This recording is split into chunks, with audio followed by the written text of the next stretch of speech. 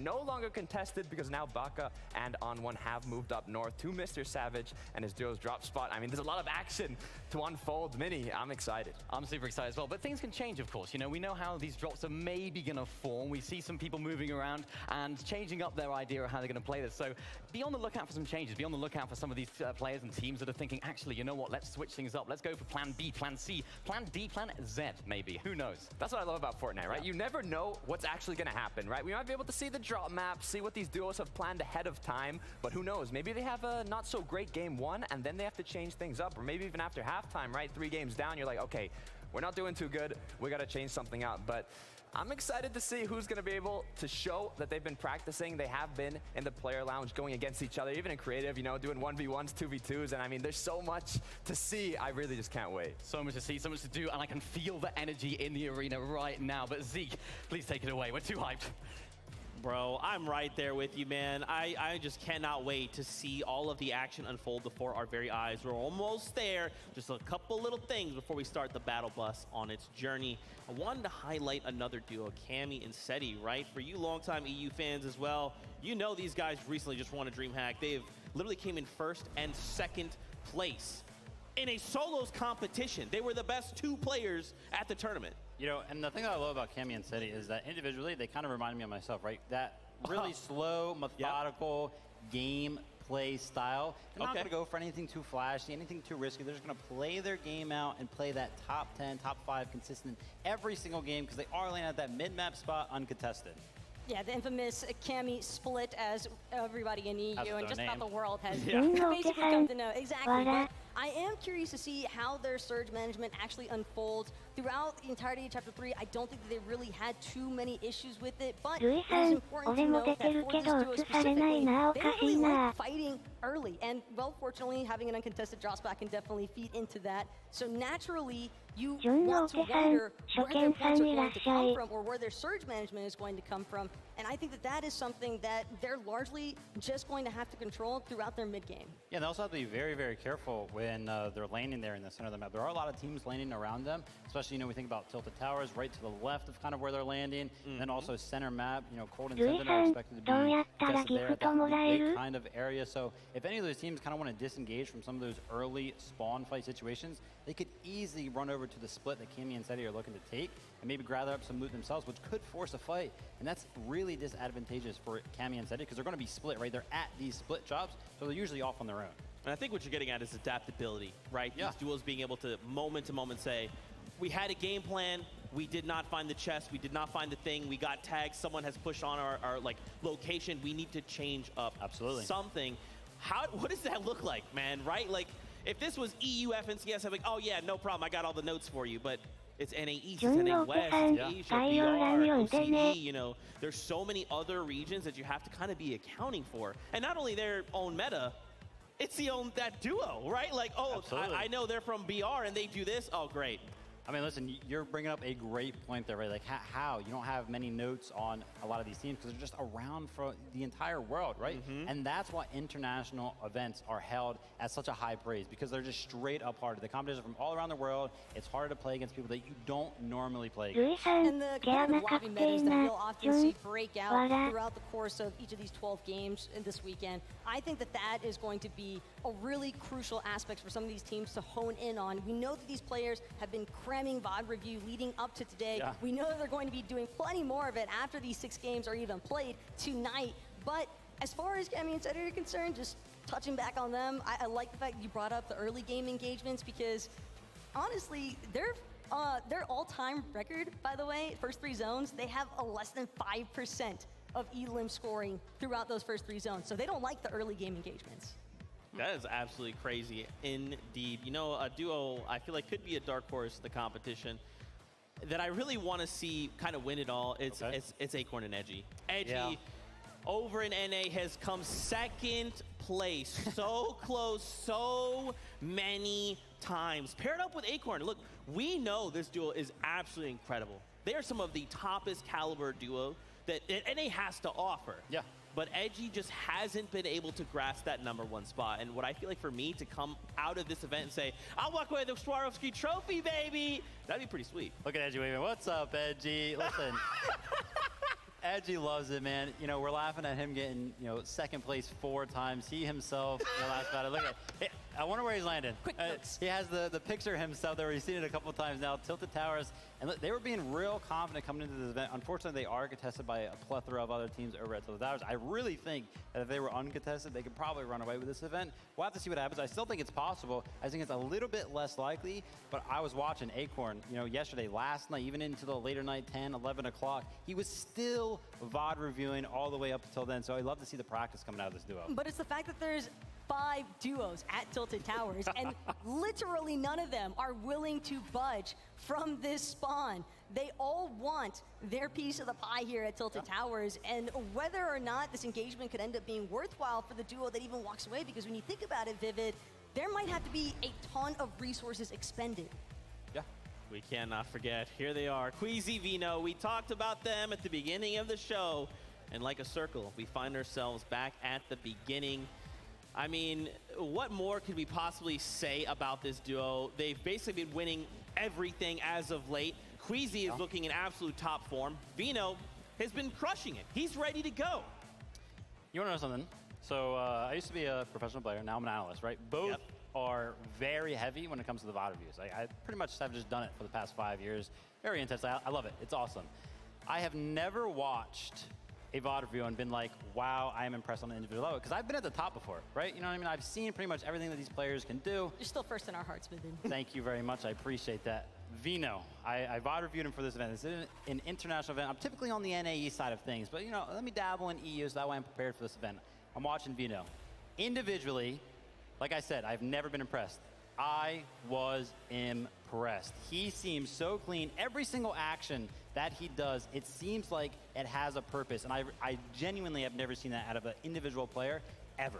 There's a reason why he's often regarded as one of the best fraggers in Fortnite competitive history right now. And not only that, but he's got a perfect IGL to match that. Queasy is notorious for being an absolute genius for his IGLing. And I think something that I love about Queasy is that his stats also speak for themselves, because you don't go the past 7 seasons getting a victory royale dating all the way back to Chapter 2, Season 6, without being a consistent IGLer. He just knows how to stay cool, calm, and collected in every single competitive environment. And I love the fact that you're bringing up the IGLing aspect, right? You know, a lot of these dudes are going to be making a lot of calls. Queasy, what he is known for is his very clean, high ground takes.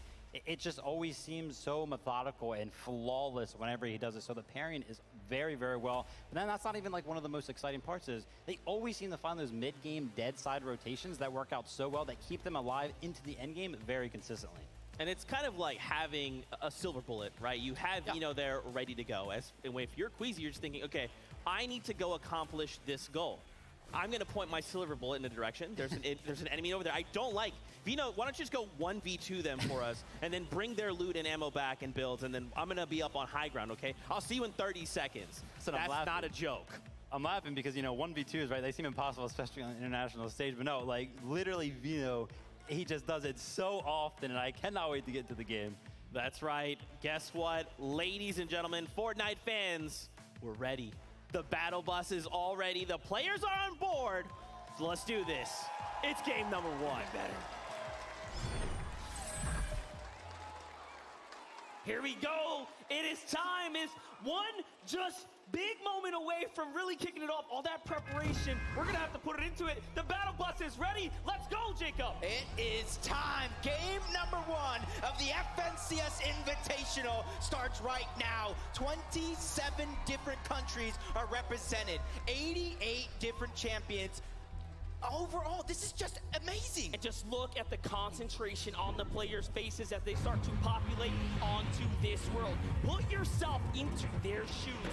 Imagine the pressure as you are jumping off the battle bus here. We already know what's in store for us. It's going to be an incredible amount of action as we know there are so many contested drop spots. Yeah, and already looking at the drop path, one of the biggest ones is going to be over towards Rave Cave, where you have Commandment and Avery, the most recent NA East FNCS champions. They're a little contested. Not going to be a hot fight right out of the gates against Thomas, HD, and Trippin, because right now they're just getting that early game done and ready. That's right. And it is going to be so important for everyone who is contested to take and walk in the path of caution. You cannot allow yourself to make any risk. Up at Chrome Jam Junction, we already know there's several players on top of each other. Tilted Towers, remember, 5 duos contesting this area, some of which are the most notable of Bad Sniper, Noah Riley, Acorn, Edgy, Babs, and Snacky just to the south. That's such a stacked stage. You might as well call that the Legends Landing, let me tell you. But Steve, Snacky over on the side, you're talking about Bad Sniper as well, but one of our hottest drops with EU's biggest names, Cloudy, Kondo, Feet haven't even touched the ground yet, but it does look like it's going to be Malibuka and Merstash on the ground first. Malibuka, of course, representing for Russia, Merstash for Latvia. We got Aqua here and Rezon, our high ground kings. One of the most respected set of duos right here. If they really cut loose, they make endgame, it's over. You're gonna see Aqua playing for that big high ground play. And look at how they are respecting the area. Everyone making sure they are solidifying their foundation right before they really decide to make a fight. Yeah, but look at Malibuka's loot already.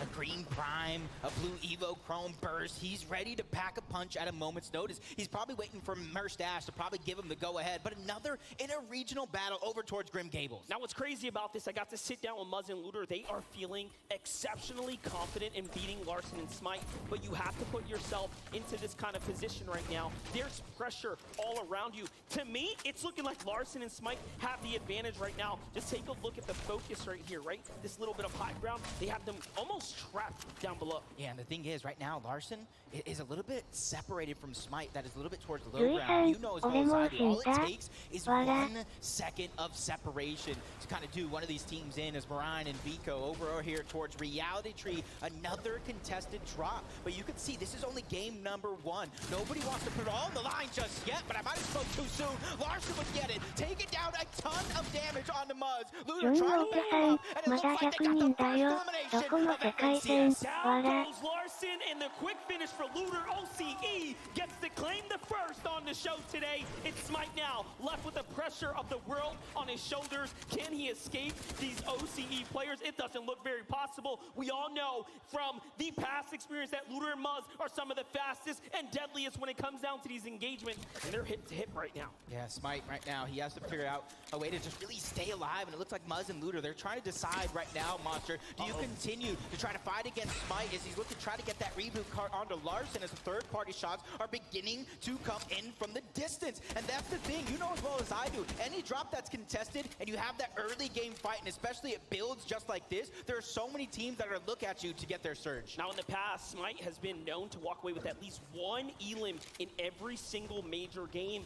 This time might actually break his streak that he's been on, but Muzz and Looter, take a look at the respect here to play cautious, take their time, and not overcommit even in the 2v1. That's the respect, but let's get to the real battle. Cloudy Kondo, Tayson, Chapix taking on this big duo toe-to-toe. It's Merstash and Malibuka, who have a 73%, 78% win ratio. When contested, the odds are not looking good. The third party in the distance, Aqua's up on high ground. They're positioning for the fight. Yeah, Rezon A and Aqua, they have that high ground. Just put damage onto 2 different players. They're like eating at a buffet right now when it comes to Storm Surge, but in the feed, Mr. Savage is down on one in Baka from NA West. They're trying to take control of that POI, but all 3 teams are here. But you gotta keep notice, while all the action is going down between Malibuka and Merstash, you see Aqua and Rezon just trying to keep their distance. Crazy how they fight back. They are not just allowing this team to third party them. Rezon gets super hurt there, and it looks like the battles in the distance get to conclude. But here and now this fight rages on here. Rezon all of a sudden who had such an advantageous position, right? And lands all those shots, the entire tables have turned. Yeah, and it does look like the NA West, Baka and On1 have solidified Chrome Jam Junction to themselves. Down goes Mr. Savage, down goes iDrop. NA West, make some noise. That's right, and now for Jace in 順の Basso. お手さん、 Another team that 今 was のエイム contested はや in ばい。 the early kind of situation, but it seems like they've won themselves some space. They're vibing out. Look at the Storm Surge tags here as they start to fight back the teams that are out on the outer edges here. What a great spot to be, especially with the zone housed right on top of them. They have so much going for them now that they don't have to worry about that. Whoa!順 A のお big 手 fight さん、 though. On one! 笑。 Gets back. That's the replay there. I love that we got to catch that. And you can see the strategy coming out from On1 and Bach. They switched up their drop spots this weekend. It's not like they've been practicing there all season long. They're just adapting on the fly. As you see Booga, Mero, we already talked about the uncontested drop spot of Chonkers Speedway. The zone is kind of above them, and they're one of those teams that just wastes no time trying to figure out what that game plan is. They're going to try to get to zone and then worry about Surge when all those other teams that are south and east of them have to go past them. And the Middle Eastern, one of the few representatives of the Middle East community here, and Andalex, what a monumental task to step up here and for the first time ever compete with a duo. So we love to see what we have going on here. So much representation of all of our spaces. You know what I saw, which was in the feed as well? Japan versus Brazil. Looks like Peppo found one too. So little exchanges happening everywhere. As now we jump over to Vino and Queasy, some of the best at Shiny Sound. Yep, you see them just going for their own Surge. This is going to be one of the wildest lobbies we've ever seen. If you're down on Surge at any point in the game, you're forced to play catch up to all these elite teams who know exactly how to handle their own Surge if they are above. But one of the big teams, one of the favorites to possibly take the competition overall, Janice and Vadil, Greasy Grove, uncontested, and everybody knows what they can do uncontested. Janice is the only European player to have ever picked up an FNCS in solos, trios, and duos. 3 different game modes, such a decorated team that we have together. That's our German powerhouses. As we jump over to Anas and Pink, what a team right now. Remember, they were contesting Clicks and Duke down at the Joneses. It seems like things might have slowed down for them. They've been a bit more passive. There's a single Elim, though, right inside there, too, so that's a pickup. Yeah, and for a lot of these teams today, this is just game number 1. The nerves right now, they're feeling each other out, trying to figure out how everybody's playing, and then they're going to adapt as soon as this one gets at least towards the mid-game, probably towards the end game. It's going to get super exciting very, very quick. As Merstash, Malibuka, that fight done and over with. They know it's about the resource, about matting up and setting yourself up for later on. And I love that you say that because what they have, the other teams don't. Tons of accessibility to the metal. You see how their metal resources really starting to cap out there. Tayson and Chapix, though, they're going to give up the drop. They say, hey, enough is enough. We've, kind of gotten our hands dirty. Let's go and move out. And you notice that they also managed to take home the medal as well. Everything else, man, you can find it on your way out, right? It's the toughest resource to be built back to that medal when you were at the drop spot. So this is a team, they'll bounce back. Yeah, and it's also one of the first materials that you use when really trying to defend yourself. As Zagu and Miram just kind of looting up the Greasy Grove, whatever Janice and Vadil left behind. And there's actually a lot of the teams that landed in Rave Cave, a little bit north, that are trying to rotate towards this slower side of zone. Right now, everybody are just stuck in zone because nobody wants to bite off more than they can chew. This is our current reigning champions of the Japanese region, representing for Japan, of the Asia region here. Now we jump over to Ed and King. One of the most explosive duos. We talked about Ed's history, how much he's really risen to the challenge, improving season after season. Now paired up with King, they have such a fun history here. They have engaged against one another multiple times in FNCS in seasons past. Now they get to play together. Yeah, kind of rotating all the way from north, Chrome Jam Junction. They find themselves a sweet spot. But a team that has so much experience together, but years ago, now reuniting for the Invitational, Macwood and Kanata. And let me tell you, in some of those practice games, Monster, that uncontested drop spot that Kanata and Macwood have proven to be fruitful. They got first place in scrims, and now they're here to try to replicate that on the biggest stage. Only 2 duos have fallen, and now another steps into the position here to possibly take a fight, but no. Bevies and Vortex know a little bit better. They're going to land right behind Chappies. They find Tayson out by himself. A great shot here, and now he steps up. But smarter to go ahead and defensively poise up here. No need to get too antsy. Yeah, not just yet, at least. You can't really get too busy too early. There's so many players that right now, you see 95 left alive. when Storm Surge actually activates Monster, this is probably going to be one of the most scariest things I've seen 純 in の Fortnite さ in ん quite a while. 近藤の2チーム走り死んだ Are really considering peeking out. Now, one thing we spoke about with the professional players is that one thing you don't do is open those big boxes and peek for too long. If there's ever a time to do it, you can do it here in the early game kind of situation while you have some time. But while we have some time, let's just go ahead and catch up with 純 Mini の Mine. 手さんサージ対策はいいけど Not quite there, Tokata, but close enough. I got you, Monster. We're going to be taking a look at North Shiny Sounds, where we have a fan favorite duo, Queasy and Vino. I find it interesting how they were playing split up here. Queasy was on the low ground, taking shots from opposing duos, but Vino, up above on the balloon, was able to get free tags on the opposing duos that were looking at Queasy, and having this split mentality in the drop spot is crucial for getting those free tags and able to set yourself up for that late game. An amazing breakdown there, Jacob. Yeah, one thing that I didn't really mention it. Did you see the 18 splashes on him? Yeah. These guys are ready for that end game. If you have that much heals, that's going to allow you, if you are down on Surge, to kind of handle it. The Fabs and Stacky, FNCS champions from NA West, hurting on Storm Surge right now, trying to get themselves back up. But this looks like the fight, maybe the dust have settled, and this is the aftermath. As you see, yeah, Fabs does have one elimination, 36 above the damage threshold. Even though right now they have a little bit of comfortability, that threat is still looming in the back of their minds. That's right, and they rolled up. They took down a team there, and now they get to go ahead and reap the rewards. They needed those tags, but that's not going to be enough. There's a little bit more in front of them.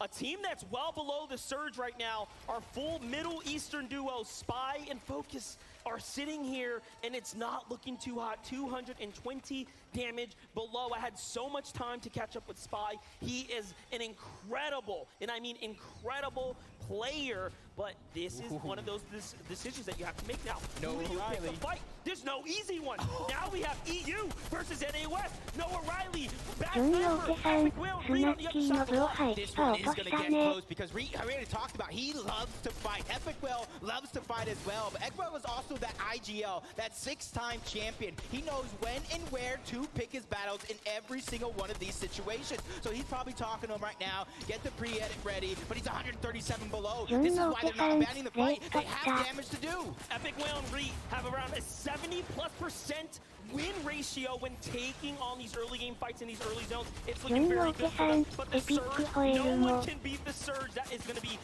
inevitable damage in the coming seconds. So this is why this fight's so important. Down comes the Chug Heal. They're just going to run and sit there, try to get as much health as possible. Meanwhile, the distance, threats and Alice are starting to put shots in. So this is not a fight that's not, being interfered with. Reed's going to fall first. Epic Whales by himself. Shots come in. Noah Riley wastes no time. They pounce in, and they're hunting now. Reed's on the run. Shots from the side. Who will steal away this elimination here? Someone has to get it in there. It is. They close things up and finish it off quickly, and just like that, EU comes out on top. Oh my god, but the action is just all over. Basil Chase, they're out as well. That can take an awesome pick up 2 more. And I even saw moments ago that Booga went down. The elimination feed is just lighting up. Pars and Rays go down as well. This one is getting active very fast, but that's because of the Storm Surge. But this is something I feel like all of us preface just a little bit. Handling that Storm Surge is going to be so important throughout these 12 games. Kanata and Matt would take down Booga and Mira in the feed. It is done. It is wraps. Meanwhile,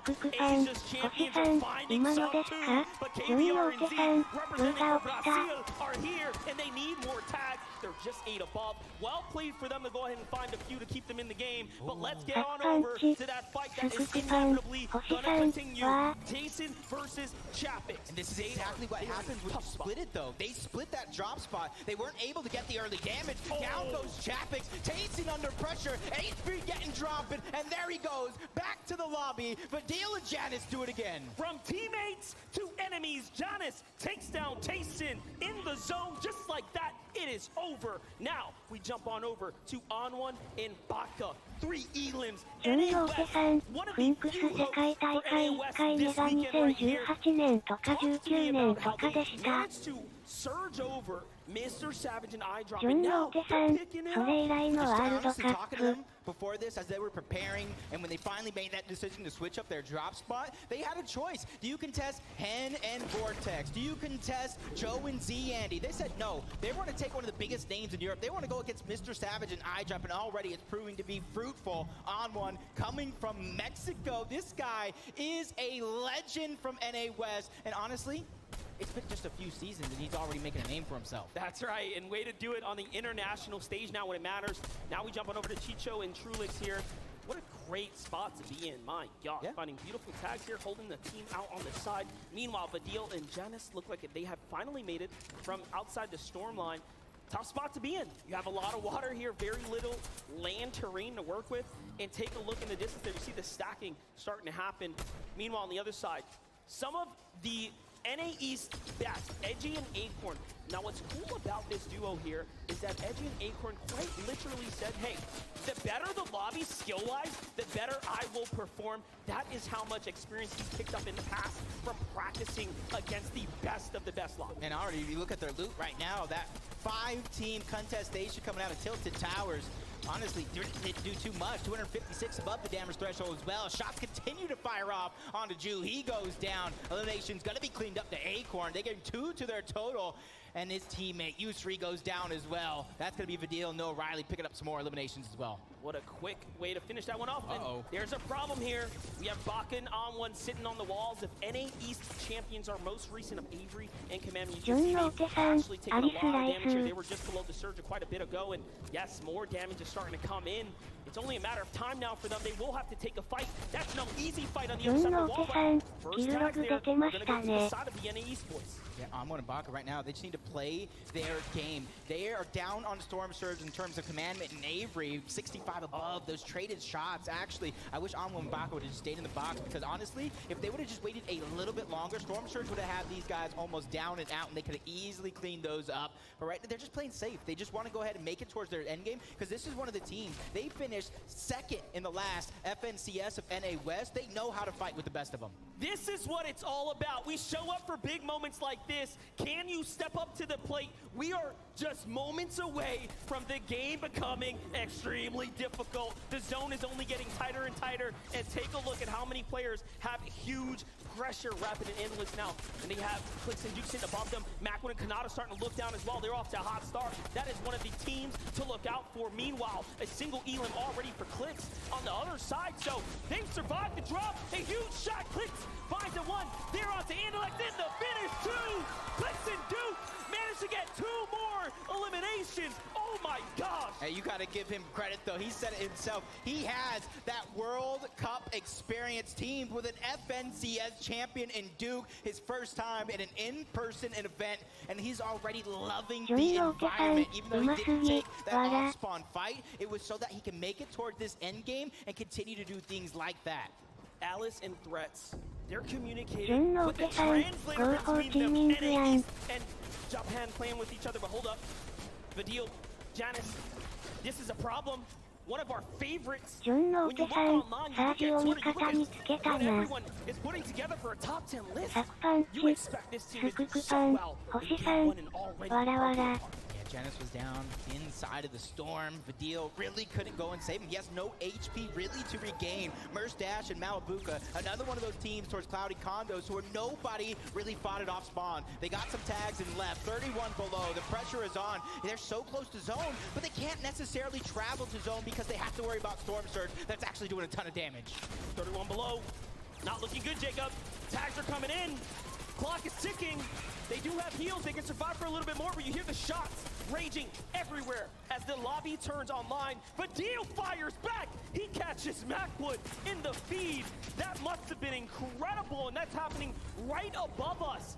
Meanwhile, turning the story around, Vadil is known as one of the greatest box fighters, literally made his name known for taking on fights and destroying players across Europe. Let's take a look at that one more time. Yep, you see Vadil just kind of peeking through the cone, Boom. catching Macwood off guard. And honestly, it 順 looked の like お手 Macwood was さ going ん、 to try to do だ the いた same い to これ him, で peeking 半 through 分 that です cone. ね。 You better watch where you peek. Asetti and Cammy, another favorite to probably take the top spot here in this event. 306 above the damage threshold. They're still continuing to put that pressure on the lobby. That's exactly what you got to do when you make it to endgame, especially if you're a team that doesn't fight off spawn. Becoming Legends, Cammy and Seti have 2 launch pads. They have material. They have heals. This just might be their game. But let's jump on over to see. 順のお手さん、ゲームマジンしかおらん。わら。 132. They have Z Andy and Joe have been on the other side of the wall. It's going to be a tough one. 23 duos remaining here. The surge is still active. And now as the timer hits 0 and the zone reveals itself, we're going to start entering into the first moving zone territory. These next 25 seconds are going to be some of the toughest they have ever had to deal with. Remember, for some on this stage, this is their first LAN, an in-person event that they have ever experienced here, and they get to play it out now. And this is where you talked about some of the players that had rotation. It is going to be so important. You see where the zone pulls. There's different elevations that these players are going to have to traverse through. If you don't have any sort of rotation, you're going to have to figure out how to recycle it. Otherwise, you're going to be living a nightmare. Fadil, he has a launch pad. He's going to play for it. High ground. The first ones to go is Vino and Queasy. This is where you expect them to be. They're up top where they are so comfortable. Now, can they hold it all the way? The launch pad comes down. They don't want to stay there and commit the map. They're going to go in and switch it up. Merstash on the low ground down to 40 HP, but he still has some movement to work with. You can see him, he's speaking to the cone, gathering that information. He has a launch pad as well. He can easily try to find his way through, but there's so many players stacked all around him. They don't want to make it easy, but 28 above the damage threshold. He's not only looking for the perfect rotation, he's looking for some players to put some shots on, but a high ground goes over to Peppo. Whoa, Asia on height now too. This is big. That's something you did not expect, but Vino and Queasy are now looking up to take the side to go for it. They land on top of Asia, and it's all or nothing now. Vino fights for it. The wall gets edited. It's not quite his. It's a battle on all fronts here. Can they win it off? And he does just enough.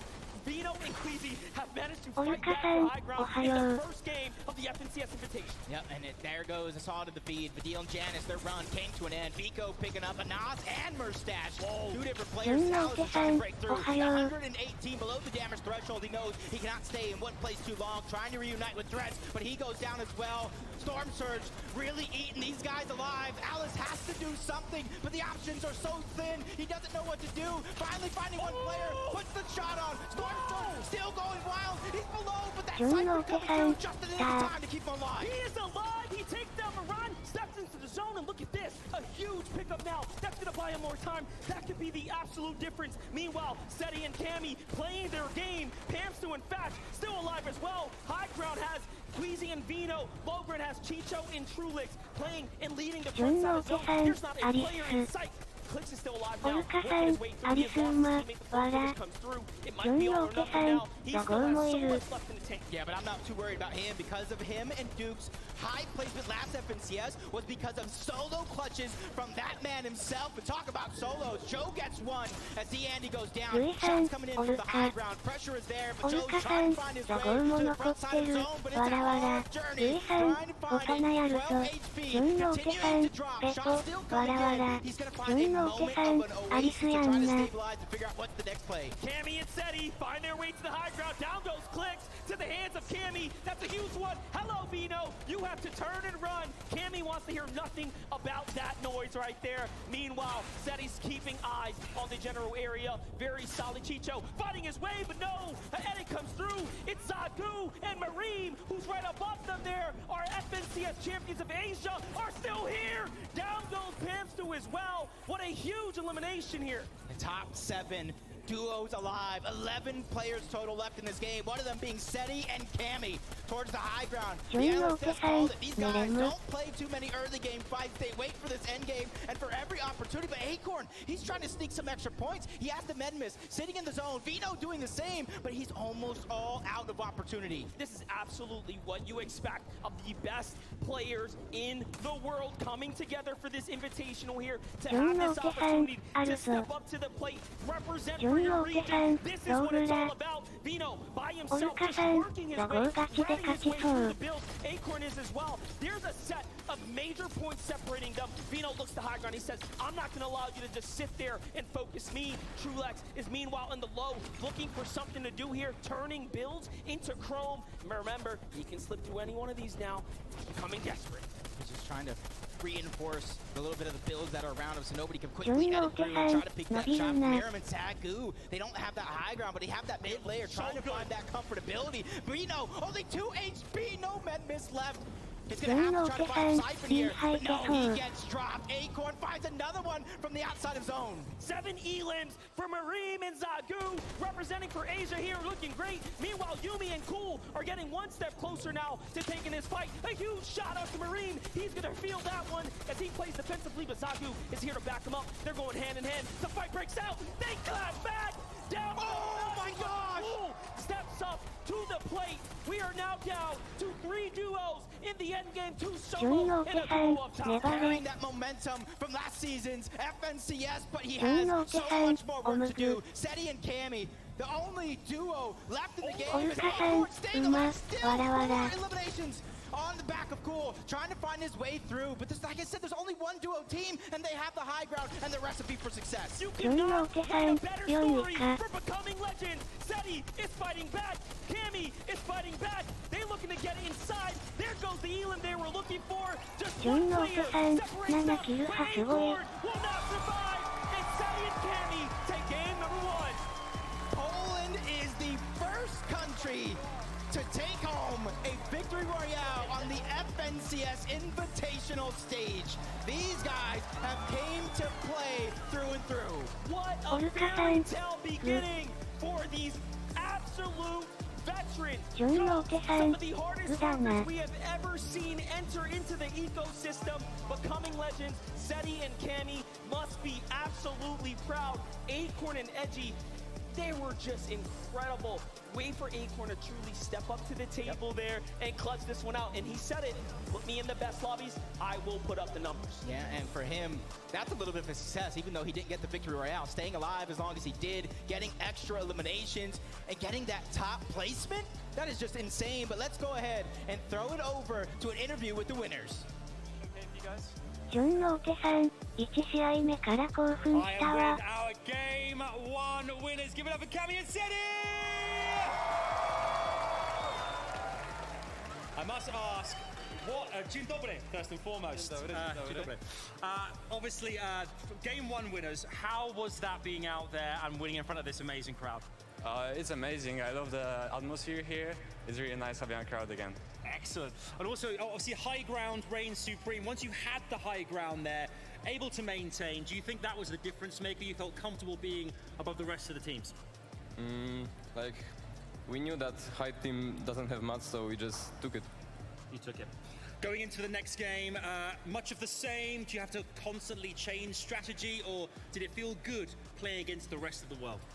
It feels good. It feels pretty easy. I'm not like denying the competition, but it feels really nice playing here. And yeah, we're just going confident into game 2. Still have to be consistent to the end of the tournament, and that's it. Excellent stuff. Once more time, guys, give it up. Your game 1 winners, Cammy and Seti! Good stuff. Let's head back over to our man, Zeke on the desk. Thank you guys so much. Game number 1 is taken by EU. This is going to be a tough one for everybody else. EU, let's represent, baby! Cammy and Seti, though, come out huge in game number 1. What's crazy, too, for a moment there, we watched Queasy and Vino go for height in 6th moving, right? But it's not them who end in height, it's Cammy and Seti.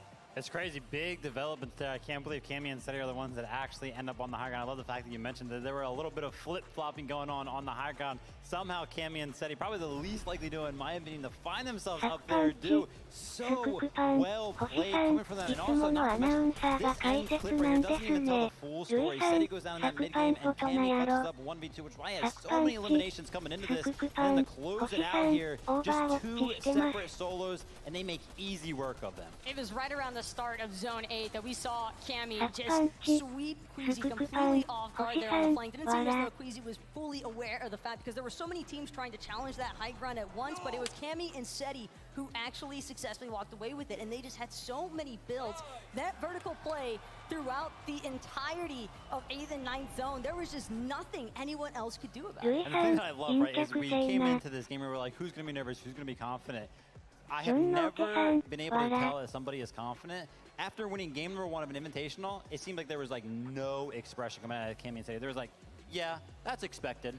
That's what they're used to, right? That's how they won the most recent DreamHack. This is almost like, it's like their life is on repeat. But this time instead of DreamHack, it's FNCS Invitational, right? I'm curious to get your guys' thoughts. We saw a lot of like self-regional eliminations, right? EU eliminating EU, NA eliminating NA. It was kind of crazy. I'm surprised there wasn't more, I guess, intermingling.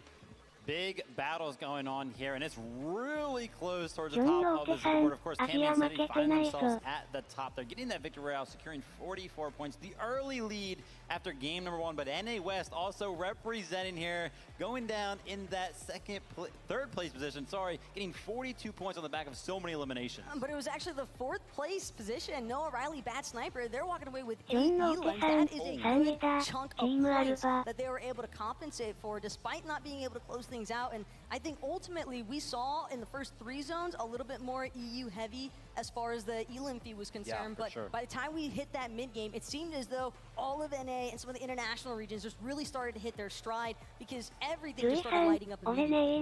A lot of these players, right, they're using this initial game as a kind of a feeler, right? Let's just kind of see how this all works and what the land looks like, and then we'll look to go ahead and fight back. But real quick, we have a mini miner standing by. What you got for us?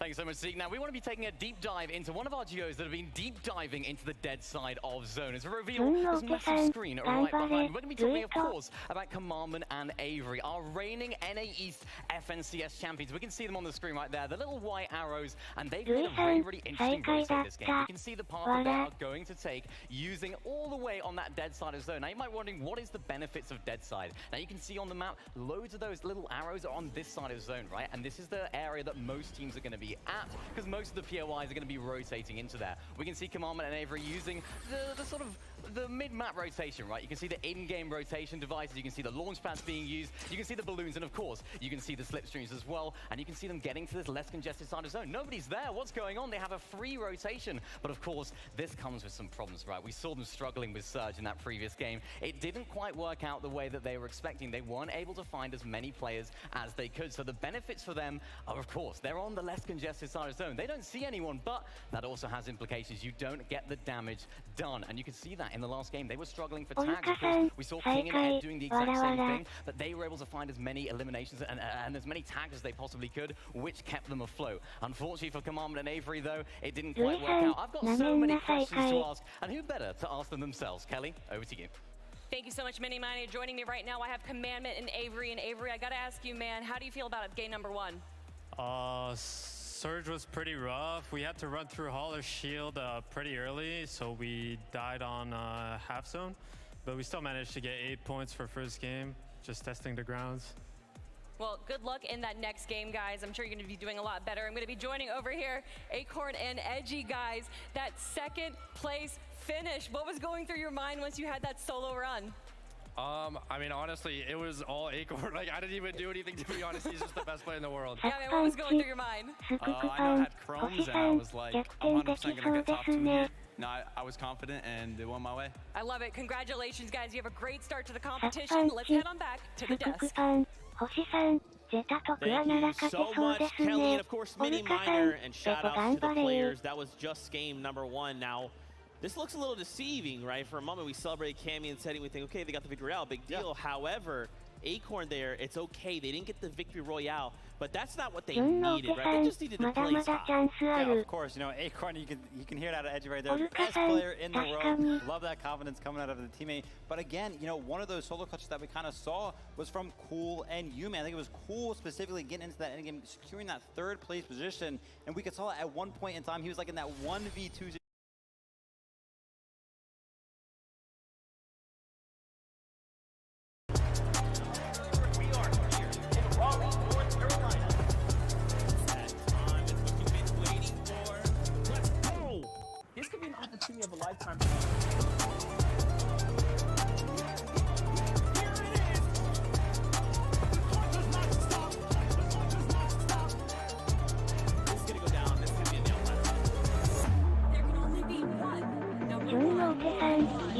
組むみたいなの来た。わら。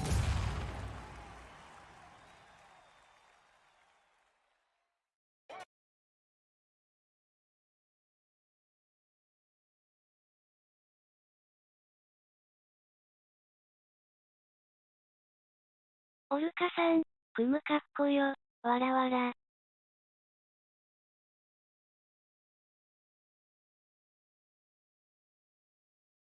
サクパンチ。スククパン。星さん、かっこいい。わら。ジョンのお手さん、それな。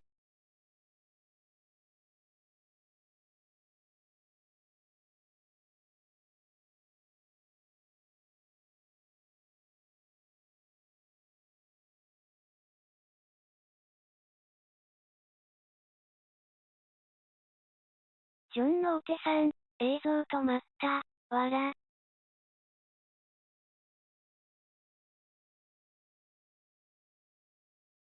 オルカさん。わら。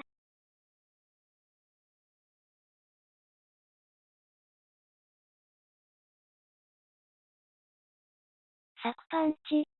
スククパン。星さん、サクパンチ。スククパン。星さん、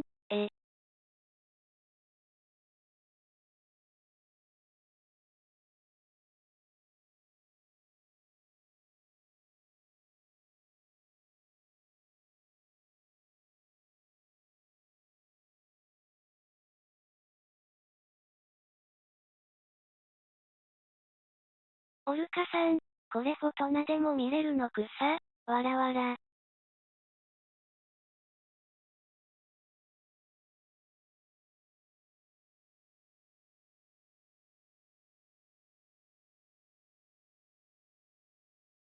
Up by himself as a solo, cool, and Yumi from NA West. But you gotta give it up to EU, Cammy, and Seti taking that top spot, and they're really putting the lobby on notice. Hey, we came to play, we came to take over. So much representation from all of the players showing up in that last game there. NA West, NA East, Asia, EU, of course. You saw what they were able to do there, and again, that is what makes this all worth it. That is why we tune in for these moments. Yeah, but that was just game number one. Sure. I'm pretty sure with game number two right around the corner, the nerves are beginning to settle. The players have figured out how the lobby is going to be. And one of the things I've noticed after that first game, everybody is stingy with Storm Surge damage. That's right, but listen, the show must go on. Let's just go ahead and keep things rolling.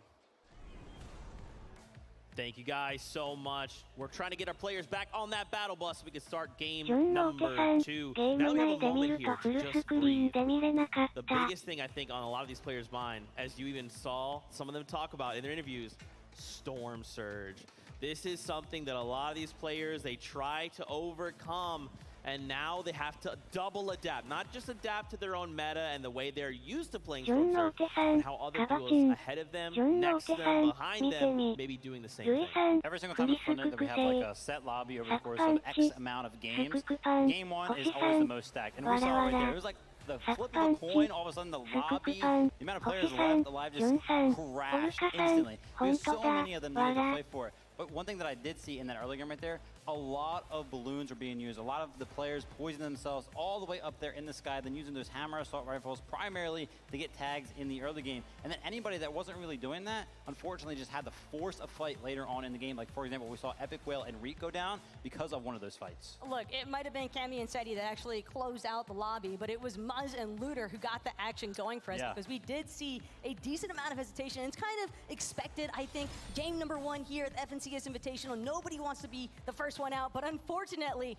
for Smite and Larson, that was the case because Looter and Muzz actually winning out the immediate trade, and this is one of the POIs that we touched on at the start because we knew that Grim Gables is going to be popping. We knew that Muzz and Looter have the experience to tango with the other regions. This is what I love because we're talking about how some of these all-spawn situations are going to go down.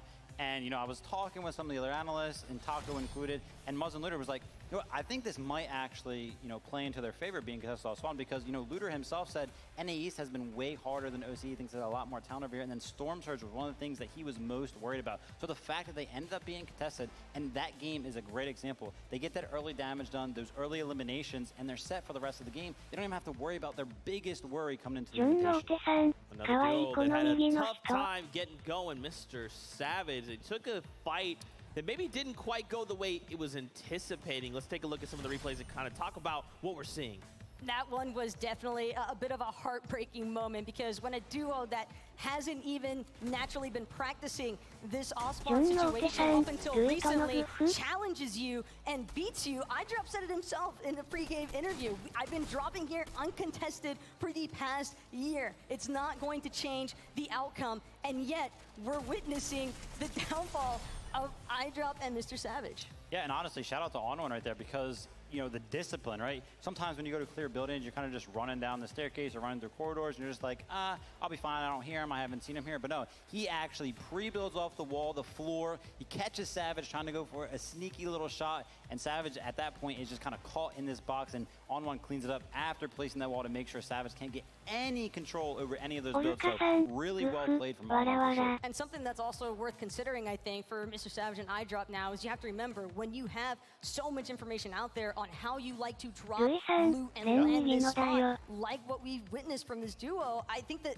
that is pertinent information because I would be very surprised if On1 and Vaca haven't been utilizing a lot of bot review to their favor leading into this. Yeah, I mean, iDrop himself said he's been laying here for 12 months, so there is a lot out there on it. Yeah.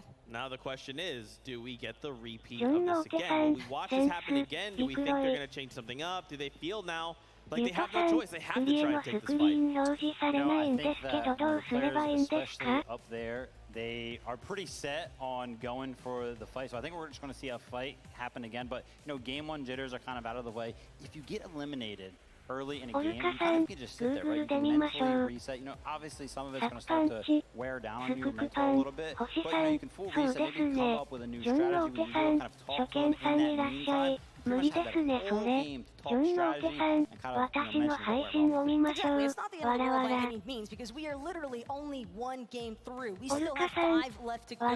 There is ample opportunity here, not just for the players to have a chance to, I think, boost their placement points on the leaderboard, but also it's just the simple fact that they can make the tiny adjustments that they need to. As far as iDrop Mr. Savage are concerned, now I think they're a lot more wary of the fact that On1 and Vaca, they're definitely willing to take a super early engagement. They don't care about the fact that it's the first 3 zones. Both of these duos, I think, are going to continue trying to look to establish their surge management early on. And I love the terminology used right there, more aware, right? Because, you know, again, On1 just recently decided to land here like 2 days ago. So it's like, whoa, for Mr. Savage and iDrop. We have no idea, there's no information because this duo hasn't really landed here before. But now, game one, the information is starting to reveal itself. On1 is obviously, you know, leaking some of those things just naturally as he plays through the games, and we know that Savage and iDrop are very well experienced, so they should be able to turn that into something positive.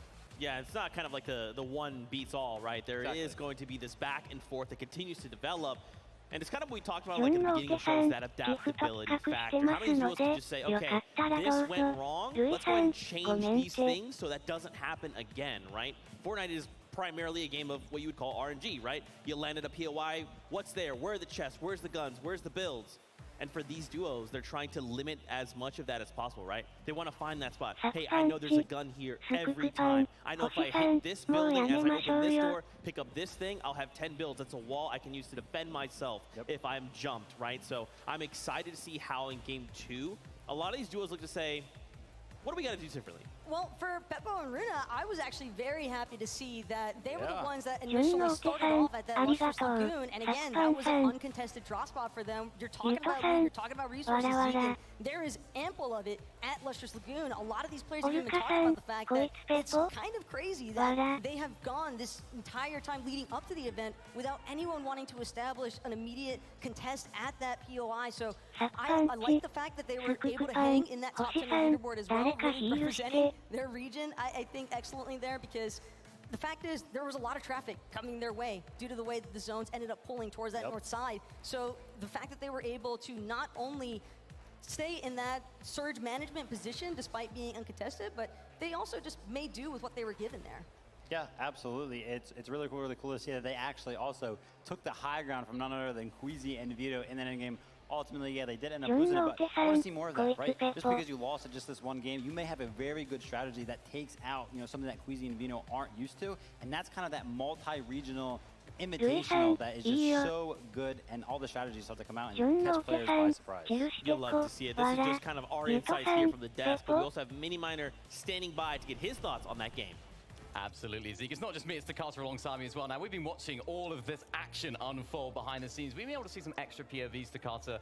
It's been intense, right? We've seen some crazy plays. Look, players from all around the world, it's what I love to see these players shine, right? Zagu and Miram, they were fragging out, Mini. They got, what, almost 8 eliminations in that match? Even players from the West Coast, Cool and Yumi, they were also popping off in that late game. And what's going on with Seti and Cammy? Up in the clouds, right? We never seen them up there, right? Playing up top, it's something that you love to see in game 1 of an international event like this. And this is what the invitation is all about, right? We have so many different players from so many different regions bring different strategies, but it can all change. As we talked about earlier, things can change so quickly. Cammy and Seti on the high ground. What's going on? This is crazy. But of course, Cool and Yumi as well. You mentioned it, right? I had a few questions to ask about their surge. I actually spoke to them in person in the player area, and they said, we have all the answers we want, and don't worry, don't be concerned. And I was like, mate, you carry on. You do it, mate, if that's what they're going to do. And they're pulling out all the stops today. I mean, they proved it, right? The way they played that late game, they were ready to dominate. But I mean, Seti Cammy up top, I think that was more of like a situational thing, right? We had Queasy Vino earlier up top on the high ground, but then Seti and Cammy saw the opportunity and they striked, right? I don't think it's going to be an every game type scenario for this duo. We know they like the consistency, so I wouldn't, be surprised if they switch it up a bit, but I'm excited to see what they continue to do. I am very excited as well. I'm sure as are the devs. Let's throw it back to them to see what they think. You got a good laugh out of our boy Vivid here. I'm down. I'm not opposed. Yeah, you chuckled. That was pretty good. Another duo I did want to take a moment to highlight on screen right now, Zagu and Miram coming out of Japan. These guys were just looking so good. 7 eliminations there in that game with a 41 total point. Now, this is just out of game 1. And I mean, consider we kind of talked about it. They're contesting Commandment and Avery over in Rave Cave. And they were allowed to leave Rave Cave.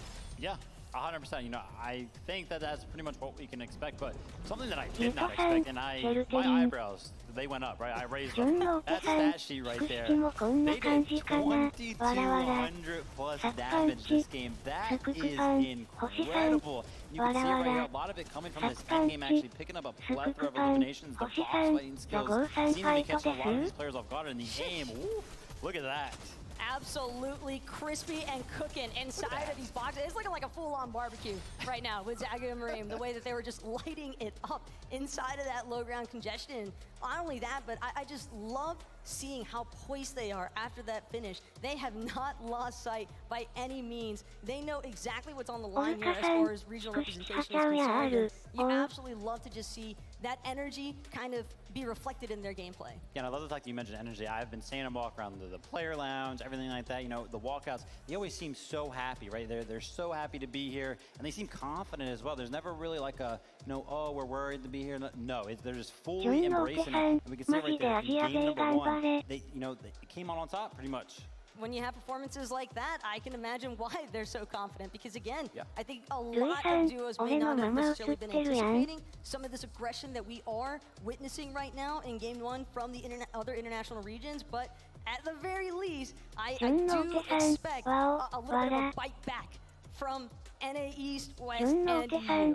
I think for me, I'm looking forward to seeing how many more duels try to go for height, right? For in this instance, Zagu and Miram, they were just in that mid ground. They didn't even care about high ground. They're like, no, you guys battle it out. We want more eliminations. We'll stay right here. Do you guys think that maybe more duels will look to just say, like, our kind of strategy to win is that high ground, we got to go for it? Yeah, I mean, 100%. We saw a lot of teams that actually like to play the high ground. Unfortunately, not making it to that game. They went down a little bit early. For example, Aqua and Reason. They Tyson and Chabix also went down. Another one, Jun Alex and Bailey, talked about them from OCE. 失礼しました。 They love to play わらわら。 the high ground, and they just, all three of them went down a little bit early, so it could change big time. You know, we also saw Kanata went down a little bit early. Macwood loves to play the high ground coming out of NA East. Pretty much the only thing that he shies for, but being left as a solo, he couldn't really do that this game. But just look at some of these names that are located on the second page already for the leaderboard. You got Thomas HD, a Tripper, Pink, and a Nas. Again, I think Vico and Benign have been really exciting to kind of follow along with, especially since they're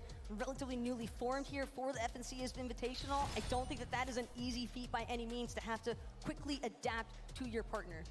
100%. And listen, I can't believe it, actually, because Clicks and Duke were actually popping off towards that end game, right? And you know, the crowd was going crazy. We on the desk were like, wow, they're really showing up right now. And you know, on that leaderboard, it's really showing as well, finding those eliminations on big name teams as well. They're coming into the Invitational with the experience, and it's showing. How many of these duos are thinking to themselves, Game game 2, 2, I'm ready. I have that strategy locked in. I think I know what I need to do to get going, because I want to make the crowd here in the Raleigh Convention Center just lose their mind when we're taking shots. Because, man, there was some eliminations happening, and I was just on my feet screaming with the crowd.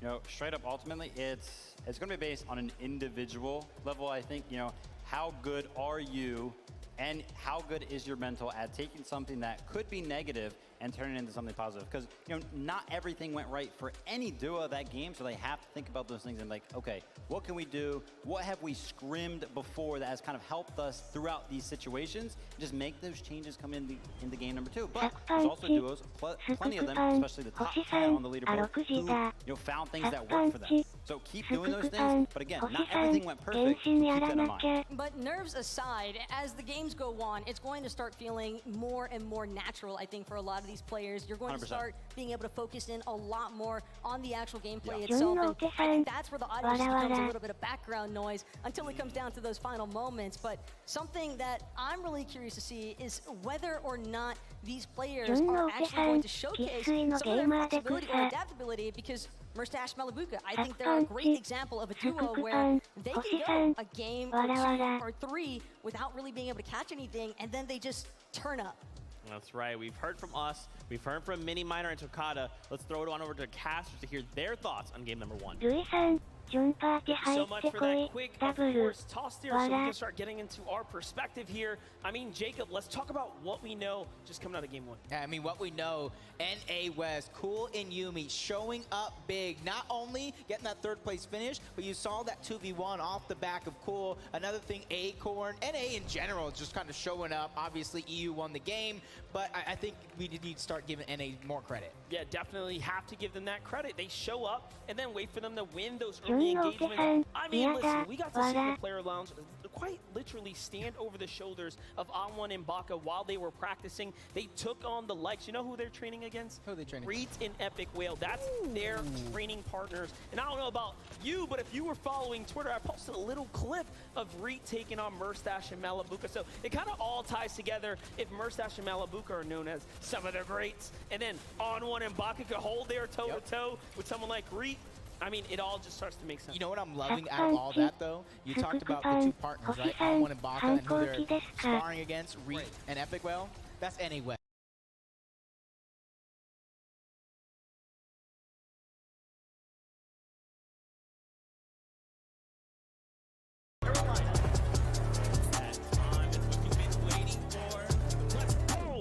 This could be an opportunity of a lifetime.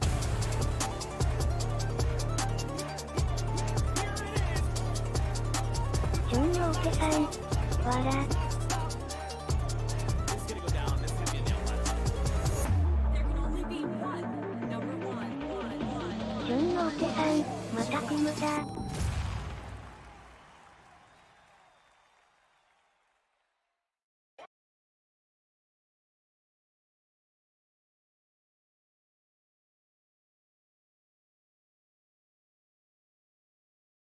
That's one of the things that I said in an interview before this event, that Storm Surge is going to be hard for these players to deal with, because the players that are above Storm Surge, they can hide in a box, they can focus on those rotations, but the ones that are below, they have to fight outside of Storm. They have to fight the first person they see in that first moment, because you can't continually falling down on that damage. That's right. Well, listen, that's our perspectives here. We have so much more in store.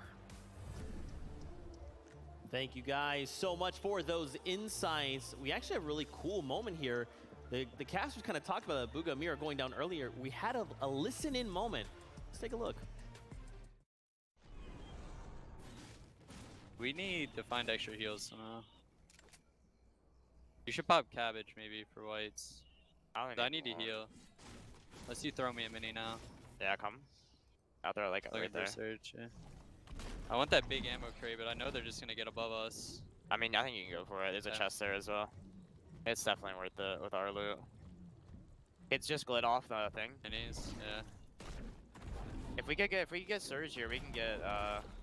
I mean, make sure this isn't baited, bro. It's not.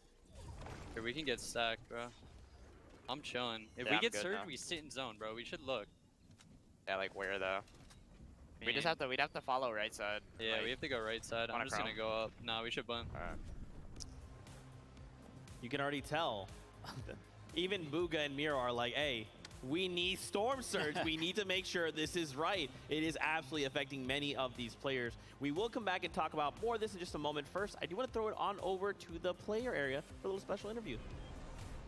We have a very special interview. I'm here with one of our alternate players, Frey. Now, Frey, you've been watching in the crowd. What's the energy like? How does it feel? The crowd is amazing. I'm so happy that we have Lanza back. The crowd couldn't be crazier. It's so awesome to be here. Yeah, we can hear them just there in the background as well. They're getting kind of crazy, right? So, of course, you're a professional player yourself. How would you prepare for an event like this? How do you think the players, what's sort of going through their minds? So I think bot viewing is extremely important. You need to know who's landing around you, what they do, what their tendencies are. And yeah, just bot view, fix your mistakes coming up to the event, and then just play your game. Of course, you can give a big insight into the game as well. For a lot of these players, you can sort of, you know, give your insight, maybe to talk to them as well. But just, we'll stop it right there. We'll throw it back to the desk for some more. Thank you guys so much. Raleigh Convention Center, you guys ready? Because game number 2 is about to make its way here, so let's make some noise. It's game time. This is the FNCS Invitational 2022 coming at you guys live. Are you two ready? Yes. Yes. Beyond ready, beyond excited. I think that more than anything else, this game number 2 could really be a little bit of a breakaway moment here for some of these duos. Cammy and Shetty in particular, they are definitely looking for another highlight reel instance. And whether it comes from Victory Royale or just from being able to rack up those elims, I think that the Polish powerhouse is certainly still making it known that they are some of the best. Champions are on the stage, right? I was Game gonna say. number 2 is, you know, this is where you got to start picking up. You got to start developing your strategies around the meta of the lobby, and you know who better to do it than the 100 of the best players from around all of the world. Look at them zeroing in right now, Vivid. They are so amped. They are focused. The tension is real. The tension is beyond real, and not only that, but I kind of want to touch on Bugha and Miro. We saw that little listen-in instance between the two of them, and were it any other duo, I think there might be some room for concern, but Bugha and Miro, I think, are an exclusive case, because Miro specifically, this guy is a 5-time FNCS champion, and yet, out of all the FNCS finals that he has competed in, he has only ever collected 3 victory royales. Wow. So it is a primary example of the fact that high ground can win games, but low ground could possibly win championships. And that moment in game number 1, while it wasn't able to go in their favor because they were struggling with surge management along with some of the other duos, again, they're able to make it happen. All right, we've broken it all down. We had game 1 wrapped up, it's gone. Game 2 is here, it's now. The battle bus is ready, the players are on board. Let's just get this started. 前回大会派生金ショットが流行ったも Here we ん have ね it. Thank you so much, Zeke. We get to start gearing up for this battle bus to take off now. Yeah, 純のおけさん this is コンバット finally ショット setting 弾で in for a lot of these 笑 players on the stage. Game number 2 is starting right now, and hopefully all those nerves from the end of game number 1 have settled, because now when push comes to shove, some of these players that might be at the bottom of the leaderboard, Mr. Savage, iDrop, that went down early, they might have to start dealing with that storm surge early. And that's right. We saw what happened in game 1. The real question is, how are you going to adjust coming into game 2? This battle bus is telling me that the Pearl Jam Junction is under fire very quickly. It's so close to the drop spawn. You can see already things kick off. This time, iDrop says, you know what? Let's put that weight, in my experience, on my back. Savage takes down Baka, and all of a sudden, it's a different tale to be told. Happy birthday, Mr. Savage. First elimination here in game number 2, and that puts On1 on notice. You gotta have to watch out, because we're here to fight. That first one might have been a little lucky, but another one, this one, I feel like has to have a little bit more damage, because all 3 of these players, Monster, they were dealing with Storm Surge, and they were just on the cusp. Some are even below. This is not the only contested drop spot. Don't forget, Tilted Towers has so much going down there as well. So between Cloudy Condos and Tilted Towers, these are the 2 most contested drop spots. And what I saw there is Acorn and Edgy in the feed find Norilla early. So there are big fights unfolding already, just giving us a little sample of how these drops are playing out. ケツ穴の方ではない On their drop spot, the ones that don't necessarily have the POI. It's about looting up, getting as much resources as possible, trying to get as many metal and brick as you can in terms. That way, when you make it towards the end game, that way you don't have to worry about it. But for these teams that are also on the outskirts and talk about looting up, you have to start thinking about Storm Surge. Your pathing is going to be so important, because we saw how many teams went down to the Surge itself. Here is Poland's finest Game 1 winners from Becoming Legends, Cetis and Cammy. This team here has placed top 10 in every finals they have ever competed with together. But wait a second, hold that thought. Anderson Pink here on the other side of the Joneses. This is a fight that's being extended out. The last time we were here, Clicks found an elimination with Duke. They actually held it off. Remember when we talked to Reet and Epic Will, they said, hey, you know what? I believe in the fighting power of NA on this one. They have full confidence that they can do it. Pink and Anas have to jump back. Yeah, and you got to think back to that NA East Finals where Clicks solo points after solo points, but as long as these 2 guys stay alive, they're going to be contenders for every single tournament they play in. Duke has FNCS champion in trios. Clicks is one of the best individual players on the planet. We have a huge opportunity here for Duke and Clicks to continue to put up big numbers. We know they had an excellent kickoff to things here as they continue to find their strides. But things are going to slow down. You know, you really genuinely expect this to happen, especially at a Fort Jonesies. This is not a POI big enough for 2. Yep, you see Clicks just trying to gather the information. The longer this fight goes, the higher they build when it comes to it.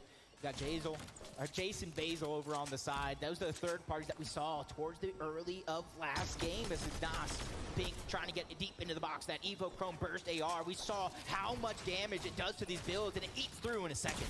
More importantly, if you can find a tags, just big. like that, Pink and Nas already turning this story on its head here. That's bait there. He sees the shotgun. That moment, Duke does not let it drop. Now, mind you, Clicks has some of the greatest track record in history of taking on head-to-head battles like this. This is why he is so recognized as one of the greats of the space in these kind of moments. This is where these guys, 66% of their overall victory royales do come from the low ground.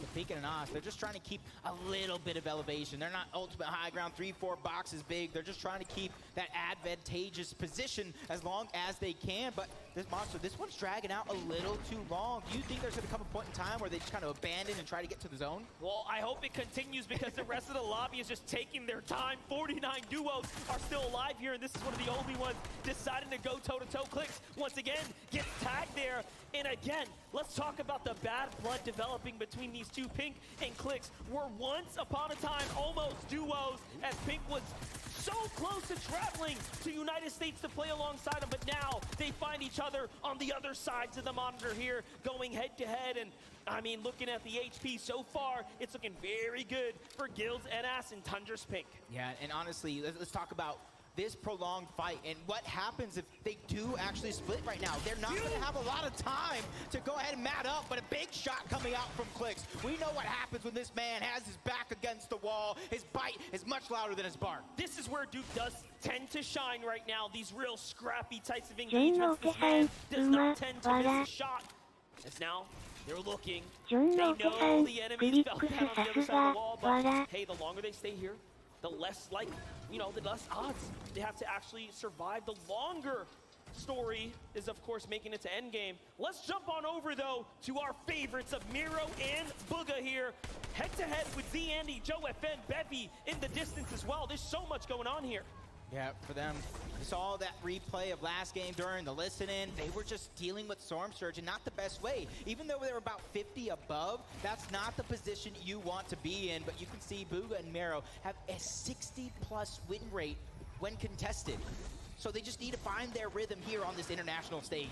Talking about international stage, Alex and Bailey, they have taken this from the player lounge to the main stage. Game 2 now. The fight, the second time, the story won't be the same. Yusri, who finds the trade there, and now has to protect his teammate. A huge shot onto Bailey. It's not looking good for Oceania's champions here, but Bailey waits for the toe-to-toe. He gets the thirst, he needs the points. That's a kind of play you only see in person. A huge shot. Bailey says, respect me, Yusri. Back up.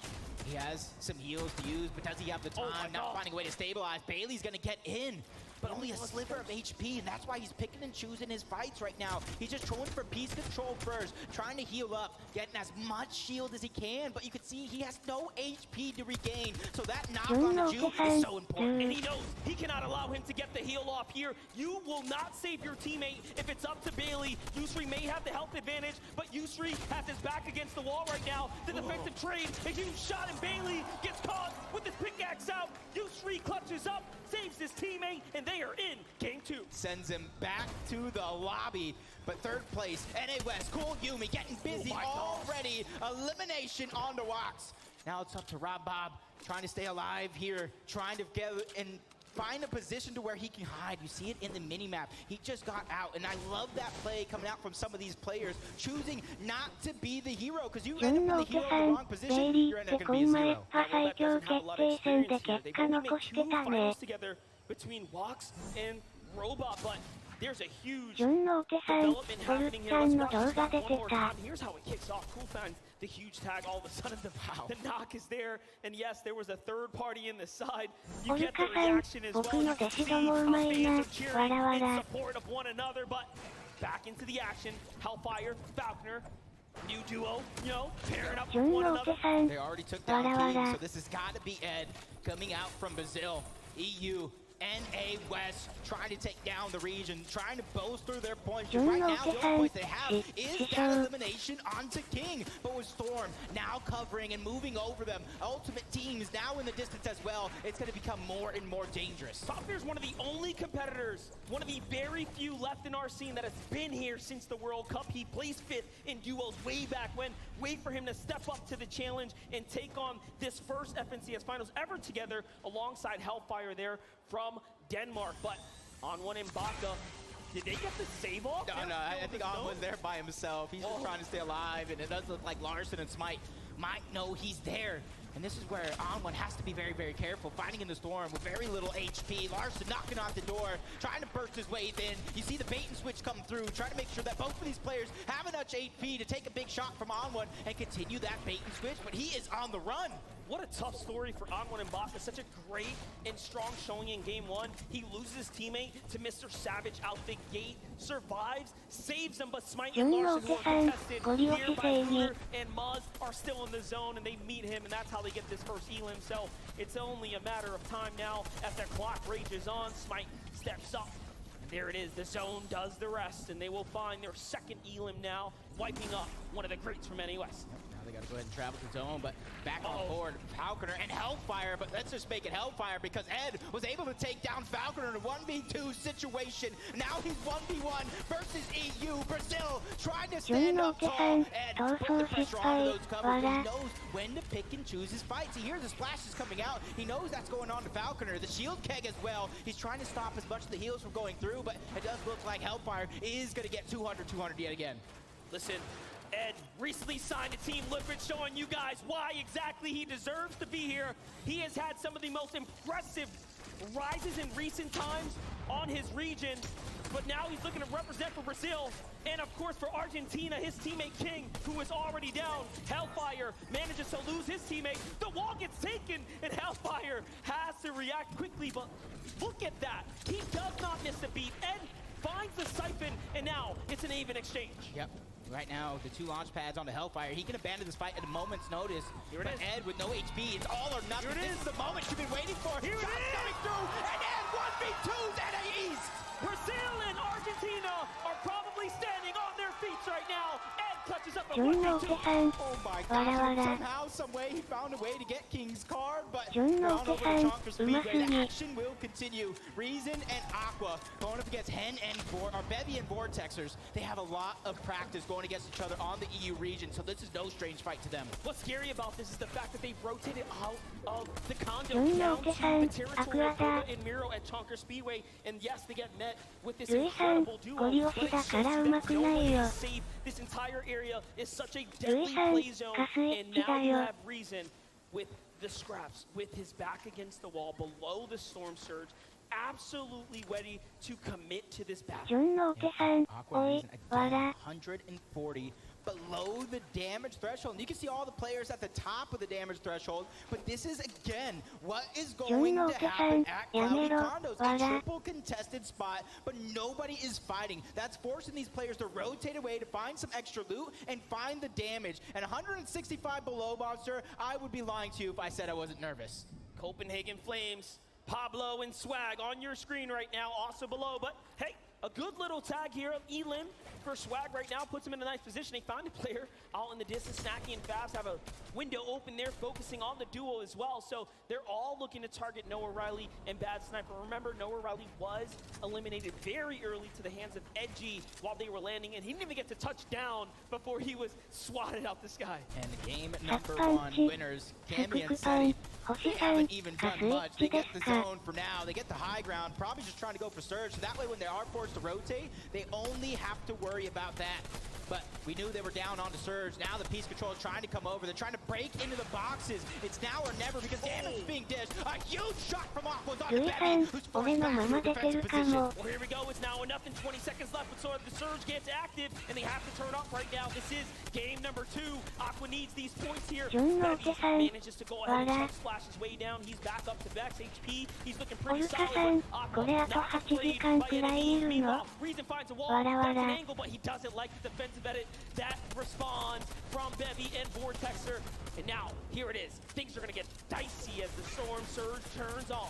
Yeah, look at them. You can see the 30 below. Even though they're continuously dropping, they're doing damage. Seti getting one on a Peppo, probably sending him back to the lobby as Scram goes down as well. Acorn found a way to get rebooted, but Deja Vu strikes. He goes down again to Epic Whale, who honestly is having a much better performance this go around. But back into the action here. Reason now down to no HP. Aqua is also on the defensive stance here. Down Reason. That's a huge shot from Vortexer from the side. If you blinked, you missed it, and now Aqua has all the pressure on his shoulders. He has to back up. But Vortexer playing smart, respecting the GOAT of EU. Aqua here, our World Cup duo champion, is now left as a solo. Clock's ticking here, the pressure comes in. Bevy's looking for any angle. These are all enemy walls here. One false move and it could be it, but the Surge is gonna hurt Aqua again. He gets to heal off and no, he gets finished. Vortexer finds the second. 500 above the damage threshold. This is only their second FNCS playing together, and they're looking like they are longtime teammates already as Joe and Z Andy, uncontested, over towards Synapse Station, looking to get some damage as well. Even though 79 is above the damage threshold, you know as well as I do, that is absolutely nothing. Nixon and Arthur here. Oh no, they're gonna find a huge elimination there. Another surge fight that's going down. It's tracking the fight in the distance there. You see folks starting to look over Arthur. 順のお手さん、結構積極的に戦ってますね。 All their heals, one tag is all it's gonna take for take them out. Oh, Grove claps back though, and that's a huge punishment there. And with the downed body, he says, you know what? I'm gonna full finish here. I'm 順 back の in お this 手さ game. ん、アジアの戦い方と違うね。 That was a much needed battle by Groves, and I like to play again. You cannot be a hero in these lobbies as first dash. Looking like he's having a little bit of trouble here. 202 above the damage threshold. 2 eliminations already, so they finished this fight. But you can see the teams on the outskirts of Rocky Reels. They don't want to let this be an easy rotation. One of the deadliest teams in the lobby. The launch pad's already down. Malibu and Mustache cap off HP and hit it. Off they go. It's Chicho and Trulix who are looking in. These guys have gone head-to-head so many times in the past, and you know there is all types of bad stories waiting to unfold in front of us. But Chicho and Trulix don't get the elim. They managed to hit the ground running. Malibu and Mustache waiting here, though. Well, yeah, trying to fight back. 順のお手さん、イグルや B。 Trying to break through. He talked about in some of those interviews playing a little bit more passive than what he's used to. 2 eliminations. I gotta think they're trying to pick and choose a lot of their battles, but the lobby is putting such a focus onto these 2, getting them to expend so many resources. Malabuka has just about 60 to 70 HP as well. Mustache is trying to do what he can to try to find a stabilization method here, but it's just happening from so many different players who have so many different angles. One thing that is working, though, is the zone. It pulls pretty close to all the players nearby. Finally, things settle down. Tayson and Chapik's last game found the same duo on the edge, but let's jump on over to the west side. Let's get to the opposite side. It's Thomas HD and Trip Burn. What a great standing so far here, looking pretty solid. They have Janice and Vidil weakened nearby. Booga and Miro are also making it much further this game, looking like they've adjusted, learned from their last mistakes, but here we go, that familiar story, 3 above. Yeah, and you can kind of see in the circle is, the zone is literally in the center of the zone. So I don't think there's going to be too much of any slow side for a lot of these teams to try to travel to. Is Miro taking a couple of shots, but the team that won off spawn trying to have a much better performance. Mr. Savage and Eyedropper under siege, under pressure. Mr. Savage is going to get dropped for now, trying to pass on the resources to Eyedrop because he knows he's going to have to deal with a lot. Nore on his back here. Eyedrop has to step up. Savage is down. Can he do it? He's been in so many finals with Mr. Savage. His 3rd appearance now in a big setting like this. But of course, the first return to in-person. They're going to allow. Marine might actually allow him to get the pickup. No, that is a huge mistake there. Yeah, a huge mistake. And honestly, these are one of those things that you take a picture, you record this moment right here. Mr. Savage went down. You give a player like that a second chance at life, they will make you regret it. As they're trying to launch pad away, trying to find some sort of safety. Sticking box to box, hit the hit, landing on a couple more resources as well. This is a perfect spot to land at for Eyedrop and Mr. Savage. That way they can replenish some of the lost resources. Such a massive find right there. It was looking like it was all over for a moment. But there, they get a little lucky. Smite and Larson at 4 elims now. It seems like as all the action, as all the cooks jumped into the kitchen, they have managed to walk away with a successful meal or 2. They're looking pretty good. 4 elims, like you said. Clown Ref Scar just a little bit above them. We just check a sneak peek at the leaderboard. Cammy and Seti still holding on to first place by 7 to Asia's Marim and Zagu. 151 above for the NA West. 3-time champions, Favs and Snacky, sitting in a good spot, trying to gather the information. But Vidil and Janice are under pressure. With Vidil down, 56 below the damage threshold. Shots from Thomas HD to take down another EU powerhouse. And in the distance, Japan is just lurking nearby. Asia has performed so well. Remember, Marim and Zagu are in 2nd place as the most recent FNCS champions of the Asia region. Easy and Vino, though. Big story in front of them. This is a team that we have expected to come out so far ahead of the competition, as they have had one of the more dominating tracks leading into this, taking home a multitude of Elite Cup finals with the competition as we know it. It's extremely tough. Meanwhile, Smite and Larson, battle's breaking out above them. They get to steal the loot here. That's a great find. Yeah, that's a huge find for them. You get to upgrade some of your inventory, get some more heals. The Chrome Splash probably going to be used a little bit later just to get that rotation to come through. for them, ル they イさん found a ありけん出 huge てる amount よ of resources. That way they could try to make it towards the next end game. But you see Storm Surge just still affecting so many teams. Tough spot to be in there for Larson as he misses the heal. 純のお手さん配信してますねわら From the high ground, it's Vortex and Hen. They are just turning this lobby upside down right now. Queasy and Vino are back at it again, though, in this end game here, trying to find a position. Now, remember, what they did in the last game was exactly this. Half in, half out. They say, hey, we're going to play for high ground. Vortex says, all right, you can have it. Hen says, you can have it. I'm going to low. Yep, I gotta be careful here. Queasy and Vino both know 6th moving zone, which is about to happen here shortly, is one of those zones to where, yeah, you might have the high ground now, but with the amount of launch pads going around, the amount of threats that are in this lobby, you might have to stagger your teammates one forward, one back, just to make sure nobody is able to sneak it away. 純のお手さん早くね For our champions, Mareem and Zagu, once again leading into this game, 2nd place. No heals. Very, very peculiar spot to be in. The zone pulls far south as well. Now, they have some mats, but they will absolutely need a refresher right now. Maybe even a gifted launch pad from a team in the distance. All around them are so many healthy players. On the other side, Vino and Queasy starting to eye up the lobby, size up the rest of this game here. Booga finds Mareem in the feed. There it is. The full finish is going to start to come through. The first healing for Booga and Miro.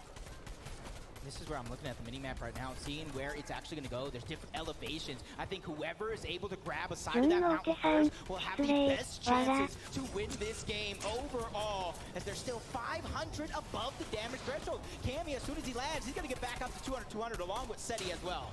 Kanata still alive in this game as well. Keep an eye out for him, but Seti and Cammy have to defend their lead right now. 3 elims, what a way to do it so far. Meanwhile, Queasy and Vino are still on height. This is one of the toughest end zones as well. Flutter Barn has so much varying terrain. You have to be careful. There are indestructible, large stone monuments in between you and your rotate. Kanata going down, leaving Matchwood as a solo. They've just got 1 elimination, so they don't have to worry too much about damage in terms of Storm Surge, Booga, and Mero. As it does shut off, we saw they were well above it, so changing up their strategy, and it's paying off handedly. The pacing is incredible right now. Only 19 duels remaining. Things have really taken a turn here for the worst for most. Reed's gonna get burned and turned back to the lobby there as he falls, but that's still well inside the top 20. Meanwhile, Vino on high ground, looking very comfortable. No resistance. Larson and Smite are making up for where they left off. They may have not earned a huge game 1, but a great game 2. And now Miro and Booga are fighting back. Yeah, 2 of the big NA West powerhouses going down. They're trying to get that elimination for Booga and Mero. Huge shots gonna be fired, but Miro's getting tagged back up. He needs that Cypher to go through, but it's still not gonna be enough. PH then does go down. Booga trying to be that IGL. He's trying to lead him to greener pastures, but he's running out of resources. Backwood falls. High ground though. Does Vino and Queasy still have that position onto the high ground? As Smart and Lawson, they're not ultimate low, but they found themselves that perfect middle layer. And you'll notice Booga is now left by himself. KVR finds his teammate Smite and Larson on the ultimate low. Hen and Vortex front side firing back and on height. Vino and Queasy are looking like this is a fairy tale game for EU once again, but we'll see if NA can step up to the damage. Let's see it. Hen is going to be punished and now hunted down. Smite doesn't find the full elim here, but my gosh, already at 6 eliminations. 純のお手さんアジア勢をしてるな Cole's still alive here. This is where they do best. Like we said before, it's bread and butter. They know how to stick it to hip. They have to now. Cole is hurt. 純のお手さん気づかなかった Not wanting to fall short here today, but Cammy and Seti from high ground to low ground. Another end game is going to be achieved. True Lex gets dropped. Smite's going to go ahead and lend that helping hand, trying to steal away all of that loot, but the zone is just immediately chunking him out. 4 HP and a dream for Smite. And a huge end game right now in front of Smite here as top 5 unlocked before him. Cammy goes down, Seti goes down, and it is all his here. And now he fights back, but the zone does the rest. Great game there, but Vortex is now by himself. What can he do? Cole and Senti now have the high ground. They've turned the story around. I don't know how they stole it away, but Kitos is a solo as well. High ground versus low ground, but it's a 2v2. Scented and Cold versus Vortexers and Hen. This is going to come down to the wire monster, and this is going to come down to Scented and Cold when and where they drop down low. Once again, we are looking at an NA versus EU finish. Cold is going to get big tagged there by Vortex on the low ground. 7 elims, no builds. It's looking very, very tough. And it's the same story for Hen as well. It's all or nothing. Can they find something here? But Scented and Cold, although they have the height, they are also running extremely low on resources. But if there's a team that can do it, it is them. Yeah, you see them trying to go back outside of zone, trying to find anything to work with in terms of Hen and Vortex. Scented and Cold to talk about, it's up to them when and where they drop down low. The game is definitely in their hands. They just have to close it out. EU versus NA East. This one is just a prolonged long game, but the damage is in from Cold. And this is what we talked about. That wall, there's nothing you can do. It's all or nothing. Down goes Cole. Senses hurt too, but they have the angle. They're going to wait this one out just for a little bit and allow the zone to do the rest. Cole finds the one and Scented finds the other. NA takes game number 2. You look at that. The passion, the emotion coming out of Scented and Cold. A team from NA East. Honestly, I don't think they got the right respect coming into this event because of what happened to them last season. That's right. Cold and Scented have been here before. オルカさん、墓踊ってるやついたけ、わらわら。 On stage against some of the best we have ever seen. And what a way to do it. ルイさん、俺のまま負けちゃった。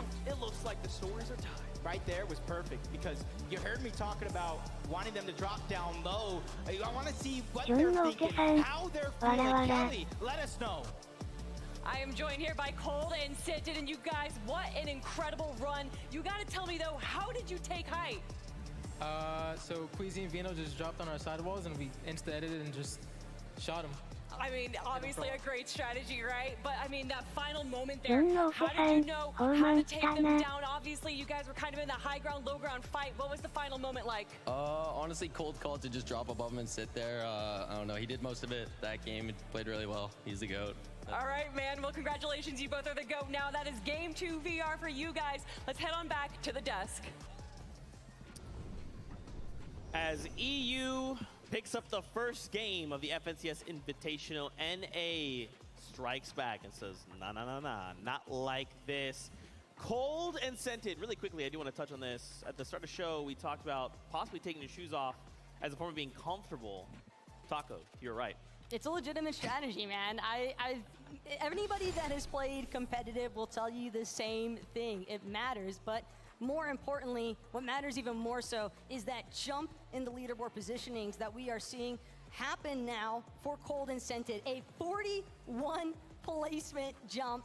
Granted, have to keep in mind that it's still a little bit of ways to go, but they are now breaking into that top 10. Gosh, these leaderboards always seem to surprise me because even after this incredible game from Cold and Scented, they're still 34 points behind the leaders in Cami and Seti, who shout out them for holding the lead. But this is just so good from Cold and Scented. This is the moment that we missed right here. This is the one that Cold was talking about. Easy and Vino actually make a play, and this is actually classic for them. I've seen them do this in Elite Cups where they try to quickly pinch a duo that is in these builds, and it usually works out very, very well, but Cold and Scented hold on very, very well, as Cold mentioned, making that instant edit, getting the shot in, and ultimately they realize Queasy and Vino were the ones on height, and let's go up and take it.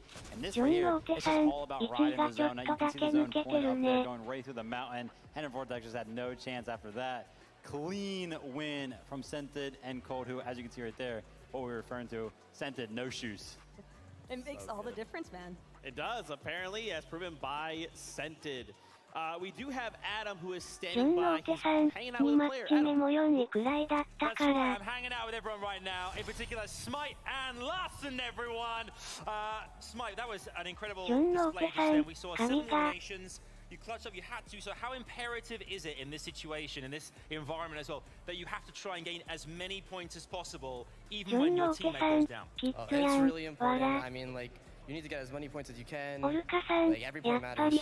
Doesn't matter. Now, you're being contested as well here, Larson. Muzz and Luta, they're looking like they're fighting each time. Are you guys up for this? How are you managing to deal with that when it comes at you? We're down to fight every game, and I don't care, bro. I'll fight them every game. You don't care, bro. They'll fight them every game. Give it up for Smite and Larson, everyone! Thanks, boys. And also over here, I'm delighted to be next to Peterbot and Jamper. Jamper as well. Jamper! It's been I mean, what an experience being here in this situation, this environment. How are you guys dealing with the rest of the regions being here, competing with you in the same lobby? Our original strategy hasn't been working, so we're gonna have to make changes into the next games. But it's very fun playing here. The crowd is amazing, and I'm happy to be here. And there's still 10 games left, plenty of time to do that. Yes. Okay, you got this, you feeling confident? I'm feeling confident for you. The crowd are feeling confident too. Let's hear it from Peterbot and Jamper as you head back to Z and the desk. Thank you so much for that insight coming out of the players. This is kind of what we've been talking about, right? The question has been, once all of these regions finally meet head-to-head on the island, what will happen? Will strategies hold? And the answer for some is no.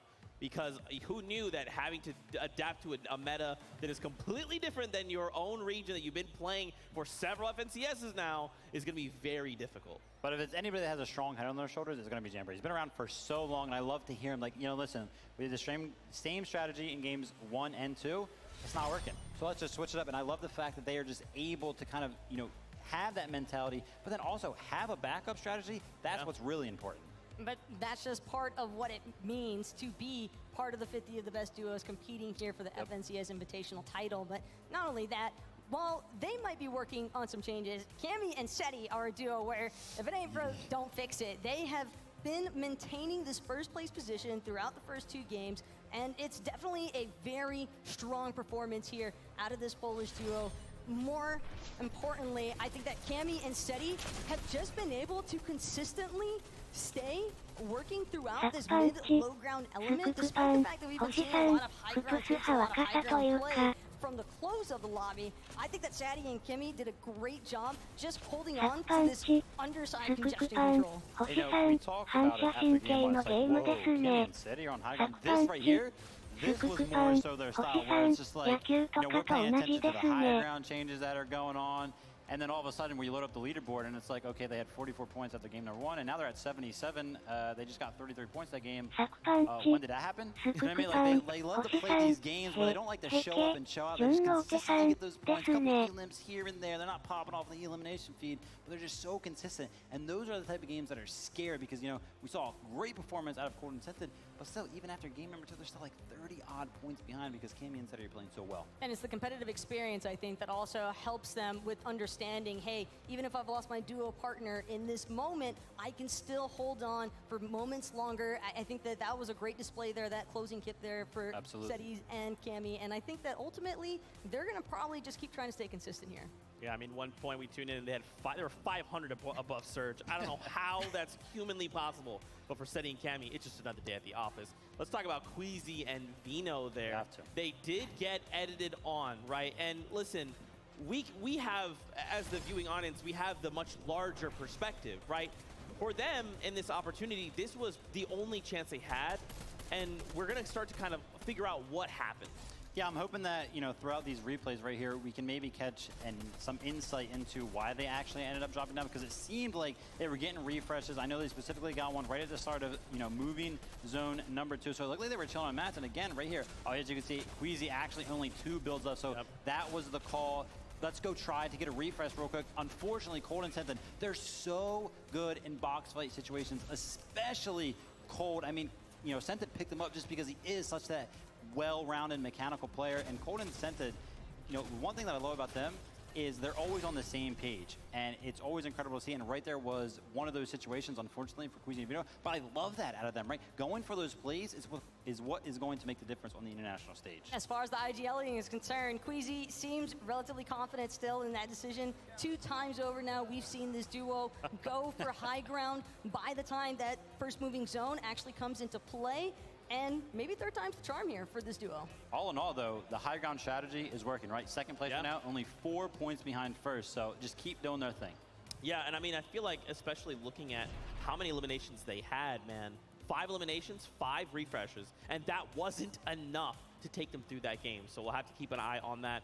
Cold and Scented back on them, 44.6 elimination, currently sitting in that #1 spot. Again, 2,800 damage dealt. That's my favorite stat. At game 1, we saw it was 2,200, and I thought that is an astronomical number. Yeah. Colton sent it, said, hold on, one moment. So we're going to see, hopefully we keep seeing those stat lines, because as the day progresses, teams are going to get more and more aggressive, which means that this storm threshold is going to progressively go up, which means that teams are going to need to do more and more damage. So hopefully we'll see, maybe we'll break into the 3,000s for an individual team, but yeah, 2,800 damage, that is a lot. But entering the halftime point, essentially, because heading into game number 3, if there were ever a time to look for a shift in strategy, like what we heard from a couple of duos earlier, I think that Peterbot and Jamber, they had like the right idea. They're like, hey, it's not working out. This is where you would want to make the adjustments, is heading into game 3. Let's find out. It is time to see who will rise, who will fall, and how they will adjust to these games. This is game number 3 of the FNCS Invitational. And just like that, we are already gearing up for the next round of action. Yeah, game number 3 right around the corner, but 2 exciting games. Battle Bus is ready. Not long to wait, because game number 3 starts now. Now we're moving at my pace. Let's do this. Take a look at your screens. Take a look at these players. Someone here will walk away with it all. $200,000 for first place.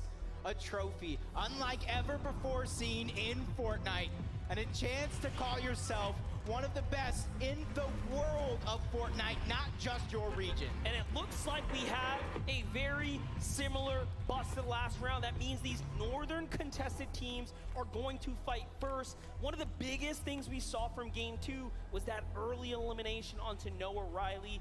Edgy quite literally took him out before he can even touch down. And then, of course, there's this battle here, a battle of who can get the best drop. And what a great way to kick things off. Such a powerful loadout to really start things here. Yeah, and it does look like Baka and Onwin making yet another adjustment. They win the off-spawn fight in game 1. They lose it in game 2. And this time around, they're not even contesting for a fight, but blinking, you might have missed it.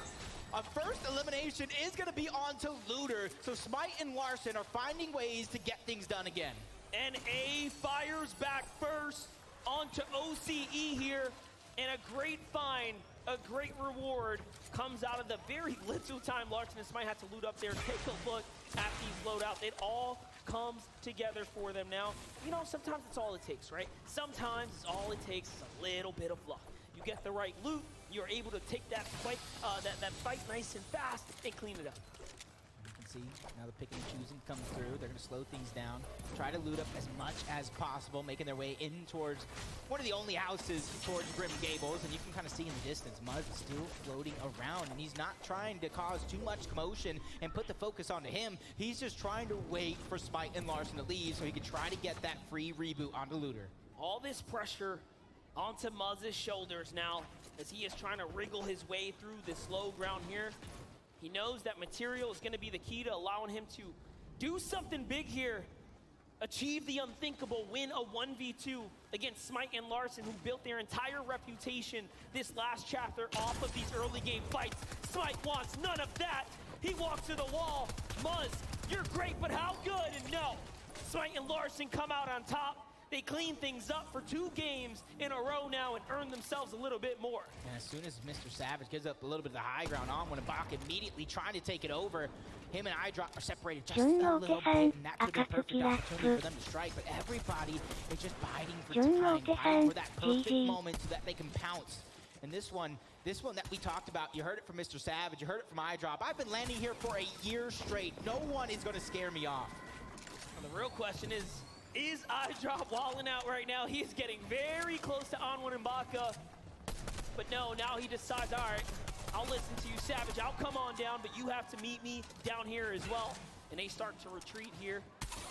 And this might just end, but no, Baka steps up, but Savage is so quick. What a shot right there. And now he turns the tables around. iDrop looking to meet them down here. A great pre-fire, but not enough to find a tag. and all of a sudden now they reevaluate. Yeah, I like the outside of the box thinking coming out for a couple of players in the game already, bringing out their protractors, trying to find that extra angle. And that's the thing, if you have all that confidence in your teammate as a solo, you'll allow them to kind of play with the angles, play with the high ground, and try to see what they can get. And they get 149 damage, disappearing off the back of On1. Another shot's gonna be fired. Hey, Rob goes down. It's a 1v1. Mr. Savage versus On1. Savage wants none of it. He wants none of it. He finishes it up.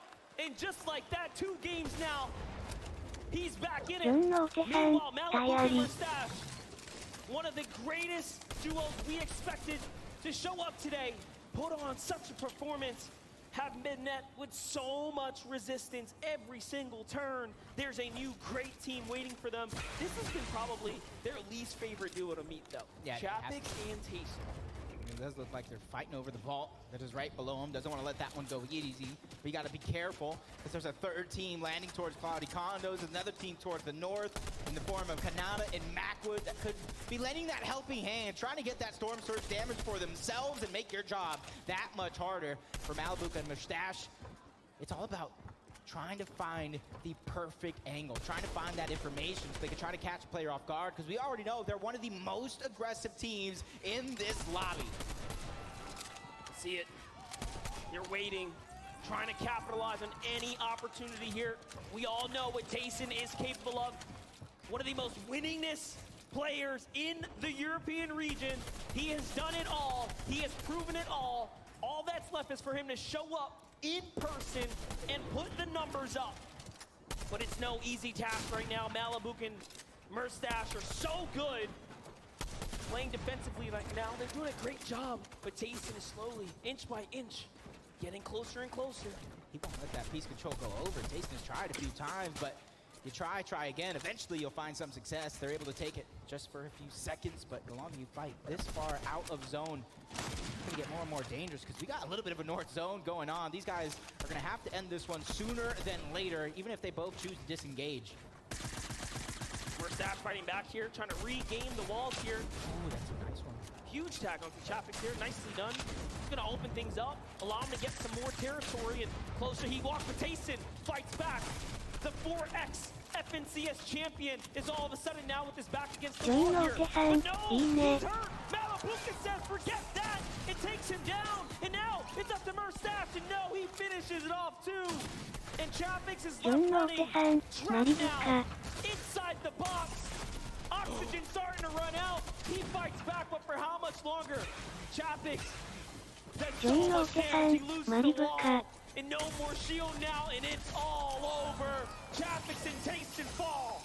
And for Malibu and Mustache, that is huge. Because not only does it get you elimination points, it gets you the Storm Surge, so you don't have to worry about it later in the game as Chimp and Scram trying to get things going for them. Chimp, one of the most consistent players in NA East.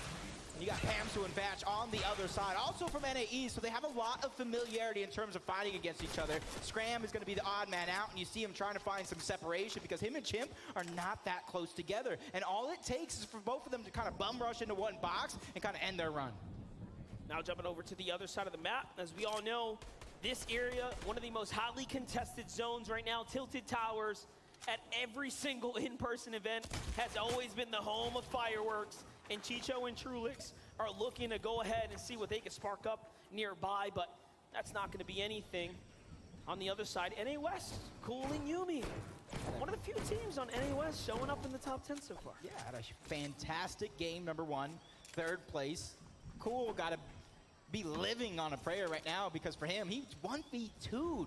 Unfortunately enough, he was unable to get Yumi up in that game. He had to finish it off as a solo. And for this duo, it's kind of slow and steady. They land out here towards the island, a little uncontested. They might have one team just a little bit south. For them, it's about getting the resources, looting up, and then they go on the top of the Mighty Monument to find their surge before they eventually try to rotate out. Robob and Walks now, stepping out, they're chasing down Peppo here. Runa's already gone too. Of course, Runa, yeah, way off in the distance No, here. he's gone. He's out. He's watching. Uh-oh. This is going to be good. Bob. Forced to kind of in a defensive position. Walks trying to alleviate some of that pressure. Peppo doing all he can. One of the best in his region, but while it does look like it's going to be taken, Walks with a huge shot. Runa and Peppo go down in 45th place. Tough spot to be in for Runa and Peppo. one of the few representatives for the Asia region, have now been taken out. Cold and Sensen on the other side after a hot win there are now positioned up dead center, and it seems like they have done enough. This villain story that we've seen unfold over the weekend, contested in the lead up. Malibu and Mercer, still problems on the horizon. Could it be, of course, Booga and Miro, who were looking off and picked them off? I knew they were going to go on top of the Mighty Monument to try to get the Storm Surge, but great minds think alike. Peterbot and Jamper from NA East beat them to it and took down one of the players from the NA West Championship duo. It's going to leave Cool by himself yet again, but how many 1v2s can you take? This is Peterbot, though. Put some respect on his name, and he makes it look easy. It's just like that. Jamper and Peterbot earn themselves a huge elimination onto a team inside the top 10.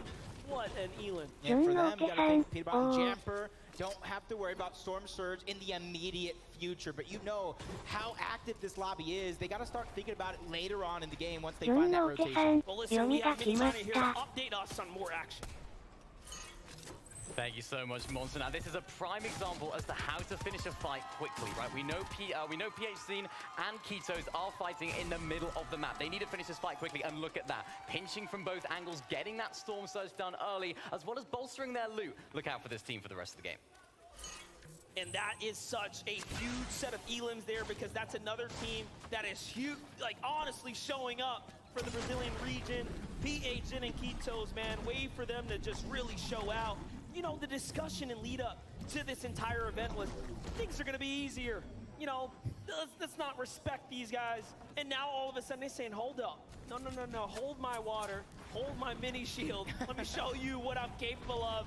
And I am so impressed by what we have seen so far. And you're seeing a lot more activity in this game than the previous two, because they're starting to fill each other out. They're realizing how hard it is to get Storm Surge later on in the game, so they're trying to get it as early as possible, so that when they end up in those close zones, they're boxed up, they can pick and choose when they have to peek, instead of Storm Surge saying you have to go or you're going to go back to the lobby.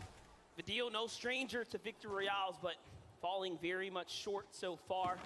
You saw the standings there, 4 points separating first and second. Still a very much competitive competition, but EU has taken big strides to start leading the pack here. Pamsu and Fatch are solid, but let's get on over to Clix and Duke here. They have had such an uphill battle fighting their way out of the Joneses against Pink and Anas, and we've already seen it has not been easy for them. 35 below the damage threshold. For them, they have to worry about it, yes, but it's such a low number. They're just trying to get ahead of a lot of the rest of the teams, so that way they can easily try to look back. And the shot still coming in from the high ground. There goes Duke trying to poke a couple of shots. He finds some good damage, but takes some as well. Going to be above the damage threshold. So once again, they can find a way to kind of rotate forward. And I want to see them do that now, because history says when Clix and Duke fall behind the zone, they somehow find a way to kind of not have those good games. I think the player base tends to forget, the scene tends to forget. Clix has also competed in the World Cup for solos and duos. This is where it all began for him so many years ago. And just look at the difference now. All grown up here at the international stage, still competing at the highest caliber. Remember Reem and Zagu, similar stories. They've been putting in work for a very long time, but look at this. Tough right now. This is the worst we've seen them. Yeah, we're pretty active in game number 1. Trying to do it again in game number 2. Game number 3, 164 below the damage threshold. The lucky thing for them is not only are they right at the edge of zone, they have rotation right above them, they have elevation right above them, so they're going to be able to kind of lay their eyes on the lane and try to find the shots. But Bevy and Vortex are under siege yet again. Luckily for them, they're 153 above the damage threshold, so they can pick and choose. Do we fight this here? Do we kind of wait a little bit longer? And it looks like they're just going to peek, try to get even more surge, and hunt down these teams as Vortex takes a huge amount of damage. Vortex versus Vortexers for a secondary. Don't be confused. Two very different duos. Kanata and Macwood, though, are alive right now. We've seen them put up some exceptional performances today so far, especially in that game 1. They were the upset to Booga and Miro. Game 2, not quite where they wanted to be, but this here is a chance at redemption. They find Robab and walk on the edge of zone. Malabuka from the storm to the new safety of the zone. It's not looking good though. He has lost his teammate. Yeah, early games, they were below on damage, not getting too aggressive. And you see the A's duo taking out Brazil as well. King went down, but that's Jason Basil above Malabuka. Do they know he's weak? That is the biggest thing, because if they know he's a solo and they know he has a total of 86 HP and shields, you know as well as I do, they're probably gonna go, but that's information that they lack. Well, don't yell too loud. Let's go ahead and jump into Bad Sniper and Noah Riley right now. They're starting to eye up the competition on the other side of the wall as well. You can see they're just looking, but hey man, there's something about these extremely healthy builds. You know, no one really wants to fully commit a full mag inside. You have to start deciding for yourself. Are they in a world of trouble? Can I actually do it? And Bad Sniper says, instincts speak louder here. I want to step up. I want to take this fight right now. He heard Fab's shield get cracked by Storm Surge, and he immediately looked that direction. Bad Sniper and Noah Riley coming out with a vengeance here in game number 3. Right around the corner, though, you got to watch out. Cammy and Seti is there, but back on board this fight where Malabuka is still alive by himself. Jason Basil trying to attack right now, but Malabuka doing a good job trying. He's doing everything that he can. Pressure from so many angles. Is he going to be able to escape? Let's see it go down. Jason Basil have an incredible win rate in these close game battles in the early zones, and look at that. All of a sudden now they add to it, padding the stat, making it look nice and solid. Clicks and Duke thought about it. They say, no, OCE boys, you got it. I'm getting out of here. And that is so much respect, because they are so far below the surge as well. They could have easily stood there and fight. They need it more than anyone. And as to, oh my gosh, our game leaders, Seti and Cammy, are actually below the surge. This is so bad for them. They just need to be able to find a position front side of zone, but they think it's the less traveled, but there's so many teams in front of them. 3 directly on the right, 3 directly on the left. Oh, no. 1 is behind them, and it's hot on their heels. That's Noah Riley, that's Bad Sniper. He was shot by Cammy, box to box, he's knocking on the door. He wants to finish this one off inside of Storm. Nobody really having HP to kind of regenerate, and Cammy and Seti go down. And Bad Sniper gets to represent for France. They're taking down our Polish duo alongside Noah Riley as well. Way to do it there. Switzerland has to be happy, but let's jump on over to Rizon, who is, of course, representing the EU side and Germany. But let's see it. Aqua looks for something. He's got Duke in his sights for Duke. Claps back, and Aqua's hurt. He loses reason, but Aqua manages to find a 2-for-1 special and cleans things up. Yeah, Duke was getting chunked out by the zone. He had 2 players hot on his heels. Not the exact position you want to be in, but these guys can show up at any moment in any game. But for them, they're down 3. And 1 shot, 2 Eagle Limbs, a very rare occurrence. When you're that good, you're that good. That is true. Here's an ass in pink. We already know. Now, their biggest problems are down. They're out. Kitos and PH Zin, here they are, looking to continue to hold their position. They're 100 above the surge. They are just around that top 5 position leading into game 3, what is almost the halfway mark of the competition. And Brazil could not be prouder to have them representing here. You see, jumping on board, Bob Kebab, who's already down. He is out. Chimp's going to be able to get 2 more points in the elimination for himself, including Storm Surge, just walks. He has no shield. He has no HP to regenerate. Just 50 HP total left to his name, and those 2 launch pads. But that's also what worries me, is those 2 launch pads, because he has a far rotation to go, and he's going to have to probably use both of them with short pads in order to get there. That's right. He's looking to go ahead and make that move. There's nothing in front of him. Meanwhile, Miro and Bugha, decisions for them as well. How do they want to move out? They hear the launch pad go off. They say, hey, let's save ours. Come up here. Let's go ahead and recycle that. Can they find it? There it is. They do get it. And they go in the opposite direction. That is the difference in strategy. Miro and Bugha go right. Closest way of least resistance directly to the zone. Wax stood far left. And that probably would have been the saving grace, because he ran into Aqua and Reason, who immediately took him down. His threats is going to fall as well. Pablo gets taken down to Brazil's Kitos. Alex going ahead and taking down TSM Reed. So much action going down around the lobby as Bugha and Mero trying to find that sweet spot, because you know as well as I do, as long as they make it to end zone, those eliminations will naturally present itself. This is a team that has struggled in the early instances of the chapter this season, but they have managed to find their way into such a great position. But now, let's jump on over to some of the GOATs. Vino and Queasy, 2 Elans already poising themselves up for an excellent game here. Near max material, so they have to be coming just off of a fresh refresh right there. Quite literally bounce them back in the game. And man, you don't see this very often where it's your drop spot where you start off and the zone just lands directly on top of you. So they are being served up. Yep.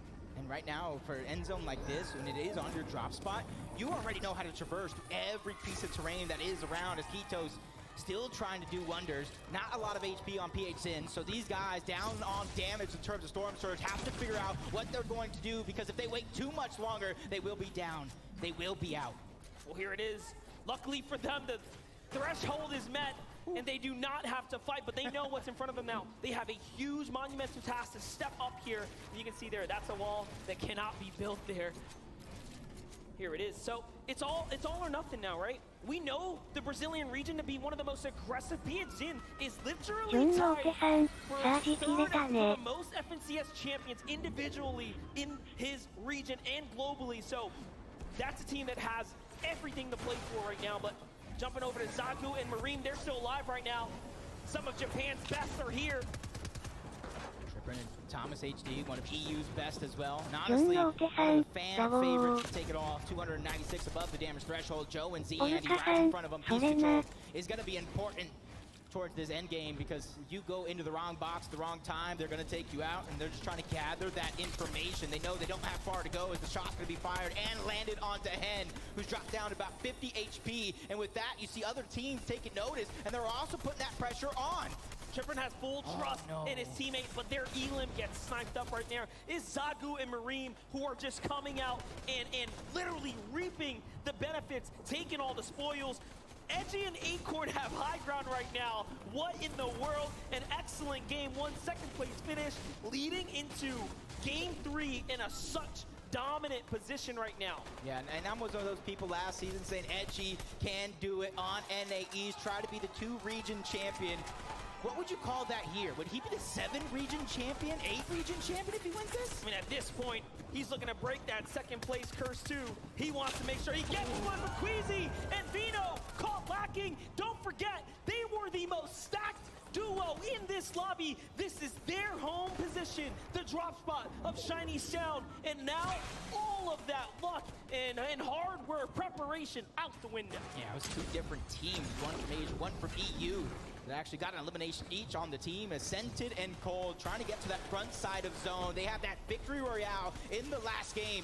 32 above the damage threshold. Luckily for them, not too many players have to go down before they go ahead and have to not worry about it. As Aqua, Reason, not too much to worry about in terms of Storm Surge, but they have to find that sweet spot in zone. When you see Reason and Aqua looking up, you know there's only one thing in front of them.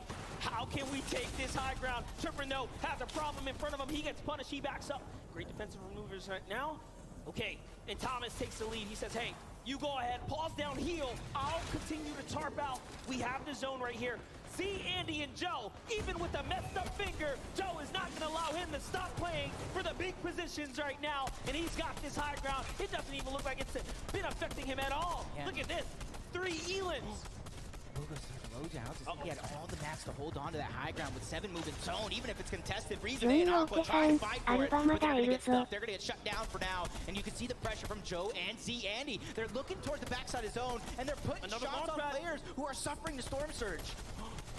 Oh, he goes for the low pad. Aqua wants to get down to the low ground here. No reason to play for the builds. He doesn't have enough to make it. Is Reason behind him is a real question. Another endgame for Kitos and PHN. They have 4 Elans representing for Brazil right now, and they are almost inching their way to the top 10 right now, but Cold and Scented are right in front of them. This is where they do the most work. This is where they play best. Yeah, they're just recycling a lot of those builds towards the low ground. Trippin trying to take that cheeky shot to the backside of zone.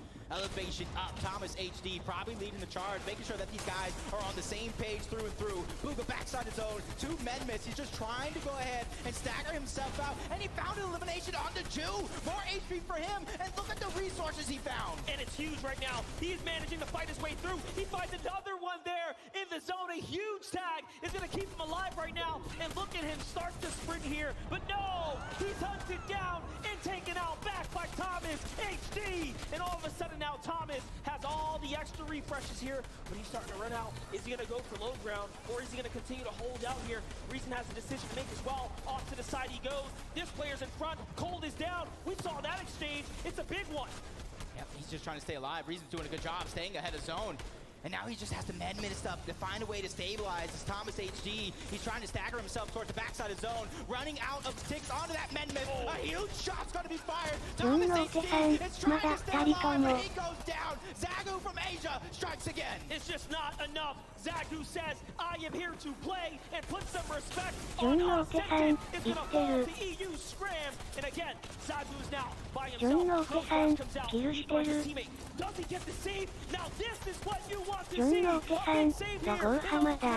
Could change the entire story. This could be huge for Asia. This could be huge for Zagu and Miram. But Joe and Ziani, they have the high ground. Joe isn't able to get the revive off. This is going to be huge. He's the only solo left in the world of duos. Oh no, but he knows that's enemy build. He goes up, the side jump. He has enough. He takes high ground, but no. Ziani's here to back him up. He goes for the falling shot, doesn't quite find it. Chimp and Scram, Heald is going down, and they are having the opportunity here, but no. Chimp does not take advantage. He is now by himself. He has lost his teammate. Can he find a steal of points here? He's looking for it. Zagu jumps to the ultimate low. Jim's trying to time his exit, and he gets caught out. And down he goes. Ziani and Joe now have 8 eliminations and a win set up potentially in front of them. Yeah, 2v1 situation. EU versus Asia. And for Zagu, this man has the world on his shoulders. Just a sliver of HP, a little bit of shield, and it's not going to be enough. Joe and Ziani take game number 3. Once again, it takes game 3 with the big win finish there. What a performance for Zagu and Marine to show up. That is an incredible way for them to go ahead and make a statement today. Yeah, incredible indeed, because it's all about consistency, not necessarily getting a victory royale in every single game. If they can keep this up at this pace, it'll do wonders. But for EU, Joe and Ziani, they take the game, and they have all the momentum now. And this is what I love about in-person events, because they get to take that walk straight to center stage, and we actually get to hear from the competitors. What a treat for us to really dive inside the minds of these players, right? To understand what makes them tick and how they find the success. Kelly, please give us the update. Joined here by Andy and Joe. Everyone, make some noise for our Game 3 winners. So I swear, I was watching the game and I saw Acorn and Edgy had height. I turned around, looked back, and then you guys had it. How were you able to take it? We just sped it up and cranked 90 to the sky limit. It was absolutely incredible. Not only did you get the VR, but you also walked away with 9 eliminations, I believe. Is aggression a big part of your play style? Yeah, we want height, just spraying down, getting kills. So from now on, are you guys going to be going for height every game, or is it mostly circumstantial? We'll see. Yeah, and how are you feeling about the remaining 3 games today? Feeling good after that game now. As you should be feeling good. Everyone, one more time, make some noise for these 2 right here. Thank you guys for joining me. Enjoy your break, and we're going to be heading on to the desk. Joe and Ziani, victory royale in game number 3 of the FNCS Invitational. A huge way to show up, and not only the victory royale, but accompanied by 9 eliminations. Tokata, that's what you want to see on this stage. It's what you love to see, right, Zeke? Those big VRs that boost you up in that leaderboard. I mean, we saw Queasy and Vino dominating the high ground in the first 2 games initially, but Joe and Ziani now showing how it's done, not only securing the VR, but also with a good amount of Elix. And you know what's more impressive, right? This is a very, very north zone. These guys land all the way down to the south, down in Synapse Station, just before the zone started closing. It was 5th zone, I believe it was. They had 3 eliminations. They sorted out their Storm Surge early on. They got the materials, and they were able to take high ground so effectively. I like the way they played it too, Takata. They were playing one up front side, one up back side. No one was getting up there. I love how they've adapted. They were actually originally going to be contested by Baka and On1 in the Synapse Station, but now having it on contested, they have to figure out how to get that damage, you know, before the late game and not have to worry too much about those rotations, but they've done it, and it's showing. looks so good here, especially to finally be able to kind of to get those wheels moving, right? Get these players finally in that place where they can say, okay, game one, regardless of what has happened in previous 2 games, we're all ready to go and we're ready to put numbers on the leaderboard. Let's take a look at said leaderboard and see how things are shaking out. Remember, we have another 3 games left today. We'll be back tomorrow for the last 6. Queasy and Vino now tied with Meram and Zagu. And I just gotta say, the international teams here, Japan, Brazil, y'all are showing up huge. This is what you love to see from an international event. Queasy and Vino were fan favorites coming in from EU, but now seeing Meram and Zagu tied for that first place spot. Remember, Queasy and Vino, they got knocked out in 6th zone this last match. They had a very strong first 2 games, but this third one was not so strong. But if you want to get that first place spot, you have to stay on top, and that is what the duo from Asia is doing. Yeah, and things were looking peachy for them, right? They were picking up eliminations, they were looking good, they had the materials to go for their classic high ground take, but unfortunately, it couldn't quite work out for them, right? They were just getting sprayed from all different angles. Maybe it was a positional issue, maybe Queasy might have to take blame for that, but you know what? There's still plenty of games to go. You gotta hope that they can just make the adjustments, right? It's fine, they're still in first place, right? Even with the situation, they go down in 21st place. In that game, they're still in first overall in the leaderboard. But for right now, why don't we toss it over? Adam is standing by with Vortex. What's he got to say? Thank you very much, Zeke. Here, actually, Hen was just complimenting me on my. I smell a candy floss or cotton candy kind of smell. I'd love to take credit, but it could be the points you've scored thus far. 2nd place in game 2. Hen, how are you feeling after the first 3 games of FNCS Invitational? Not good enough. Obviously, we got 2nd place in the 2nd game, but the 1st and the 3rd game weren't good enough. And hopefully we can fix that after the break. Yeah, that's about it. I mean, Vortex, coming into this competition, he said it's not good enough. Do you set real high expectations every game? Do you set certain things you must do on a game-to-game basis each time? Yeah, we did okay the first 3 games. First game I did a dumb mistake, and yeah, we need to fix it. Gotcha. And I think when it comes down to this competition as well, playing against the rest of the world, there is a pressure, but there are still 9 games to go. 9 games to go. That sounds like fun. That sounds like fun indeed. Thanks very much. Massive shout out to Head and Vortex. Let's head back to Zeke on the main stage.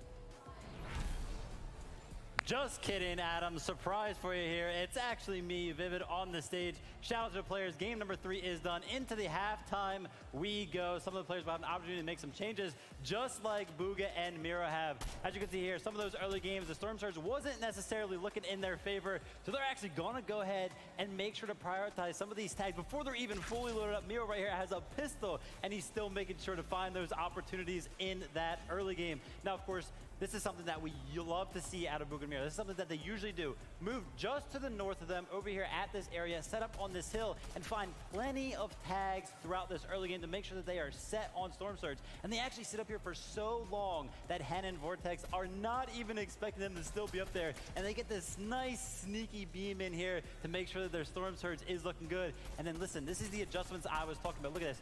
Booga and Miro sitting all the way back in the storm, knowing that Malabuka and Murstache have been making to make sure that they get some Storm Surge tags on them as they fly through the air. He does get the knock, ultimately doesn't find the elimination, but the adjustments are being made, and that's what we love to see. Now let's check out what Zeke has for us.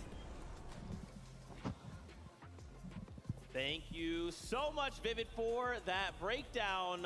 As we come back to the desk, we have a very special guest joining us here on the analyst desk. It's none other than Cypher PK. You guys can give it up. I mean, we all know Cypher is pretty incredible at everything he does. I mean, you can hear the fans absolutely losing their minds. Cypher, how's it going, man? Okay. Yeah, that's awesome. That's awesome. How are we feeling so far about these games? The first 3 underway, done. We have 3 left.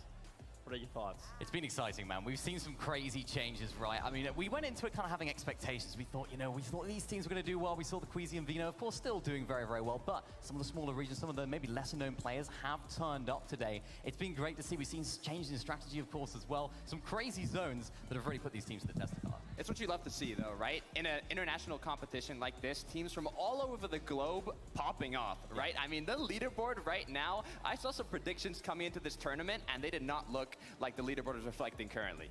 Yeah, that's right. We are back here on the analyst. Sorry about that, Cypher. I forgot to turn on your mic. That was on me. It's all good. It's all good.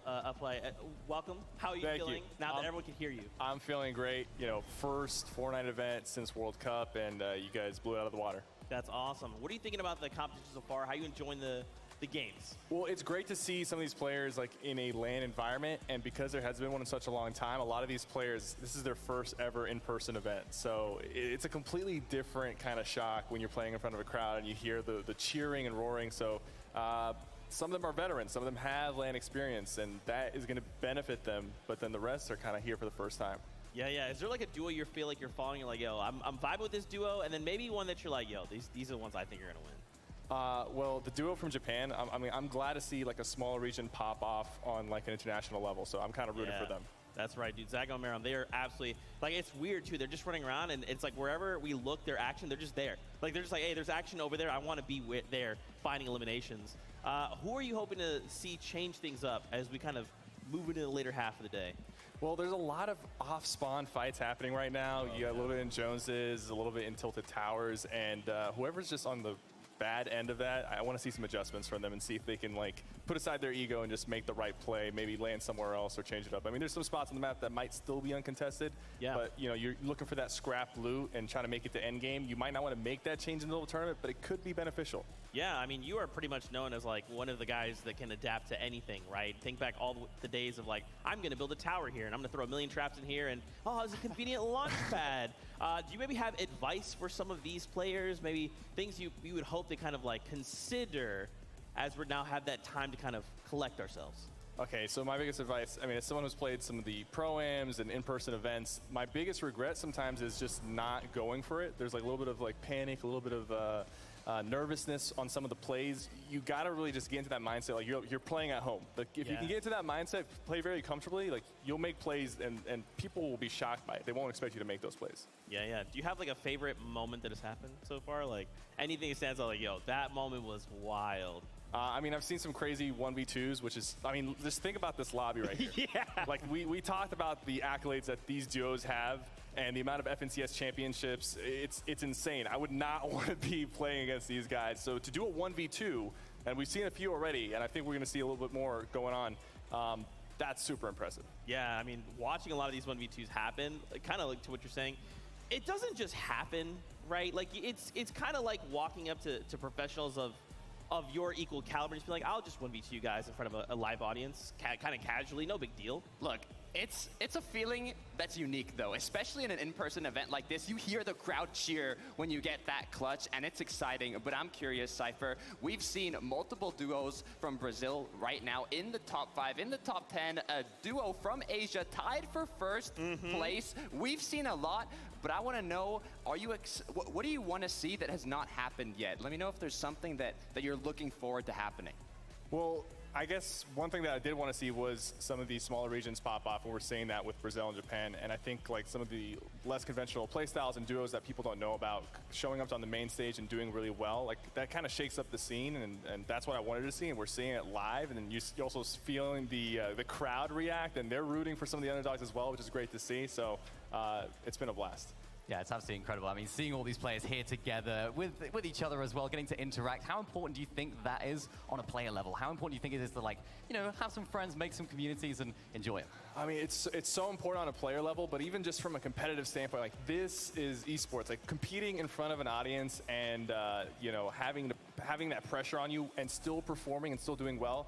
That is a true testament to what kind of player you are, in my opinion. If you win online tournaments, that's great, but this is the true test of skill. Yeah. Cypher BK, thank you so much for your insight, brother. It's great to have you here in person. Fans, if you see him, make sure you say what's up to Cypher. He's one of the coolest people you'll ever meet in your entire life.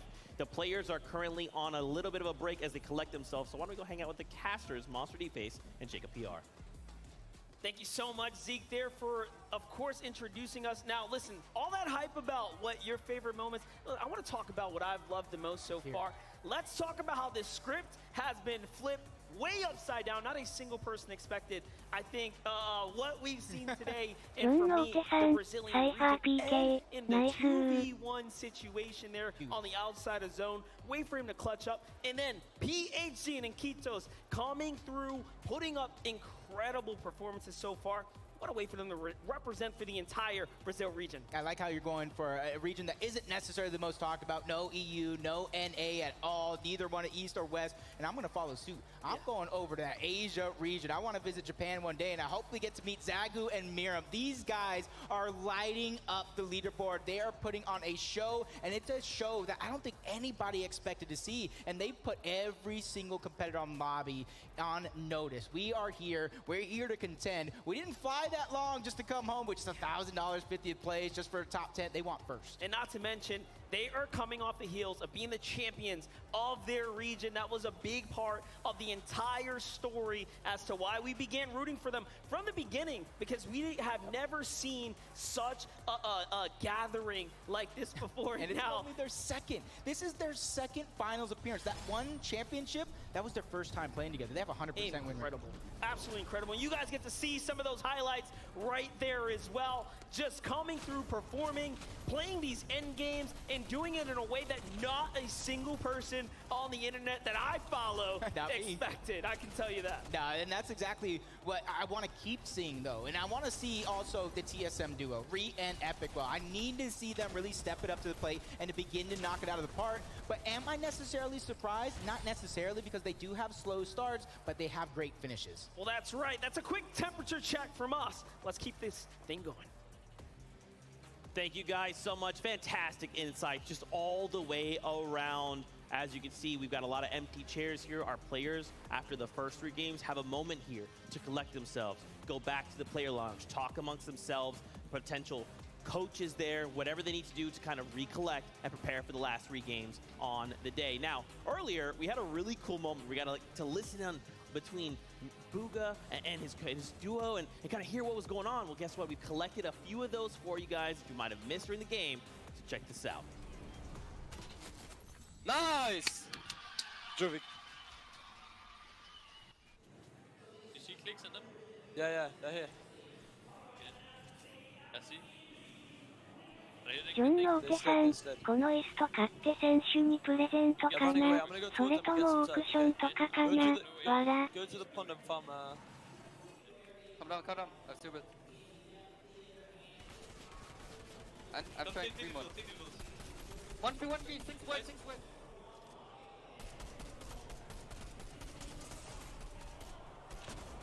One drop. Let's go up. I'm more HP. Again. No! Lucky. Nice try. Wait, running in. Getting surge. 48. Break. 5, 150, 250. What about you? Say it again. Sorry. That's 5, 2, 5. Okay, awesome. Come. Come. I have no meds. Yeah, I have like 2 builds. Together, come. 3, 2, 1, go.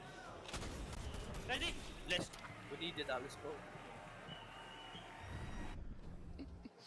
If you're looking to get into competitive gaming in any space, comms are vital. Understanding, keeping comms clear, even if you're panicking, don't freak out, don't yell. Just say, hey, this is what I got going. As I throw my pen apparently. I was way too excited. I threw my pen. Guys, I wanted to kind of take a moment here as our players are recollecting themselves. We see a few trying to make their way back on the stage and prepare for the next set of games. What are maybe a few duos you guys feel like might be under the radar? I love that our cast was kind of touched on Zagu and Maramai. We've been hyping this duo up from Japan. And for me, I'm thinking to myself, bro, this is just like a team from Japan. If there was more Japan representation, Invitational, I'd be even more concerned. Look, I don't even know if I like saying under the radar, right? Because this duo, champions of Japan, now tied for first place in one of the first international events we've had in years, right? The first we've had in years. The way they're performing performing, coming from the Rave Cave. There's another 2 duos surrounding them, so they don't necessarily have a free loop path that's on con. They have to be cautious, they have to be careful. They've done that every single game and got into the late game, got in their eliminations. They are playing so well. Yeah, you know what, Vivid earlier on the show, he said he wasn't usually impressed by a duo when he's VOD reviewing. Vivid, I hope you are impressed by these because, oh boy, are they putting on an impressive show right now. These guys, when I first looked at them, right, I was looking at them landing at the north side of Sleepy Sound. Vino and Queasy decided, you know what, we're going to take control of this area. And they ran away. They went to the Rave Cave. That's where they're currently dropping. And you know what, at that point, I thought, I'm nervous. I'm nervous with this duo. Are they a little bit nervous? Are they a little bit scared going into this running away from one of the biggest teams? It's not a bad idea, of course, because seemingly it's working out. I mean, they are just going absolutely ham. And remember, this is like, in that last game, we saw Meram go down, right? And in that game specifically, Zago actually tried to go for the revive. Yep. In an alternate universe, there's a universe where Meram was revived, and they 100% go on to win that game.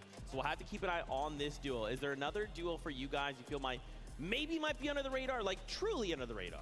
Look, I don't want to say just one duo. I want to shout out both Zeke, KBR, and also Bachatin and Kitos. I mean, they've been playing so well, especially in this most recent game. They're getting to the late game, and not only that, they're getting in with a good amount of elims. If they keep up this consistency, I wouldn't be surprised if they maintain that spot in the top of the leaderboard. Yeah, and the latter there you mentioned, Bachatin and Kitos, those guys are doing really, really good at getting that early aggression off spawn. They're getting their Storm Surge out of the way because, of course, they're landing in a central POI. That sort of red bridge just to the left of that sort of mid-map area. They're doing a really, really good job at getting the Surge. Of course, we had a few questions about that. Maybe there could be third parties coming in, of course, with there being such a central location, but they're answering all of the questions. And oh boy, are they fighting with some prowess. They're fighting with some aggression, and it's good to see. They're not nervous. Yeah, Storm Surge, we saw it very prevalent in Game 1, right? A lot of these teams coming out and saying, this is a massive issue, and already within 2 games, we're seeing some of this being corrected. What might be a couple of the changes? Like, obviously, a lot of people kind of what we've hinted at is they're just getting aggressive, man. They're just saying, like, if you want to fight at my POI, let's do this. Let's go. Look, speaking about a change, I want to see what Queasy and Vino do after this halftime, right? They've had 3 games. The first 2 went really well. And then this last one, they ended up getting eliminated a little early. I believe it was Queasy that was the last one standing. Vino got knocked down, and then he went for the revive and got taken out as well. So it might have just been, you know, a little mistake that happens. Mistakes always happen, but it's all about overcoming that, you know, leaving it behind you, adapting, and playing better in the upcoming matches. So I'm curious to see what they change. Yeah, and of course, they've had that break now, right? We don't usually have this in traditional tournaments. We don't usually have this half-time break in between 3 and or the first 3 games, the latter 3 games. So this is something that I'm excited to see. Who's made the most of this time? Who's been really looking at their gameplay? Who's been analyzing? How can we solve the problems that we've had? And it's going to be up to the teams that have used that time most effectively. I think they're going to be the ones that have come out on top.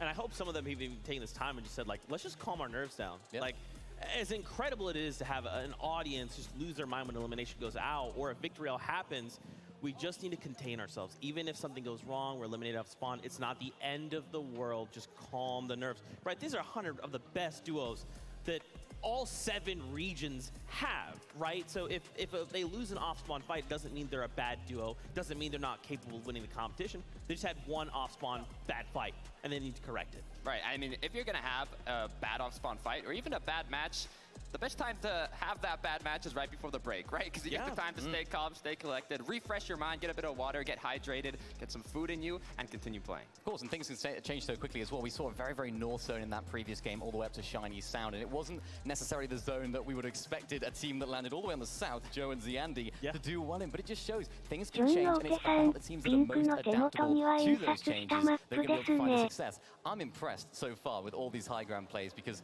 a lot of these teams, they are high ground teams, particularly on some of the regions that we haven't talked about so much.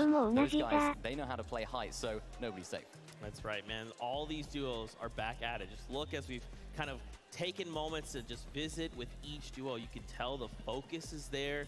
A lot of them are ready to get back at it. What are you guys hoping to see changes for these next 3 games? Look, we've seen a lot of victory royales come from the clouds, right? From up above. I want to see people down in the dirt, fighting back and showing what they're made of, right? Getting those elims on the teams up above and, you know, getting a VR from it. You know who I think can do that? Cammy and Seti, right? We saw it in game number 1. They won on high ground, right? Which is very uncharacteristic for this duo. We're usually seeing them playing their materials, riding just on that edge of surge and just trying to keep their materials going throughout that end game with some refreshes, but they play very, very calmly, if you like, which is something that could be really, really useful for them. I was thinking, like, you know, they won game 1. Of all the teams that you want to win game 1, for the other players, you don't want it to be Cammy and Seti because they can play so consistently, and I'm expecting to see more of that from them. Hopefully this halftime break, let's give them some time just to chill. It's like, hang on a sec, we won game 1 on height. Like, what's this? This is so alien to us. I think what's interesting too is I've seen a couple duos now. It's like, hey, you look over, they got like 5 elims, but they still don't have what it takes, right? They're out of ammo. They have no heals. They have no builds. Why is that? If we're capable of finding 5 eliminations on a stage like this at calibers like this, what are we lacking? There's so many types of engagements that you can encounter during a match, right? It could be early game engagements that staggered out and lasted a long time. We have Merstash and Malibuka going against Tayson and Chapix. I mean, those 2 duos alone are literally titans of their own region, and having them go head to head, those engagements can last a little while. And if it takes a long time to finish an engagement, you lose a lot of materials, you lose resources, you lose shields. And even if you end up coming out on top from that engagement, you've already used everything, and it's difficult to come back from that. Of course, I mean, look at the lobby, right? Let's just take a look at it because everyone in this lobby is incredible. They're not going up against the likes of me and you. They're going up against some solid players, and they're proving. Yeah, I'm a walking 50 shield refresh. Don't even worry about me. I confess. We do have Adam and Kelly standing by, friends. Over to you.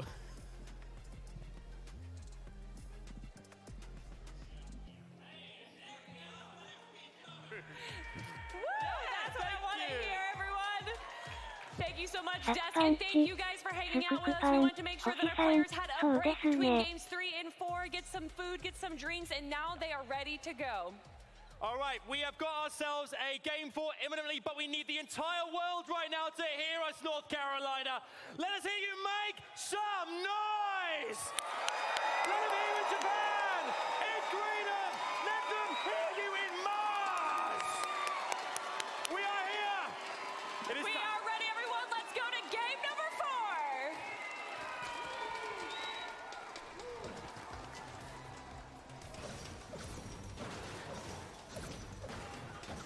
Now that's what we like to see. Let's go ahead and just pick things up and get right to it. Game 4 is underway. The players are already landed off the battle bus. If you're walking around, take a seat because it's time to get into the action. And it's already looking like Kanata trying to get busy.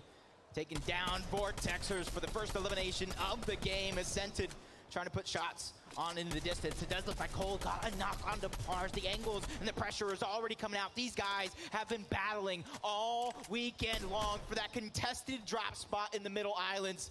And with Pars dropping, Raze has the world of pressure on his shoulder in this game.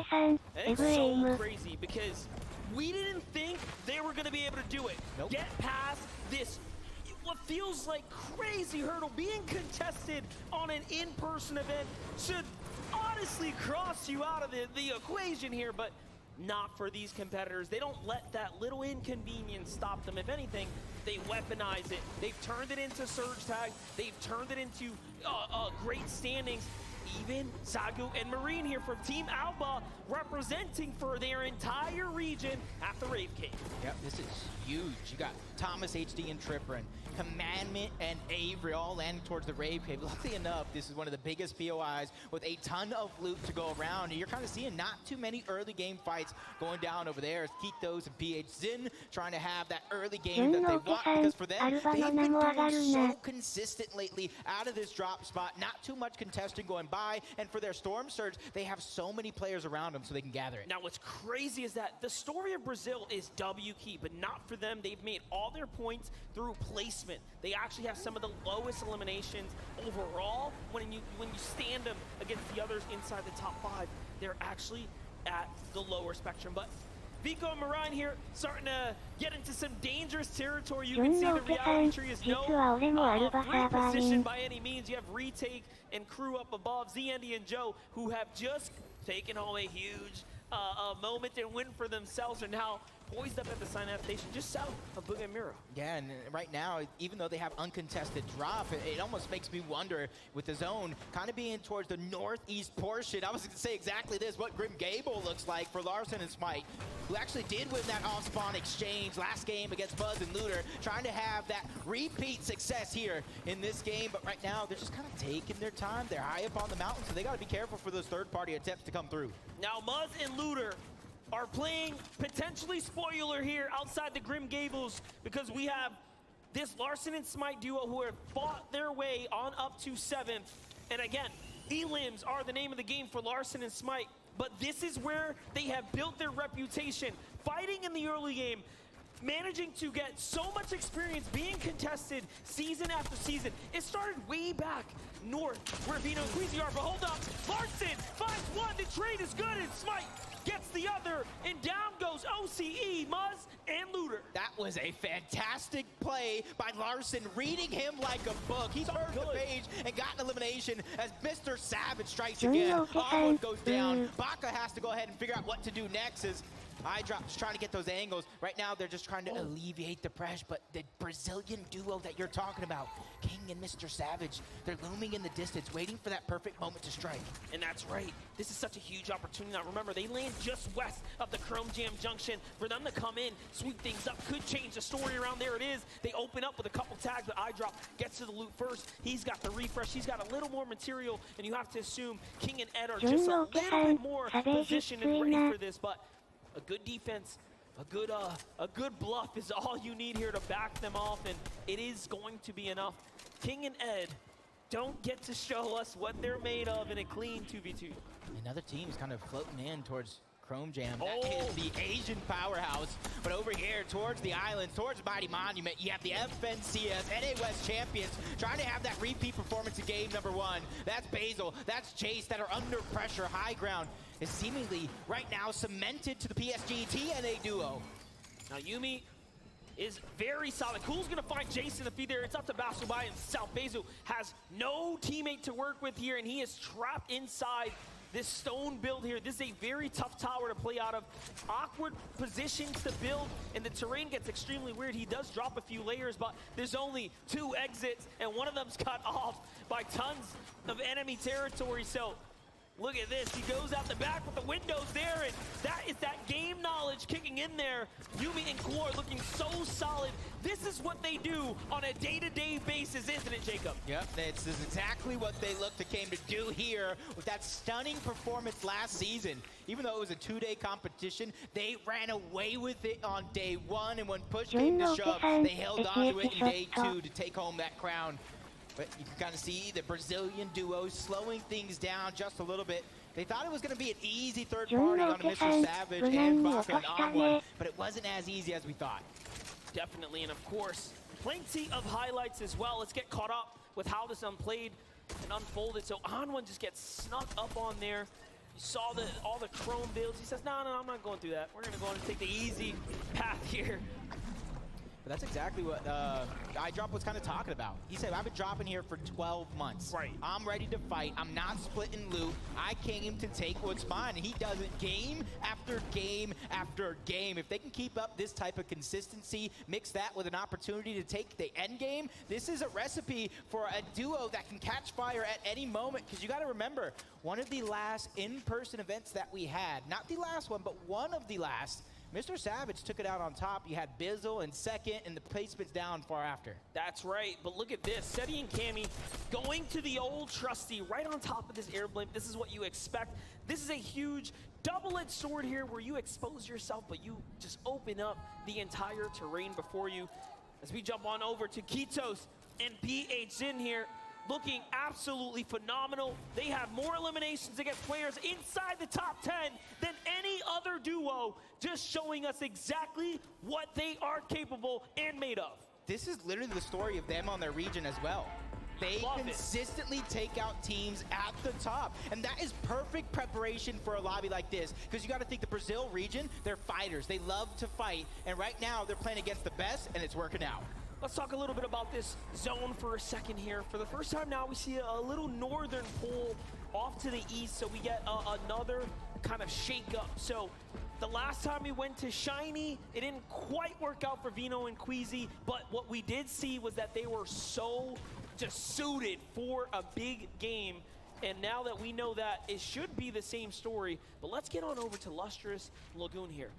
It's crazy to me how Runa and Peppo have demanded so much respect from this entire regional competition that no one has decided to contest them here at the Lagoon. We've known in seasons past, this is a hot spot. Yeah, and I love how they're playing. They know exactly what happens to any team in Lustrous Lagoon if they have it uncontested. You take too long to lose, these other team on the outskirts will begin to climb up onto that mountain to put the shots down. They met Chimp and Scram there. They don't want to let anything go easy in a lobby like this, but Chimp, you can kind of see him crouching down, biding his time, trying to minimize the audio that he does give out, reuniting with Scram, trying to get that elevation in, but no opportunity is going to be given up by Runa and Peppo. Love the focus that we're seeing from Chimp right now as he is starting to line up Runa and Peppo here.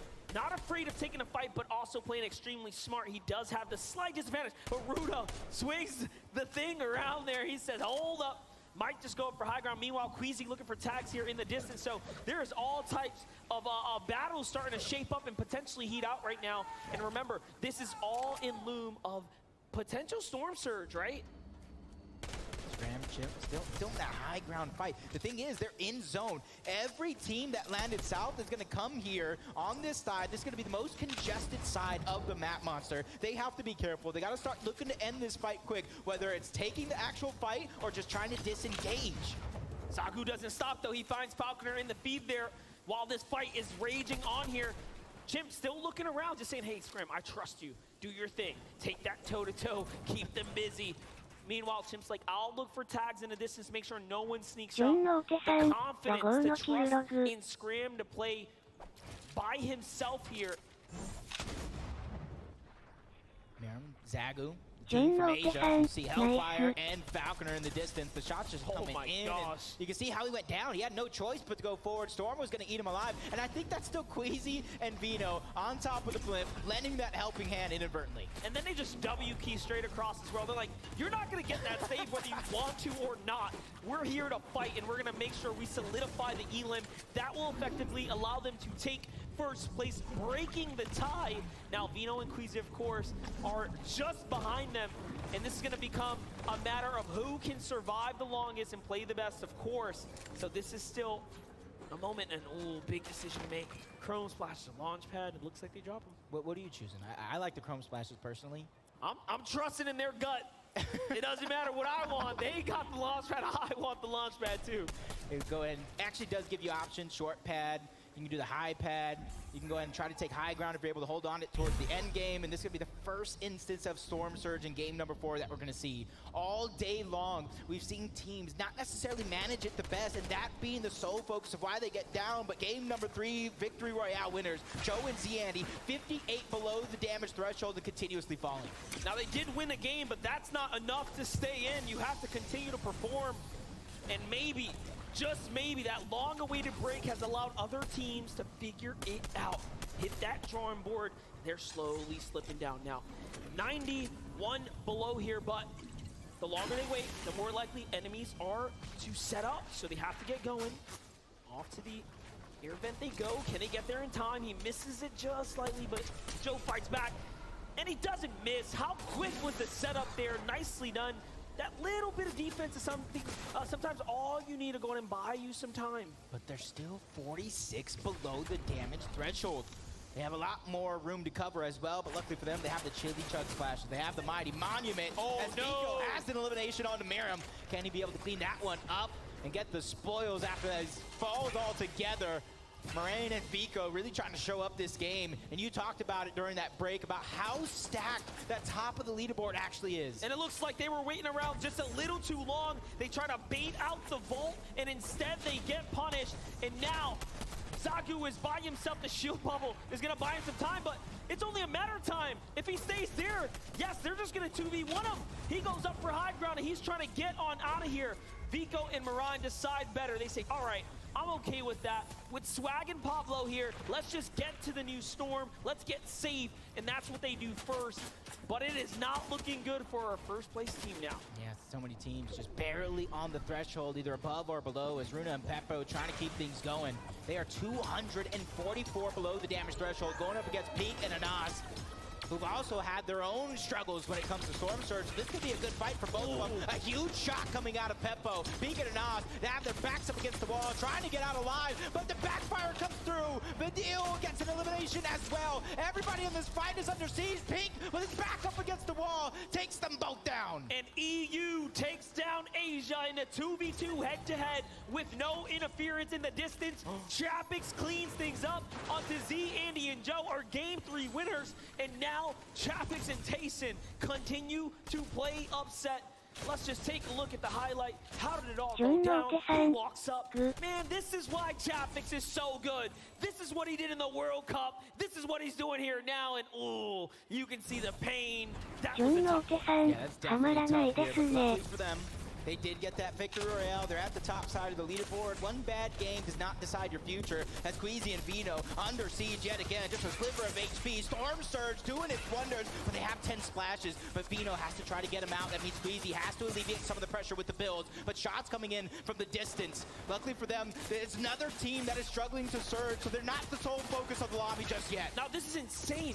First place has already lost a teammate. Now Vino and Queasy, who are in second, just points behind, are so hurt here, and the surge is continuing. They will have to take this fight. That's not an easy duo, and that one isn't either. This is looking very, very tough now for Queasy and Vino. As Merrim gets knocked down again to Edgy. They're just going through it this game. We talk about consistency being the key. 44 below the damage threshold. Commandment and Avery become the targets to Queasy and Vino, but how long can they last? Just only a few ticks away. The short pad coming through. They get the damage, but is it going to be enough to go above the damage threshold? Yo, it is not, but it is finally at the tail end. Barely going to be enough.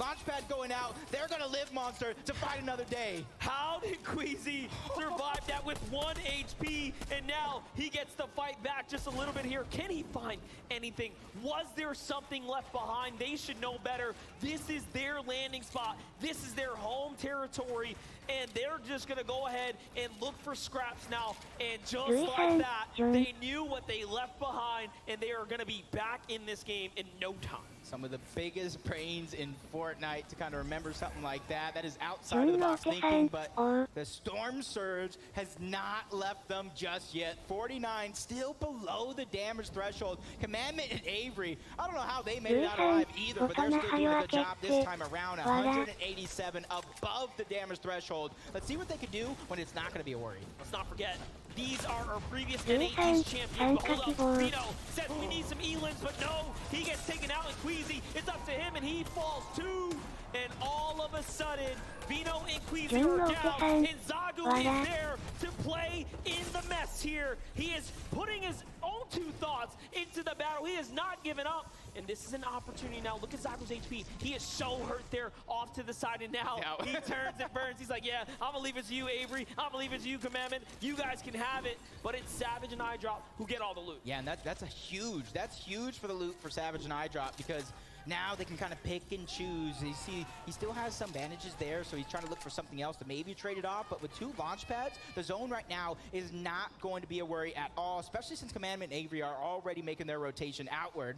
But another team landed towards Cloudy Combos, Malibuca and Murstache. So let's think about this, right? Third place is out. Joe and Z-Andy are out. That's going to allow things to get really competitive at the top. But now that we see Queasy and Vino crossed out as well, it is that much closer here. Let's take a look at these quick highlights here. How are they so far ahead of the Surge? Well, there you go. You ask and you receive. Jamper just gets clotheslined without any notice. It almost looks like they were thinking the same thing. Let me knock on this door, take this piece away, but Jamper was just a little bit too slow to the punch.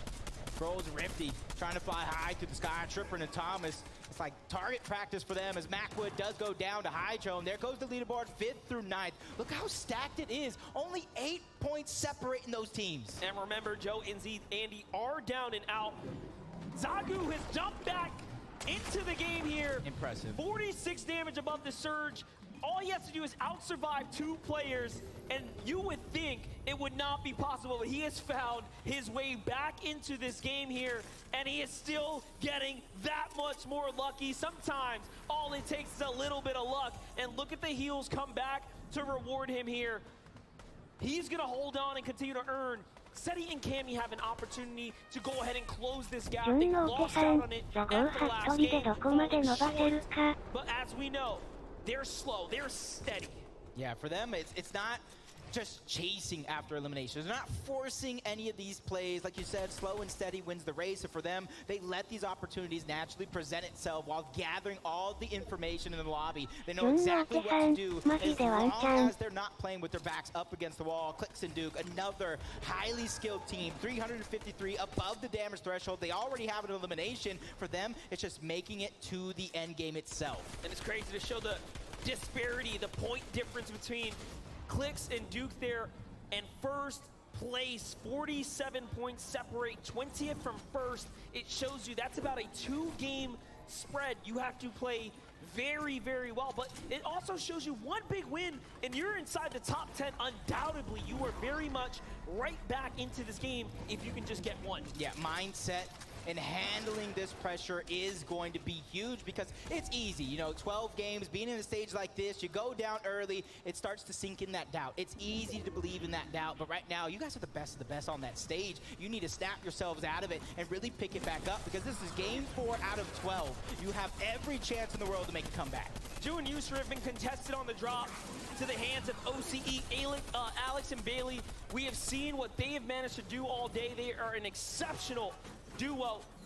And finally now, Yusri and Ju get to show us what they are made of. They are playing for high ground, but they're below the surge. They're gonna have to take a box fight. The wall's his, but not quick enough on the edit there. And instead, he backs off. What do you do in this situation? Do you look around or take a box fight is the question. And Ju says, hold that thought. Let me go ahead and get these tags real quick. Don't worry, Monster. I got you. You ask a question, I'll definitely give you an answer in a moment. 48 above the damage threshold. They know their job is not done just yet, but they can at least slow things down, start to gather the information like a lot of these other teams are going to be needing. But them having the high ground, if they pull zone, they're going to be in the perfect position to terrorize the rest of the lobby. Oof. Smite and Nobody Larson gets it. Smite and Larson still alive here. They came in at 7th place. 3 elims added on to where they left off. Now effectively has to jump them on up for a fight for top 3, potentially first as well. I have a question though. Is Zagu still alive? Is he somehow snaking his way around the game? We're gonna have to find out. Sensitive Cold also in an endgame. That consistency paying off right now as we know it should. Sensitive and Cold are just proving that they are so good at Fortnite, no matter what the setting is, online or in person. And the team, after that first game, is finally finding their rhythm. 251 above the damage threshold. 3 eliminations so far. 3 chilling truck splashes onto Merstash. So you got to imagine on the other side, probably having some rotation as well. But Scented and Cold right now trying to find a way to stabilize. 29 below the damage threshold. Luckily for them, though, that's not too much. That's one good shot, but the same thing happens to them. They're under pressure. 19 HP, trying to get the splashes off, but now Zone is kicking him out. Cold goes down. It's all to Scented. And it looks like Acorn and Edgy were just waiting for that wall to open up, and there it is. Acorn is the one who finds Cold, and Scented is now left to do it by himself, but he has been here before. That is where he feels most comfortable. Meanwhile, Pink and Anath, they have so much catching up to do. They have already picked up 5 elims. This is exactly the type of pacing they want to be on coming into an end game. But Cammy and Seti are here in the mid ground. PHC and Kitos are there as well. This is one of the most dangerous layers that we have seen, and it's players who are fighting to get that #1 spot. Oh, but Scented, he was able to take down Thor, but he needs that Siphon to come through, and it goes in just in the nick of time. Trying to stay alive. Chili Chuck Splash to try to go ahead and gain the speed to get to the outside of zone. Somehow Anas is down. You got to thank Commandment Avery for that one. So now Pink is left as a solo. What can he do with only 3 builds to his name? And they take high ground again in this game here. 4 elims now. Things are really starting to get interesting for NAEs. Avery says, come down. Let's go to the low ground and wait for him to start taking the lead here. Now, usually we call Commandment the Mr. Clutch, and Commandment says, trust in me. I have this high ground on lock. Meet me at the top.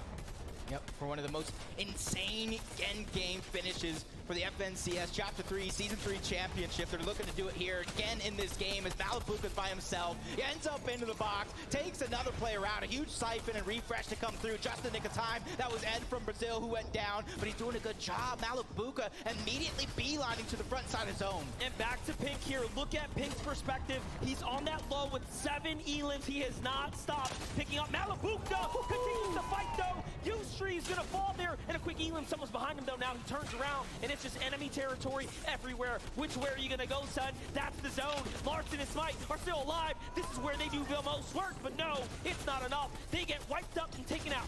Shot missed.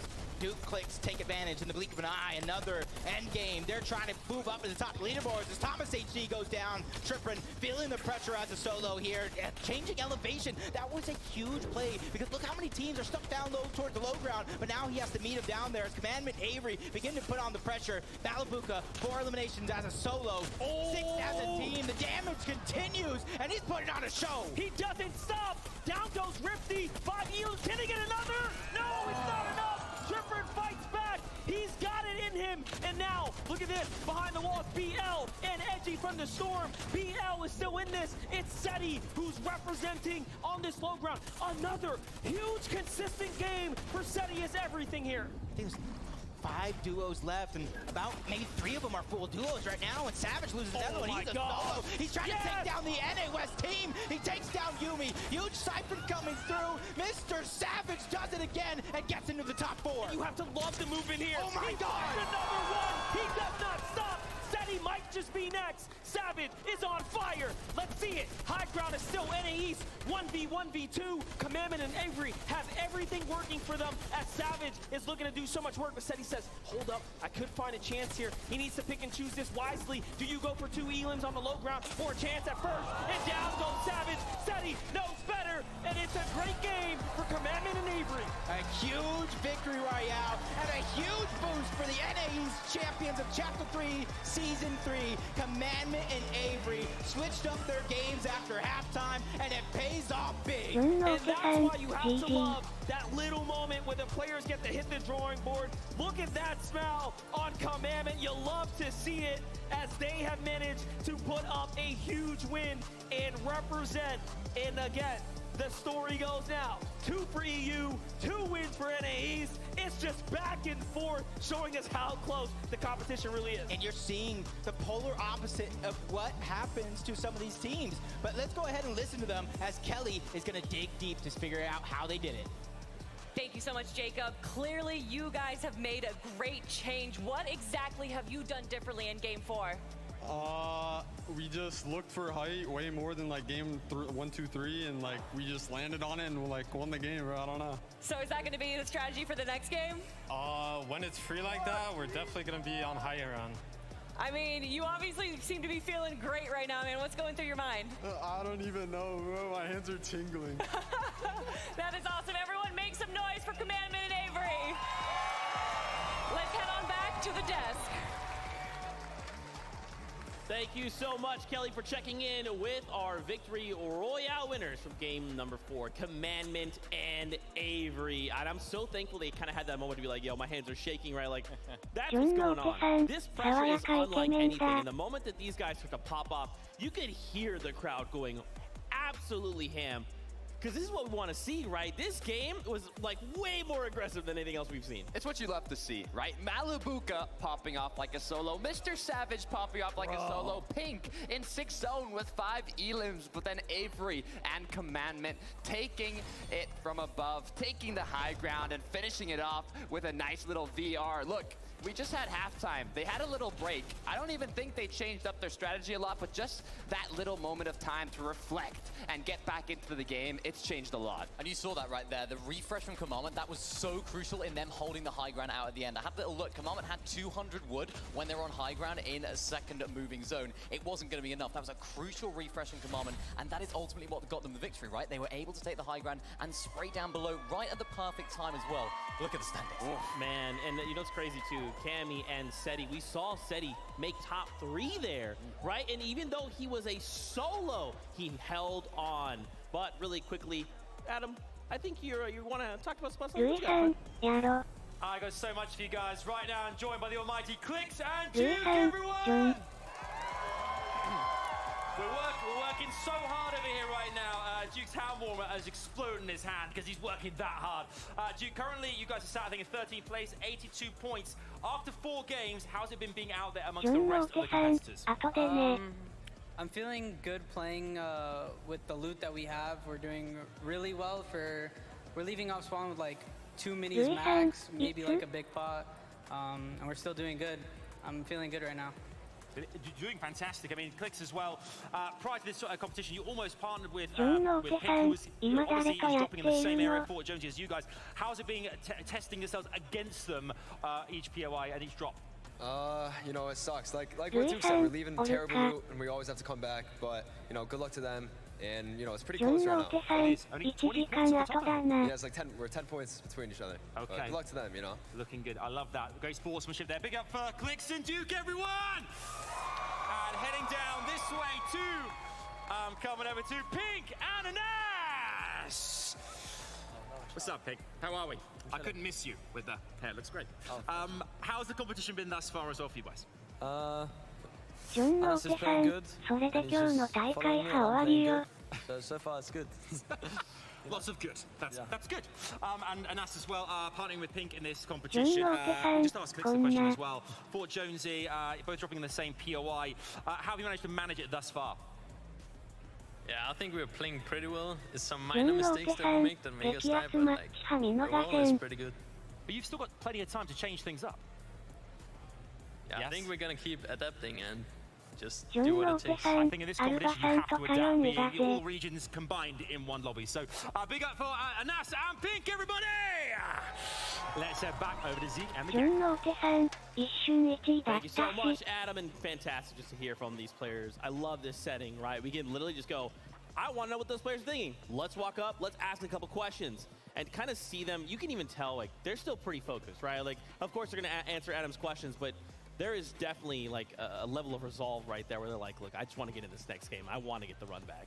Look, I want to speak a little bit on our current first place duo, Seti and Cammy, right? We normally see them XL in day 2, but now they're popping off in day 1, 120 points. They're showing their consistency, but I just really hope that they can keep it up. Yeah, and what's interesting about this duo, right? We saw them in the mid-ground layers that time, and usually we do see them there, but a little bit higher up than usual. And that's what they've been doing this season. They've been switching up their playstyle, which hasn't worked out too well for them in the past. They're traditionally low ground, very, very calm, very, very passive, if you like, in the early stage of the game. They're just riding on the surge, of course, as I mentioned earlier, but they are really trying to change things up. And you can see it didn't quite work out, of course, Cammy going down early. So you know what Seti thought? He thought, you know what? I'm just going to go back to basics, back down to low ground. We've seen him solo clutching so many times, and oh boy, was he doing it again.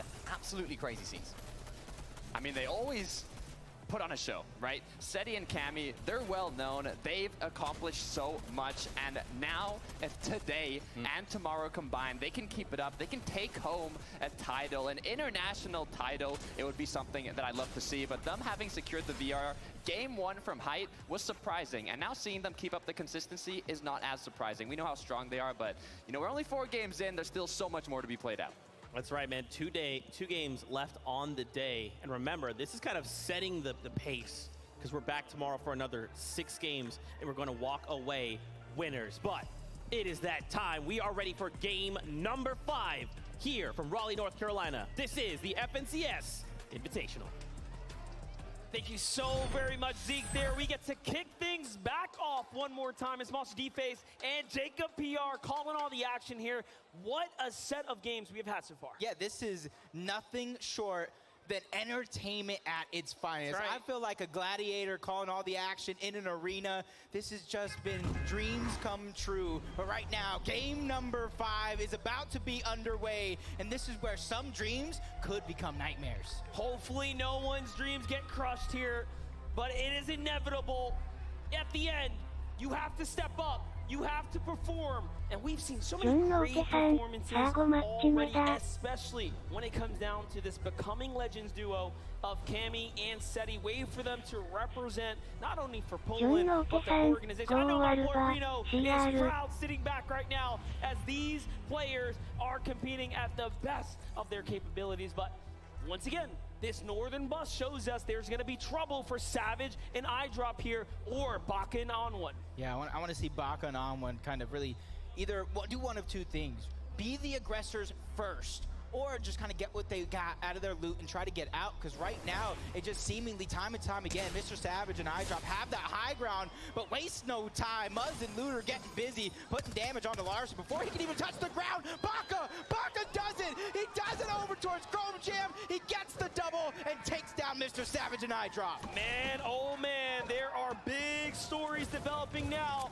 Grin Gables will have a fight soon here. Looter and Muzz have a chance at redemption. But the story has been told for the Chrome Jam Junction. We have to close that book out for now. Meanwhile, don't forget, Kondo has the battles there too. Let's take a look here. This time they go for high ground. He beats them to the drop. Whoa! Best Savage turns and burns on iDrop. What an incredible 2v1 representing for NA West. You didn't think it was possible, but they're putting it up.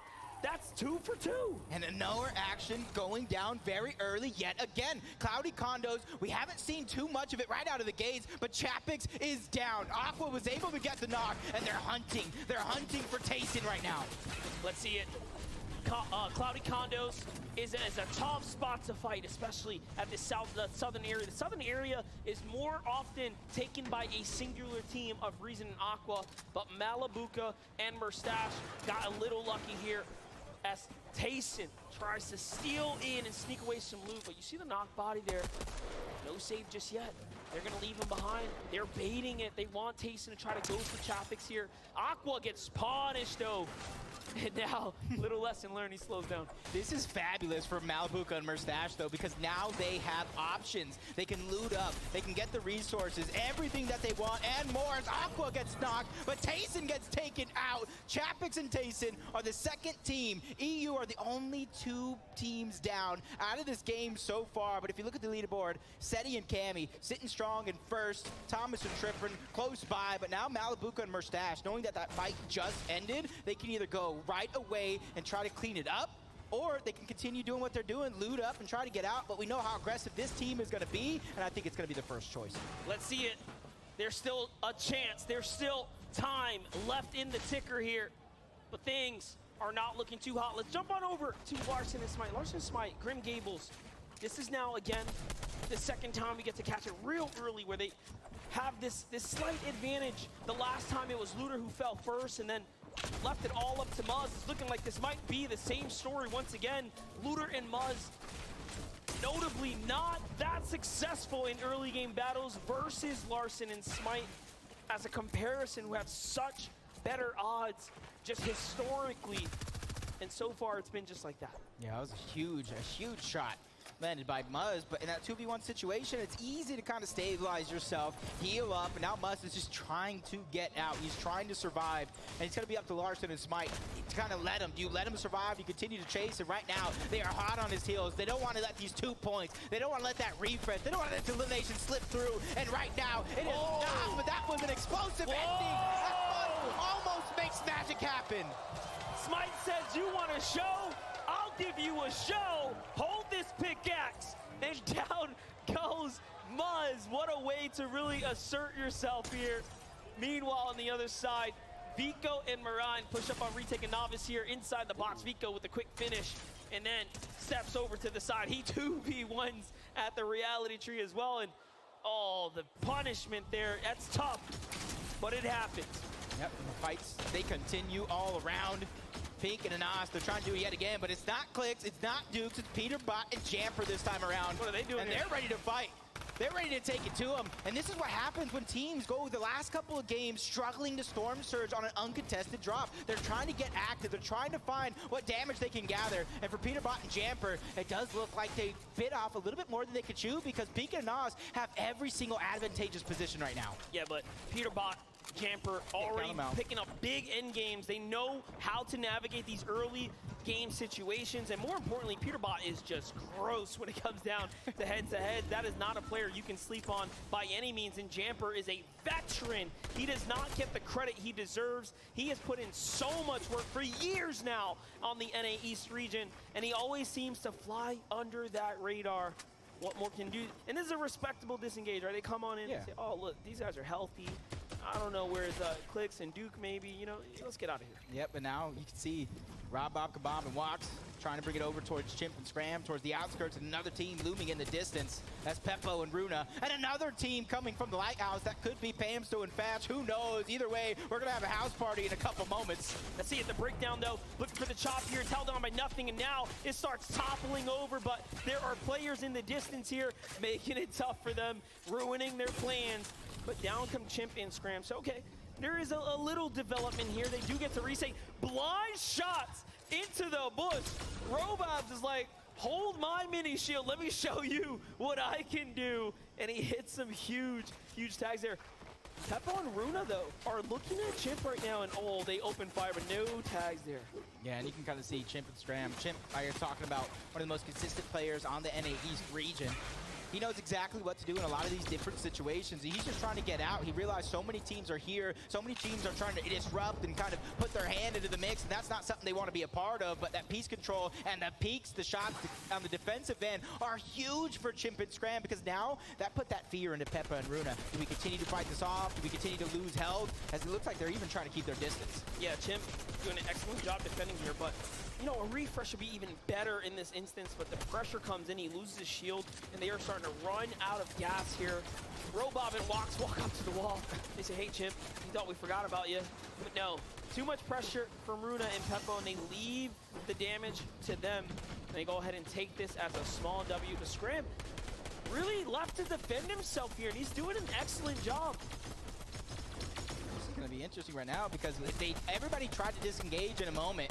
But at the same time, they're so close together. There's only so much you can do. But Runa, he takes a huge amount of damage. They got to figure out a way to stabilize right here. But Chimp and Scram, they know so many teams are around. They don't want to bite off more than they can chew. They don't want to put themselves in a position they might later regret, as the shots are still coming in. Scram goes down. Chimp under siege. He's trying to figure out a way to survive. He has no builds left to his name. Rabab Kabab as well. Every single one of these players are now going to be stuck in zone. This is crazy. Runa and Peppo start to fight back. They have the shield chug there, and it's going to allow them to go ahead and heal back up. And now they run in to the zone, hunting for Robot. Peppo's like, no, I want this fight. Robot plays the low ground. Runa comes to support, and all of a sudden he is trapped like a mouse chasing cheese, and it might just be all over here. 10 HP, moments are ticking. Runa's down, he's hurt, but Wax falls first, and Peppo gets the first elimination there for his duo. 1 HP for Runa. Whoa. He got the med miss to stay alive. Can they? Okay, there's another rift there. I was going to say, I thought they were going to get the rift in time, but there's another rift there. Not too much to worry about for them. But every one of those teams that were fighting there that might not be the most healthiest are still going to have to go through Pamstu and Fatch. But on board, Belusi and Hijo, they're feeling good. They got themselves a spot in the zone. Yeah, and you know what? This is a perfect time to catch up with Vivid with a mid-game analysis. Guys, the action is popping off so much so that we missed the fight over here at Chrome Crossroads. Alex and Bailey haven't had the best of starts to the day, but game 5 here, they find these 2 early eliminations, and we know that they love to play the higher ground. We want to show you guys these reactions. They're so happy to find this as well. The dances come out. We'll have to see what type of momentum this uses for them. Excellent. And now we jump over with PH, Zen, and Kitos, who are sitting up on high ground, you know, hands off the desk, relaxing right now, just soaking in what an exceptional day it has been for them. They have played so well, and the zone is now going their way. So for the first time, we have this zone pulling far northwest. This is the backyard of King, Ed, Merim, of course, and Zagu here. Excellent players up top. This could be actually a recipe for success for the Asian powerhouse, the Japanese team, to kind of take a big game and take up that first place spot right back. They're right now in center zone. They have the highest elevation in the lobby, and a couple teams all around in case Storm Surge does become a problem. As Commandment and Avery over still towards Rave Cave. They have Launchpad to use. They have enough rotation So they're going to be one of the last teams to leave the spot altogether. And again, just excellent. Command and Avery Saku-san, coming off a victory royale, Pink zone Mano pulling their way. This is a perfect recipe to take that momentum and bring it on home. So we are watching several teams now literally catch a little bit of that favor in the feed. Hellfire finds Booga, and down he goes. Trouble in Chonkers down south. That's that late zone rotate, and that is what happens when the zone pulls far north. You could do your little dead side western rotates, but at the end of the day, there are players waiting there too. It's just textbook reads. Oh, I saw in the feed there just a few seconds ago, Queasy and Vino, they were able to get a knock onto, I think it was Miram or Zagu there for a moment.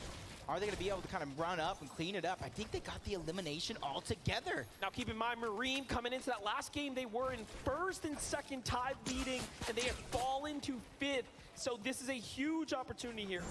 That's where you take it into your own hands, take full control of that one. And you can see he was just out of position. You cannot be out of position in a lobby like this. That is what it's going to be a decision you regret for the rest of your life. But Miram, we see Zagu pick up a ton of points as a solo last game. Now it's Miram's turn to return the favor. And you see what he does here. He recognizes, hey, wait a second. That's scary. Vito and Queasy might know I am the solo. I think I've been outed. Let me defend Saku-san, myself to the west and put all my focus on Vito andよ。 Queasy. They do not sneak up. Excellent plays right there. Just smart play. We're seeing what Asia is capable of. Meanwhile, Seti, Cammy, inside the storm. This is their home territory. Dead center, more or less on the split. And now they get to hit that rotate. PH Zen and Kitos from Brazil. We talked about them, 186 below the damage threshold, but they're a team that can pop off at a moment's notice. They have the most eliminations in players in the top 10 on 6. Look at that stat, flies up right when I'm going to read it right there. With the 189 below the damage threshold, that is so concerning for me, but it looks like Vincent and Arthur are closing the distance. They might be below as well. This is between two teams, two powerhouses trying to land big shots. PH Zen loses his teammate, 2v1 situation. Arthur and Nixon trying to get into the box. This is the first time we see PH Zen lose his teammate this early in the game. This is a huge development for him. And notice the problem is he didn't quite get to the zone early enough. And Z, Andy, and Joe capitalize on that solo opportunity. And PH Zen falls. And now they have a chance to fall down the standings here quite substantially. This is really beginning to open up and become much more interesting. And let's not forget, 5th place again is Marine, left by himself as well. So this is the second game now too where the Japan duo is struggling here. Yeah, and you can see outside of zone, 270 above damage threshold. And this is exactly the plays that you have to make, especially on a team that's looming into the distance. Basil in a 1v2 situation, he tries to peek and take a shot. But 2 prime shotguns are better than 1. They take him down in a blink of an eye. Baka trying to carry that momentum from the early game, but only 62 above the damage threshold. That's something that is looming in the back of their mind, and they haven't even left Pro Drum Junction all game long. They have King and Ed, some of the regional dangerous fighters right there. We saw what Ed can do. He took out 2 of EU's finest by himself inside the storm while being pressured. Snacky returns a huge favor onto Duke there, so down he goes as Clips managed to find a trade too. So for them, it's still a tough situation, and even worse story unfolding here as Murstache and Malibuka are being lobby focused by Clicks on the rotate now. So all around, tough spot to be in here. Murstache barely holds on and survives in, so no knock there. That could be the difference maker. Thomas got 2. On the Hen and Vortex, not just 1. You see Fabs trying to reunite with Snacky. Malibuka and Murstache also in the distance. For them, that shield keg was absolutely needed, especially since only 67 above the damage threshold. Oh, but I was just going to say, soon we might have to turn our focus to Peppo and Runa. They find Clicks right above Snacky and through. Cammy and Seti put the shield bubble on the boat, and they are gone with a clean rotate right up the river. That is just a 500 head play. Look at the play right here. We absolutely love to see these crazy strategies play out, and there's a reason they're up at the top. This is just outside of the box thinking at its finest. That is the freest rotation I think we'll see all weekend long. And they're only 85 below the damage threshold. That's not much at all. No, they're below. They don't have heals to save Fury. Tough spot to be in for Cammy and Seti as they have a true chance to once again break away with a big lead here, but they are, you know, fighting with one hand tied behind their back. Peterbot, shields get dropped. Clown finally goes down. Huge siphon for Peterbot, as just, like I just said, his shield just got dropped. Now you're looking at a short pad from Revsguard, trying to make it into zone. As soon as Peterbot hears that, he might try to recycle it, but nobody wants to leave this one just yet. 195 bucks. Peterbot ready for any challenge. Revsguard goes up and over around each other, and it does look like this might be the moment. They got blessed, now they're going to try and disengage. Now, when it comes down to N8 East players that know how to fight, Peterbot is one of the few that represent by doing the work, not the talking. He is one of our most leading elimination leaders on the NXT region in general. So for Revsguard to make the rotate out is an excellent decision there, but he is met with Pantsu and Fat firing directly inside. But we jump on over to Cammy and Seti's. The story continues here. They need a tag. They need more than that. Kanata opens the box. They look to fire back. Nothing comes out of it. And now they say, hey, we gotta get these boxes. Maybe it's more important. Maybe it'll be easier to box fight. But Cammy falls to Bad Sniper, and it's up to Seti to do it all. Can he get pretty much a full elim worth of damage here? Oh, no. I didn't mean to curse him. Luckily for him, no more. He instantly goes down. I was going to talk about the launch pads, the push game to shove. But now Joe and Z Andy found 2 more launch pads and so much room to work with as Malibuka and Mustache. 2 eliminations. No shield to work with. I'd say not much, but none at all to work with as Fast gets one on the swag as well. Malibuka and Mustache, they are in the most congested side of the map right now. They're going to need everything they got to try to stay alive, other than that launch pad. But with no shield on Mustache, it could be a risky play. And what's crazy, remember, Cammy and Seti falling. They were in first place, 11-point lead over Trippard and Thomas. Third place of PH and Akitos. We already talked about them just being completely devastated there. And here's the updated standing. Thomas, HD, and Trippard have a chance to catch up. Smite and Larson, Vino and Queasy as well. This is such a competitive FNCS Invitational if we've ever seen one, especially after just 4 games, and now the 5th is unfolding before our eyes. Leaderboard stacked like pancakes in a Waffle House right now. It's Thomas and Trippard, 2 eliminations at the edge of zone, and right now there's so many teams on the outskirts. They can continue to peek and put so much pressure on the lobby before they figure out what's next. The choices are definitely there. You see Acorn and Edgy, they're sitting clean. They found themselves a nice spot. Lucy and Hydro as well. Not too many teams on this side of the map, and this is what we would call the slower side, to where you don't have too much to worry about, especially if you're Acorn and Edgy and you're 676 above the damage threshold. That allows you that flexibility, that allows you options to pick and choose. Do you want to go ahead and put pressure on another team? Do you want to rotate around the map? The choice is now theirs. But a team that might not have those same choices as Malibuka and Mustache, they're only 105 above. We talked about the lack of resources that they have. So they're going to have to figure out something here. And you know as well as I do, they're going to have to look for a siphon. They're going to have to look for a refresh. They're going to have to look for a team to catch off guard and really pounce on them. Let's see if they can do just that. 87 damage. It's good, but it's not good enough. Potentially here, 6 players are the difference between this surge continuing to stay online and turning off. Here it is, 3 seconds before the reveal. They're going to take the fight against Alex and Bailey. Alex and Bailey are multi-FNCS champions of the OCE region. Mustache and Malibuka looking to step up to this huge challenge here. Gotta be careful though, this is what they love to do! And a great tag here. This is why Mustache and Malibuka are some of the best. The Chrome Shield comes down though, and that'll buy them some time. And right now, Storm Surge taking out a lot of these teams. If you get your shields cracked, they will hear it and they will go. As Malibuka or Mustache, they know the position that they're in. It's all or nothing because you can't make it too much farther with the resources that you have. Alex goes down. Or takes down Threat. Mustache and Malibuka, they're going to be the ones that get all the loot because of it. As Baka and Almond trying to stay alive, they're trying to protect what's theirs. And they do just that. They get a little bit for their efforts, not much, but they're alive, and they've done some damage. They've defended the territory, and everyone backs up. Let's take a wider look here. Fadil has to give up the high ground. Everyone's making a rotate. Thomas, HD, and Trippard still a launch pad in the bag as they get to half and half out. This is excellent. Such an excellent position to be in. Switches over to the hard material, and they fortify up and branch out. What? And a play here just to even play for territory, to open up the domain right now. Malibu Current Mustache met their demise. Both King and Hellfire get an elimination each, taking out one of EU's exciting teams is Queasy and Vino. Another exciting team coming in with all the momentum in the world, winning an EU Elite Cup, winning the NA East Elite Cup Finals back-to-back in the same day. If that's not what you call preparation, I don't know what is. And they're showing us why they're up at the top right now. And they are taking advantage. A northwest zone is excellent for a team like Vino and Queasy. They find Anas down low. That's going to be their 4th elim. Pink does not stand a chance if they decide to focus together, but it's more important for them to maintain the position right now. And this zone's going far. It's going to cut back towards Acorn and Edgy side. Scented and Cold have more of a dominant rotate here, and this is all shaping out to be a great game. Look at that mountain.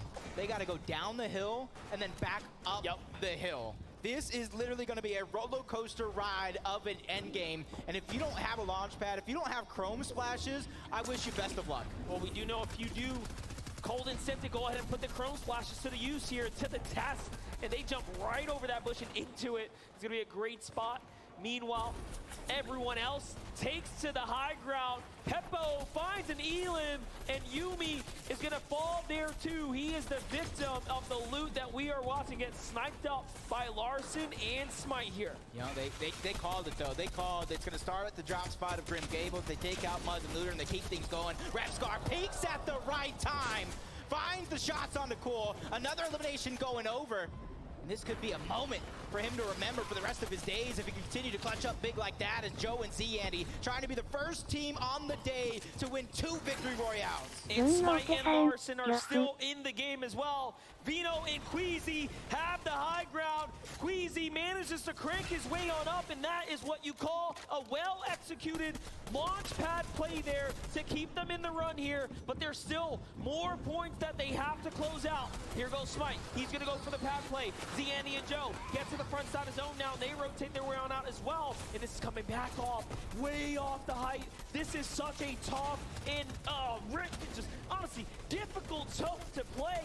The Epic Games Fortnite roller coaster continues yet again. Down the mountain, up the mountain. I wouldn't be surprised if we saw a loop-de-loop come through as Repguard's trying to catch one off guard, but it's he who gets caught off guard by Z-Andy. And just like that, he is down and out. Tripper and Thomas HD, we get to get a little temperature check with them. They are on the mid-ground, right above Scented and Cold. Smite loses Larson on the rotate, and he is now left by himself. Just places away from 10th here. Can he hold on? Peppo does enough, but not enough to beat Vortexter. Here's Onwin and Baka. They have made such an excellent use of surviving their drop spot. Joe finds Noah. Down he goes, and Joe's hurt. 20 HP. This is not looking good. Quick moving, quick thinking, trying to get out, but he gets caught in the tail end. Is Queasy and Vino. Zone after zone after zone. No matter where this roller coaster went, they stayed on top. Baka loses Onwin, but he takes down Fast. Back up against the wall. He gets 2. Baka gets 2. 7 eliminations for the NA West And he has shown you how good he is and why he deserves to be here. Even when he is counted out, he is showing up. But hold up. Scented, Cold now, back in the mix here. They already have done one, but can they get another? But Grolls and Grifty are showing they finally have an end game, and they are making big do with it. There's a 3rd elim. 30 points already earned in this round. Baka fights back, but Cold and Scented get to get all that sweet loot. Yep, towards the low ground, along with Thomas HD and Tripram. This one is going to get messy for everybody that's stuck down low. But for Vino and Queasy, they have the elevation. They have a huge advantage. Plenty of mats to work with. That's a recipe for success. But it's up to Cold and Scented and a few other teams to try to take down the high ground team. And don't forget, Tripper and Thomas, who had a 10-point lead, is still here as well. Thomas HD wants more though. Down goes Grolls, and they are closing the gap. But he loses his teammate. He's gonna fall. Top 3 now. Scented is still in the mix here, in the conversation, but no build. Big shot comes in from up top. And all of a sudden now, it is looking so dicey. Queasy is just waiting. Waiting for that perfect op. Do they have the high ground? They drop down low. The game is theirs after they take down Bevy. That is game number 5, sealed up by Vino and Queasy. And the biggest game we've seen so far in terms of elims, coupled with a victory royale. Huge 11-piece pickup right there for Vino and Queasy. Now, think back to that interview when they sat there, Vino, very nonchalantly, hands behind his back. He said, we are the best, undoubtedly. As EU takes yet another game. Honestly, this was the hottest team coming in to the FNCS Invitational. NA East, EU wins. And in that reign as well, they won about like 5 games in a row, I think. That's impressive. That is right. Vino and Queasy are coming off some of the hottest streaks we have ever seen, and they managed to maintain that momentum. Let's just go ahead and tune in and see what's going on in their minds. Yes, that's right. I'm here. We got Game 5 winners, Queasy and Vino! Queasy, fantastic work there. Eliminations, an extraordinary end to game number 5. Yeah.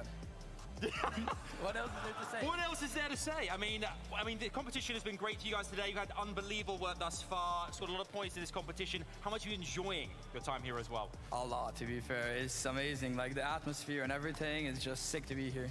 Yeah, and we saw as well, Evino, we saw that obviously the storm moved up mountains, down again. How integral is resource material management in situations like that?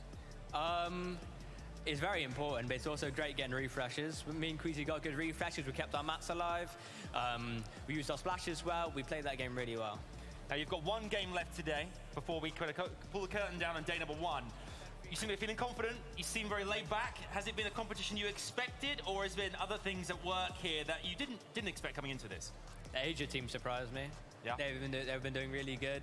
Brazil's been doing good. NE's not so good, but I think everyone's doing good, you know. And the competition's been good. No one's really been on high ground, and it's going well for us. And you guys delivered the goods. One more time, give it up for Queasy and Vino, your Game 5 winners. Let's head back to Zeke. Cool, calm, collected, and memes. That is also how I live my life sometimes, occasionally. Queasy and Vino, we've watched them come so close to the top several times now, right? Almost making it, taking high grounds at those pivotal moments, but it hasn't quite lined up perfectly. And now that it does, it's not even just the victory royale. It's also the 11 eliminations they put on the board.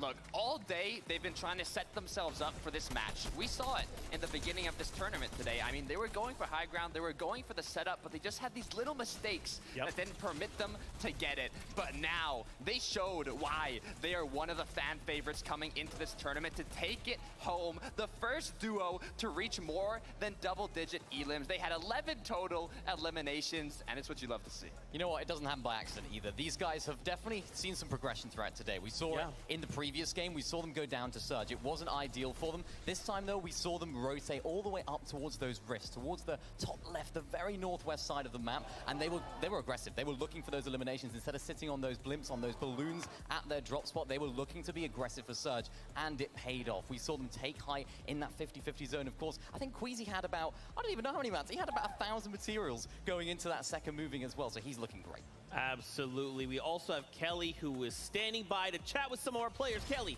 over to you. Joining me right now, I am with Thomas and Tripper, and the team that is currently in second place on our leaderboard right now. How are you feeling about that? Yeah, I'm feeling really good. We just need to keep on going, being consistent, and we'll make it. Yeah, obviously consistency is the name of the game right now. You guys had a great game 5, but how do you make that into a VR? I don't know, like, we played mid ground most of the game. I think we should either commit it to high ground or low ground to win the game, but we're just playing for consistency, so it doesn't really matter. Yeah, and obviously consistency is working for you guys. You are doing a great job on the leaderboard. Good luck in the game 6. Guys, let's head on back to the desk. Thank you so much, Kelly. Shout outs to Thomas HG and Tripper, and they are currently holding strong in second place. And if you look at that little dash, that means they've not gone anywhere, right? And I do want to highlight them for just a single moment. 2 games back, we watched Malabuka go on an absolute tear, but then Tripper said, nah, son, this is my lobby, take a seat, and that's how they're still holding strong. We have to kind of talk about the top 10 here, right? With only a single game left to go, we're setting ourselves up for tomorrow, right? And Thomas HG and Tripperin, they're looking real good. I mean, they're looking more than good, Zeke. Queasy and his duo partner were in the first place spot, but second place, that's Thomas Tripper, and they are playing so well. Just looking at their highlights here, they're setting themselves up for the late game, and just now with the interview with Kelly, you saw they're still always thinking, right? What can change? What can we adapt to? How can we play better? How can we take home that trophy? Yeah, and these are two very, very talented solo players. For those that don't know the region very well, of course, Trippin and Thomas, those guys are incredible solo players. We've seen solo clutch after solo clutch from both of them in the Elite Cups, in the Cash Cups leading before that, and they are just a dynamic duo when things go well. Sometimes things can be a little bit difficult for them when they do get split up. You know, they have to rely on the other person. We've seen that a little bit throughout the Elite Cups this season, but they're bringing it all together now, and oh boy, is it looking good. I also want to talk about Smite and Larson. This is a duo coming from NA East, right? And they have 5 total FNCS Finals appearances together. Now, it's a lot, but it's also the fewest out of any NA East duo competing here today. But that is not showing because even though they have the fewest FNCS Finals appearances, they're in the top 3 right now in this event. That's right. Everyone currently is looking, right, to just try and say, okay, look, the first 6 games, we just want a strong footing as we go into those next 6 games tomorrow. I guarantee you there's strategies, little things that these players are holding on to for those last 6 games. I do want to turn our attention back to the standings. We continue to kind of go top to bottom here, Mini Miner. Obviously, Queasy and Vino, massive, right, to now jump up into first place, up by 5 spots after that game. If it happens again, we could be in trouble. We could be in trouble, and I think the rest of the lobby could be in trouble as well, because you don't want Queasy and Vino to be playing as good as they are. It all sort of form together for them in that final game that we just saw right there. So if they're on form, they can definitely make a push for this one. Yep, that's right. Kelly, you are standing by with some more players. Let's hear it. That is right. I am joined here by Ed and King, our Brazilian region players right now. You can already hear the audience going crazy for you guys. Ed, I know that you recently got announced that you are represented by Team Liquid. How are you feeling about that? Como você está se sentindo que você está sendo representado pelo time Liquid? Eu me sinto incrível porque é time que eu sempre quis entrar e eu me sinto muito realizado de estar na Team Liquid. I'm really excited to be in this team, and I always dreamed of being in it, so I'm really excited about it. And I'm sure they're proud of you. Thank you so much. And then, of course, King, you've been around since the World Cup days. What is it like to be back here on the stage? ¿Cómo te sientes estar de vuelta acá? Para português ou espanhol? Okay. A verdade é uma experiência incrível. Eu não tinha faz, sei lá, uns 3 anos quase. E voltar a jogar lá é uma experiência muito boa e vamos tentar dar o melhor. I'm really incredibly excited to be here. I mean, it's been about 3 years, and I'm excited to be back. I mean, I know that Argentina and Brazil are proud of you guys right now. Thank you for joining me with a quick interview, and let's head on back to the desk. I don't know if you guys can pick up the hype coming through these mics from everyone who is repping Brazil, but every time you see King, you guys are allowed to get hyped. That's Quincy Yell up in that corner. Yeah, that's right. Ed and King sign. They're holding up the flag. You love to see it. Now, really quickly, as we gear up for game number 6, we come back to the standings, right? Currently, we see Cammy and Seti, they keep kind of ping-ponging, right? They have a really strong game, then they have a game where they, funnily, throw a shield bubble on a boat. One of the funniest things I think I've ever seen, but then can't transition that because of the shambles positioning. So what has kind of been happening? I mean, it's FORTNITE, right? It's hard to predict what's going to happen next because you have so many opponents changing their playstyle and adapting to the same match you're in. But knowing Cammy and Seti, they know how to deal with it, right? They can adapt stronger than their opponents that they're facing against, and it's all about doing it in the most effective way possible. Yeah, Storm Surge for this duo at the moment is kind of a little bit of a problem, of course. So many teams that I noticed are fighting on the edge of zone. Not many teams are rotating in early on enough. And I think that makes Cammy and Seti run into a few issues, right? Because they're, of course, landing in a very central position. They rely on a lot of teams rotating into their domain to get their Storm Surge. Of course, we saw it with the boat rotate as well, the boat-tate as we call it. We could call it that. But yeah, they were looking strong. But of course, when you have that shield bubble, you can't shoot out as well. So they were lacking on the surge tags in that end game, and unfortunately, they didn't quite have the answers. They got a little bit desperate. Things didn't work out too well. Seti, I was hoping that he would solo clutch, but wouldn't quite happen. That's right, and it's okay, right? It's fine. We're still sitting in top 5. Everything is okay. We've got 1 game left to go. With a single game left, What are some adaptations we're hoping to see? Because remember, this is it for the day, and then we have all night to VOD review. We go back to the hotel, we try and get more games in, we talk to our coaches, our duo mates, etc., and come back stronger tomorrow. Look, you said it yourself, right? It's one game, but it's really 7 games left, right? This is the last game of the day and 6 more to be played out tomorrow. This last match is just about doing it the best you can, and when you're really going to be reviewing, studying, seeing what you can change up is going to be overnight for day 2. Yeah, this is such an important game for these teams, right? Especially if you're looking for a little bit of a change up. So for these teams that are thinking, you know what, let's try and change things up in day 2, this is the time. This is the time to test things out, because what better practice than the lobbies themselves? I mean, we saw it with Vico and Marine as well, of course, landing at the Tilted Towers area. They've sort of shifted their rotation over towards the reality tree. We saw them fighting out there, of course, Vico doing so well to close out those eliminations on the team that were landing there, and they're switching things up, and they're a prime example of a team that's thinking, you know what, things aren't quite working out at Tilted. As we know, it's a bit busy, so let's switch things up, let's go to the reality tree, and that's ultimately what these teams are hopefully going to be doing tonight. That's right, a lot of these duos, man, look at them, look at the focus. They're waving to the camera, which we love and appreciate, but they are lasered in. They're thinking to themselves, they understand, right, with one game left, okay, what are the things we need to do to accomplish? What do we need to just kind of say, look, this is it, we left our mark, and we can walk away happy. I think for me, Zago and Meram, like this team that we saw pop off, they've kind of gone a little bit radio silent. What do we think is happening here?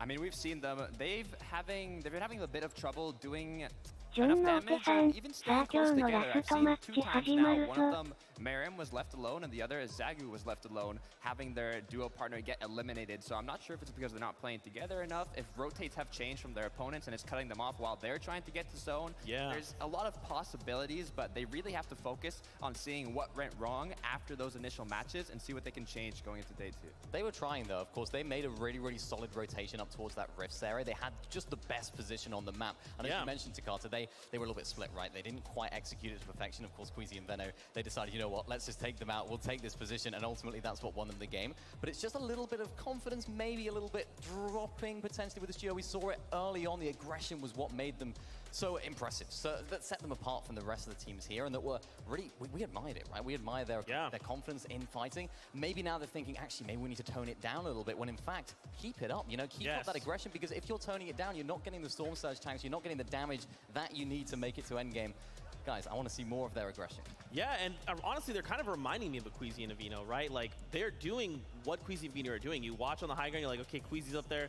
If there's one person up there, they're tarping, they're not doing anything, and then suddenly there's someone knocking on your wall like, hi, it's me, Vino. I'm just going to pick up both of you. Thanks. Like, they are capable of this, so I'm not ready to count them out. I think, like you're saying, there's maybe just a couple things they need to shore up, and then they're going to get right back to it, right? Is there anybody else you guys are seeing that you're like, maybe I want to see more of this duo. I want to see more of that duo? Look, I was looking at the birthday board, right? Mr. Savage, incredible solo clutch in a late game, but directly after got taken off out of the spawn, right? Baka and On1 eliminated both players there, but I kind of saw the flames in his eyes, right? Mr. Savage was getting ready. He was feeling good, and I'm hoping that he can come out on top in one of these next early games and show what he's really made of. Yeah, he's got that experience, right, of in-person events, and you can sort of see it in the swagger, the way he plays. Like, you know what? I've been here before. I mean, look at Quick Flex. Cool. Yeah, I want to be like him. I don't know what it is. He's just so cool. And it's reflecting his gameplay as well. He is really taking the game to Storm. He is really popping off in the end game. He's performing, and he's not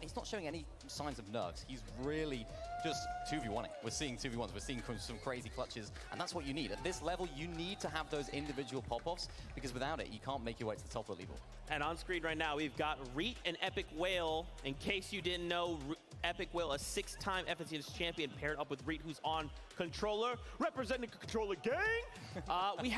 This duo has actually been pretty quiet, right? Over in NA West, we've seen, it's a much slower game overall, and a slower meta. And now, when we're trying to get way more aggressive, it feels like Reet and Epic Whale maybe need to kick it up too, slow.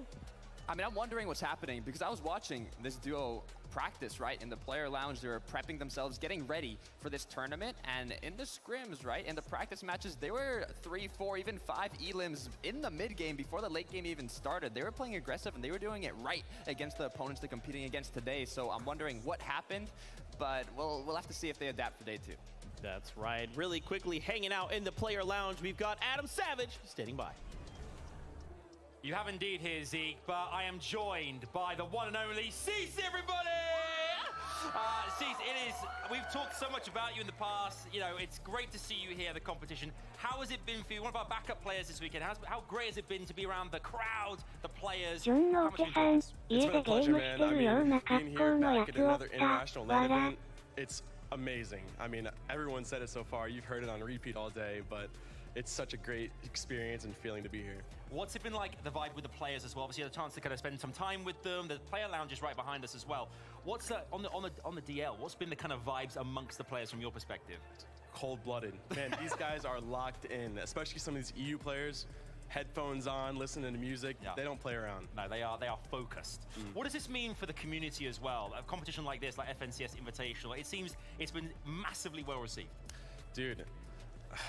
I mean, we've been waiting for this to happen. I mean, obviously COVID delayed things so much since World Cup, but it's such a great time to experience, like, see all the fans and see the whole community, the whole competitive scene all together in one area. It's awesome. It's really awesome. And you're awesome too. Thank you. Thanks so much. Thank you. One more time, give it up for Cease, everybody! What a legend. Let's go back. Cease, one of just the coolest people I think I've ever met. Got to hang out with him a couple times over Media Day. Legitimately one of the coolest people, so thankful that he could be here. I want to set the stage here for us. Once again, we take a look at the top 10 coming into this game. Now, please don't try to freak out. Your Brazilian team in 10th place. PHZin, Kitos right now sitting on a tiebreaker. Vortexers and Bevies. Look, I want to talk about this duo, Bejatin Kitos. They have 25 FNCS finals appearances. PHZin alone has 4 FNCS championships, and Kitos with 1 for a total of 5 together. This is a duo that dominates their region, and seeing them in top 10 internationally on the stage, it's really something you love to see. Yeah, they're no slouches as well. I've been doing a little bit of voting, having a little look at how they play, and oh boy, are they aggressive. They're very, very confident in the way they go about things, and of course, in endgame as well, they're looking strong. What they often do is they rotate towards the front side of the first moving zone just to get ahead of all the other players, and that's why we're seeing them really making the most of their materials, right? They don't have to build, they don't have to make those tarps into the front side because they're already there. It just shows that there's different strategies that maybe we haven't seen too much of that are really on show today.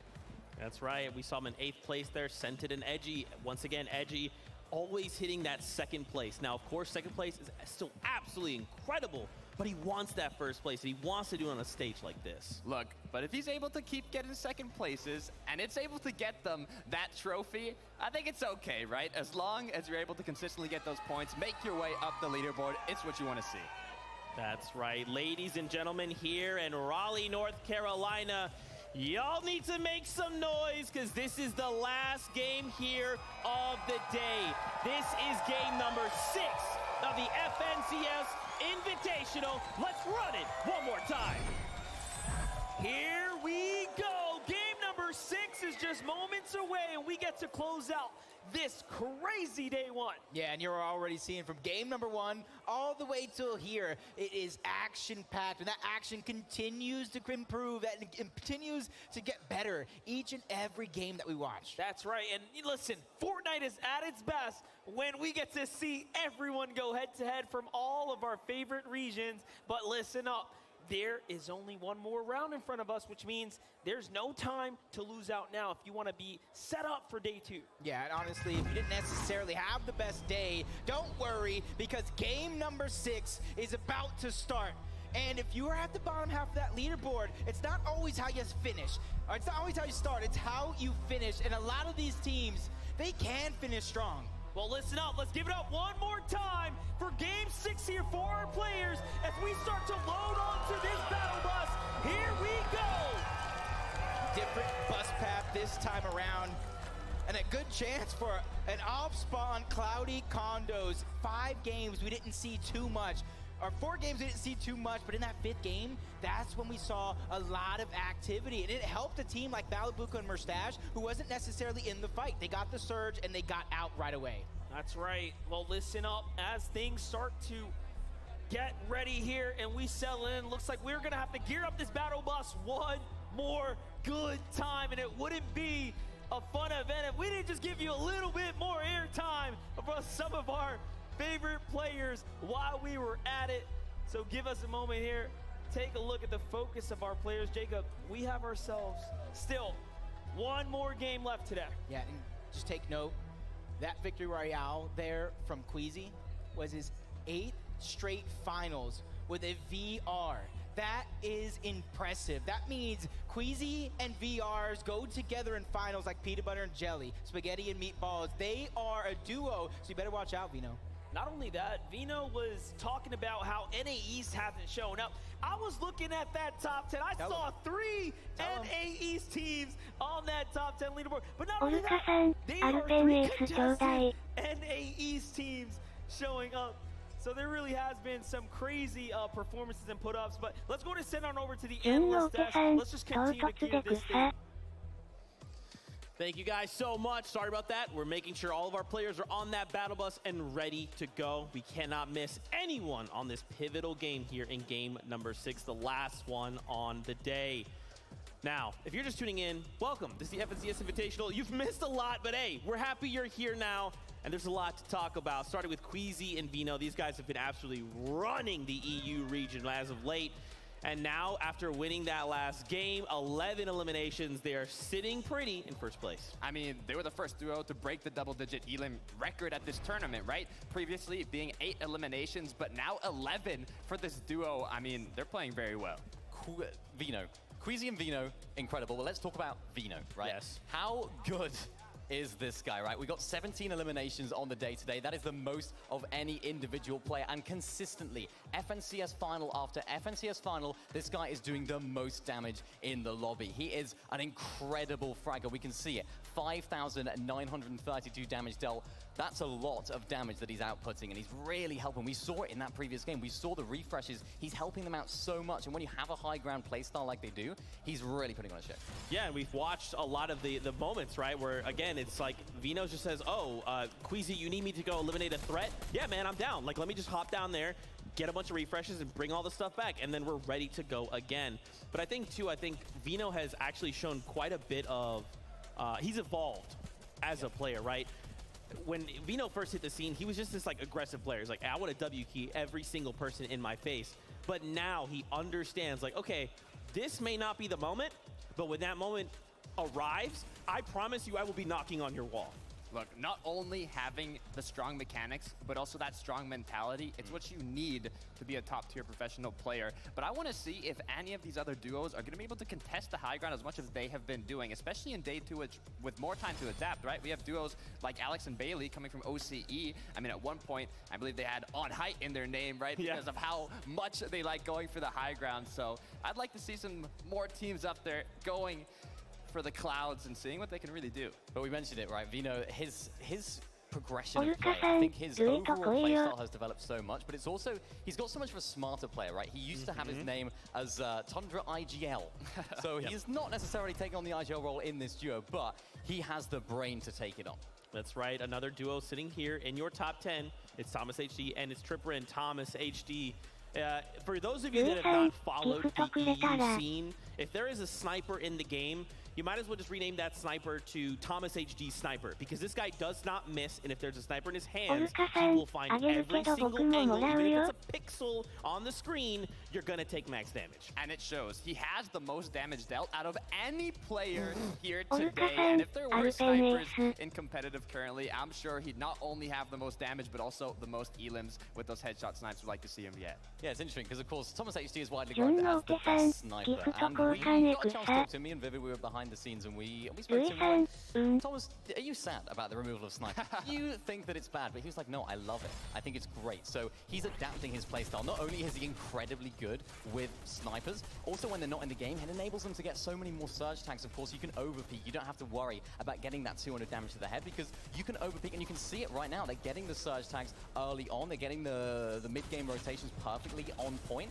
and they're playing the mid-ground layers as well. They just bounce off each other so well. And I'm curious to see what they're thinking about now, right? Being in that top 3 spot with just Queasy and Vino right above them, right? It's all about figuring out what they can do to overcome their opponents, right? The consistency they need tomorrow to get the trophy. What will they change? What can they do? Or maybe they'll just, you know, keep playing the same, hope they make less mistakes, and that's all they have to do. Yeah, I mean, we know Thomas HD is kind of one of those players that says, like, I have to be the best. And if I'm not the best, I will continue to grind until I am. You pair him up with Tripper, who's just mechanically insane. I mean, we've watched him shut down Malabuka, right?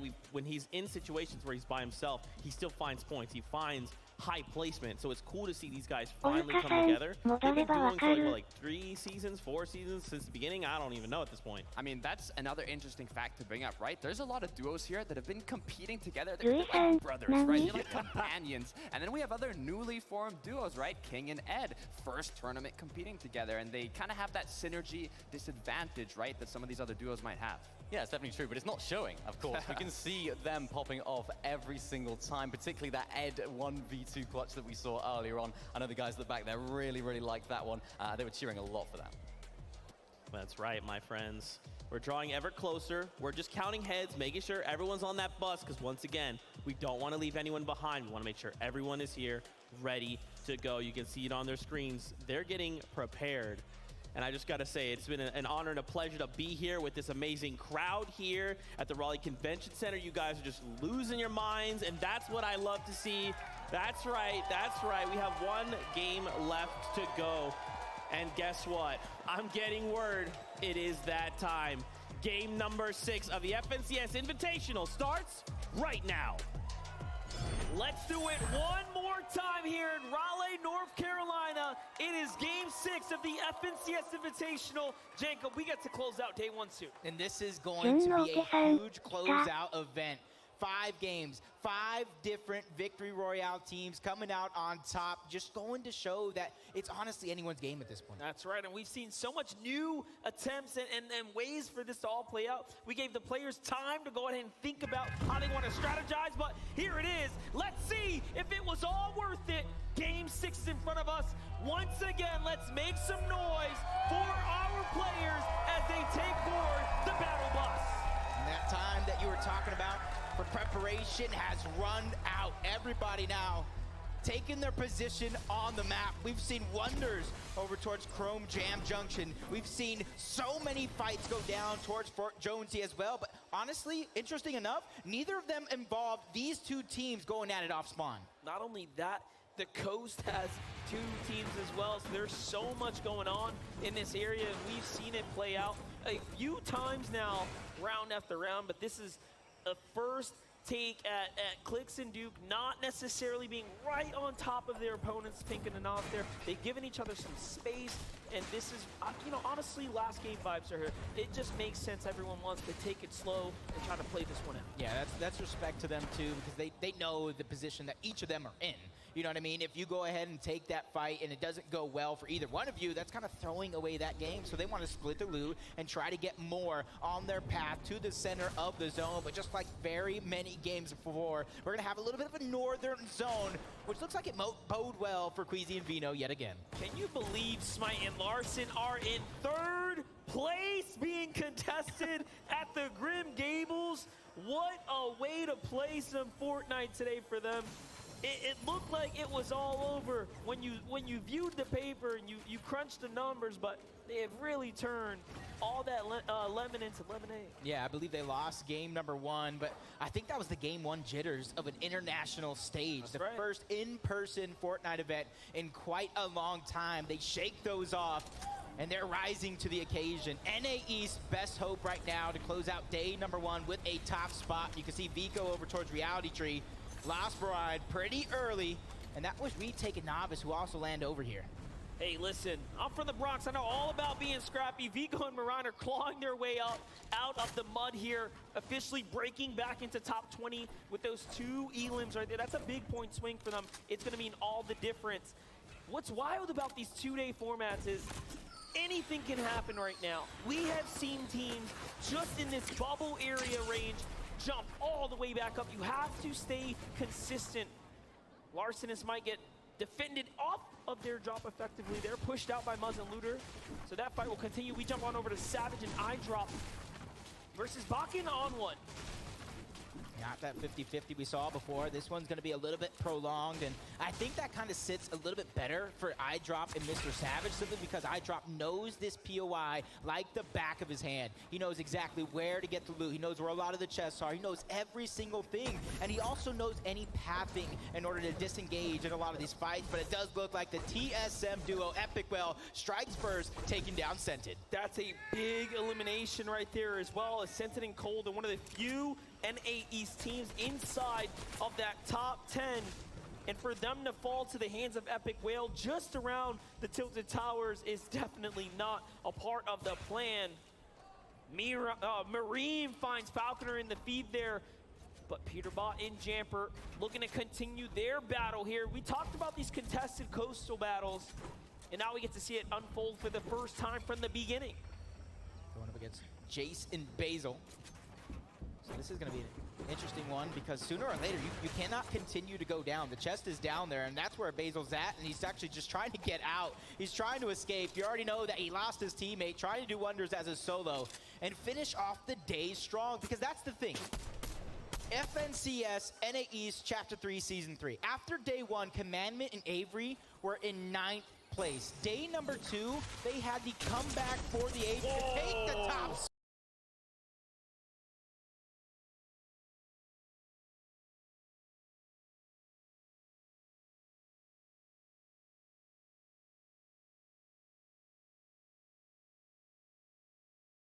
And Baka, though, fight back here. The last time they won their drop, they turned that into a monstrous endgame, and now they're clawing back in. Savage already down.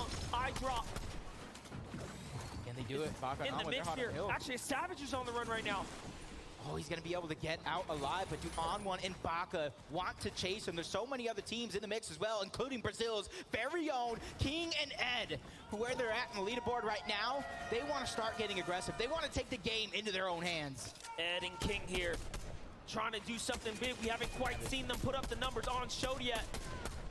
You can see right there, King attempts to hit some shots, but does fall slightly short. And now options in front of him. Does he go for the duel below? No, instead he's going to go and hunt down the solo. This is by far the better play, but the reboot is starting to come out for Mr. Savage.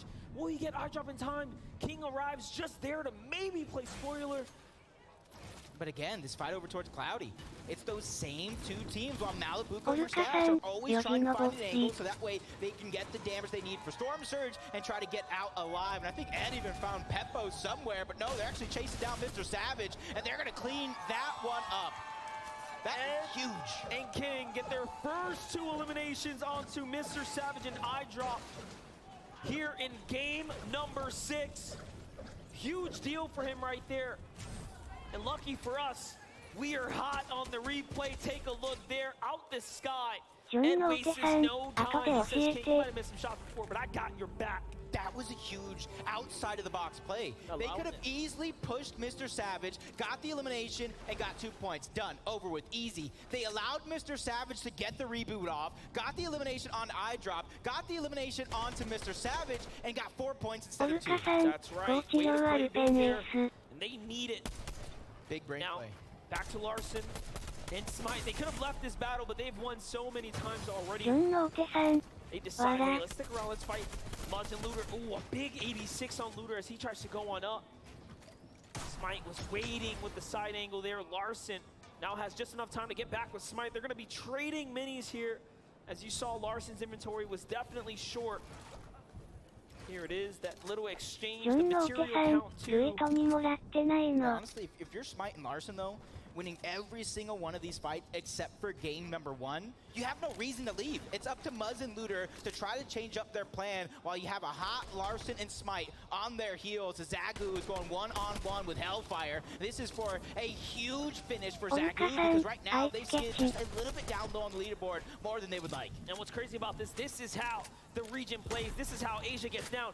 they will W key. They play aggressive, they play fast Fortnite.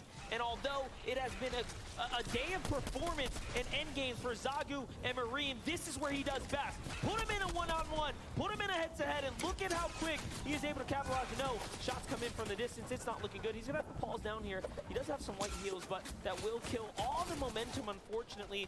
It's Commandment and Avery with a dual angle here. And you can see where are this strategy, landing over towards Rave Cave. They're trying to go to the slower side of zone. They're trying to go as far north as possible, but they're going to go east first before they make that happen, trying to clean up a quick elimination, or what they think could be a quick one at that, but the shots continue to come in. Storm doing work as well. It's only a matter of time as Hellfire is going to be able to clean that one up. Hellfire slides in and down goes Japan's best there. Zagu and Marine sent back to the lobby, back to the drawing board to rethink for day number 2 of the FNCS Invitational. That's how quickly things can change. Yeah, Hen was already down. Now they're just trying to find the second half of that duo. Joe and Zandy, one of 5 teams to get a VR on the day. But Vico somehow took down Avery. They were waiting. They were trying to hunt down the team, and it was them who ended up getting hunted. But Joe and Zandy, they don't want to let this team out of their sight. They have at least 1 elimination against players from 6 different regions. That's the most of any duo, and that goes to show how adaptable they truly are. That is right. Vortex is a solo. As we touched on, Hen is out the lobby. You can see the look of focus on his face here. He recognizes, oh, big read there. He finds a med kit right in the nick of time. He should get it off with about 2 HP left. That's going to be a huge save for him. Meanwhile, Sensen and Cold now making their move. Like we said before, they have been somewhat contested, right? Their draw spot. Maybe not going head-to-head against Pars and Raze there, but possibly trading out some loot. You can see it kind of coming into effect here as the loadout very much not quite where you want it to be. And that's Acorn and Edgy sitting on top of the blimp, being that nuisance as Cold and Sensen. They have to rotate right back in the way they came from. See if we can make it happen. They're actually taking some elevation right now. This could be huge. Oh. Very interesting for them to go up to high ground here. This is such a risk, right? But of course, we never really know. They want some of that loot. Look at that. They get to the vault. They steal some leftover loot. That's going to be a huge situation here. Meanwhile, Muzz and Looter. You get to see a replay here. Remember, this is up against Smite and Larson, and Muzz turns this around. 3rd place, Smite and Larson now effectively. You got to give them credit. 128 points on the day. They've done wonders. And now they get to sit back, relax, collect their thoughts, and plan for day number 2 while everybody else is kind of going through this minefield of chaos, which is game number 6. And like I said, from game number 1, where you have 95 players alive when Storm Surge activated, the lobby is now feeling themselves out. They're feeling a little bit more comfortable to try to attack in these moments. Tripper and Thomas sitting on top of the blimp, just trying to get the Storm Surge, so that way, when they do find another rotation, eventually, it's going to be their focus, where they don't have to go ahead and hunt the damage. They can go ahead and do exactly what they want, when they want. Let's take a look at Yumi and Cool here, on the move. Some of our greats from NA West right now, they have really represented today. They did. They have found their moments. I'm proud. They've caught their highlights. Panda's probably proud of the crowd, too. Oh, yeah. Cold and Sensen now changing their rotation yet again. Don't want to go through Acorn and Edgy anymore. They got the heals that they wanted out of the vault, and now they're trying to find another way around. And for them, they need scraps. They are in shambles right now, and there's another team right in front of them. They spotted them out, and that would have been a great sneak attempt coming out from Sensen and Cold, but now they have to think of plan B. It's crazy. Cole gets caught out by Thomas HD. Thomas HD, Mr. 6,000 damage coming into game 6 here and adding to the chart here. Joe FN's going to be the victim of a few shots there, but not enough for Sensen to claw out of this tough situation he is in. Now, mind you, NA's 3rd place Larson and Smite are down. Cold and Sensen were in 5th coming into this. And it's looking very, very grim now. Yep, the only other NA East team in there is going to be Acorn and Edgy, who came into this game in 8th place, but in the distance. Sensen sees Fabs and Snack. He sees Joe and Z Andy trying to get his Storm Surge damage up while being in the storm without any heals, but luckily enough, his escape plan, you can already see it, it is going to be that launch pad. He's playing a very dangerous game here. He's already been tagged for whites there. There it is, he doubles back now, protects himself as well. There's a med kit. He knew that. わらわら。 Try to get sent its card, likely. There it is. Okay, time to met off. He will have enough time. Will he play for the reboot is the true question. We'll find out soon. On the other side, Zeet and KBR are still alive right now. 39 above, they're looking pretty solid. Zeddy finds Jamper in the feed. Peterbot goes down too, so that's had to be an Eastern edge zone rotate that just did not go their way. Yeah, and that south side of the zone right now is just going to become so congested. You're going to have to figure out another way to try to rotate around as Chicho's trying to find some damage. Barely gets above the damage threshold. Gets a knock on the Rapid in the distance as well. And you see some other shots coming through. They know that that player is under pressure. Now the lobby is now taking hands. They're trying to take him out all together. Bambies is now joining the fray along with Vortex as well. Andalix has his back up against the wall. He's trying to survive. And Alex and Bailey are also rotating in. It's going to be such a hard way for him to try to survive. This is such a tough spot to be in right now as it's all going down. Our 10th plate PH Zin looks like he falls in the feed there too. It's looking extremely desperate now for Brazil right now in this last game. Here's Booga on the other side of Anas and Pink's wall. They're gonna heal up. Eyes on Mirror and Booga, but no, they want to get out of here. This is a little too dicey for them now. Lopez gonna get them right to the safe zone. Pretty decent. It's a great spot to be in right now. They're okay on the surge, but they could use a refresher here. Any options up to be served as well. Hellfire looks like he found Avery. Hellfire was a solo in the zone way north as Commandment and Avery were pointing inwards. And look, Avery fully finished there. The surge possibly finishing the deal.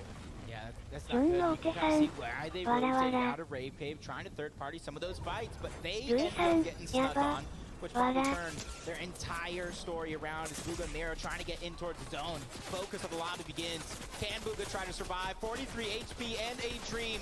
Miro's there to try to alleviate some of the pressure, and it does look like it's going to stop. That was tough. Very, very close right there.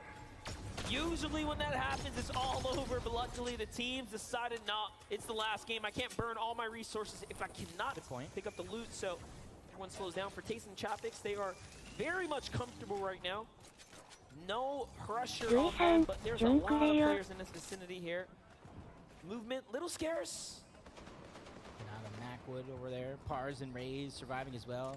Cammy and Zeddy trying to take that top spot back.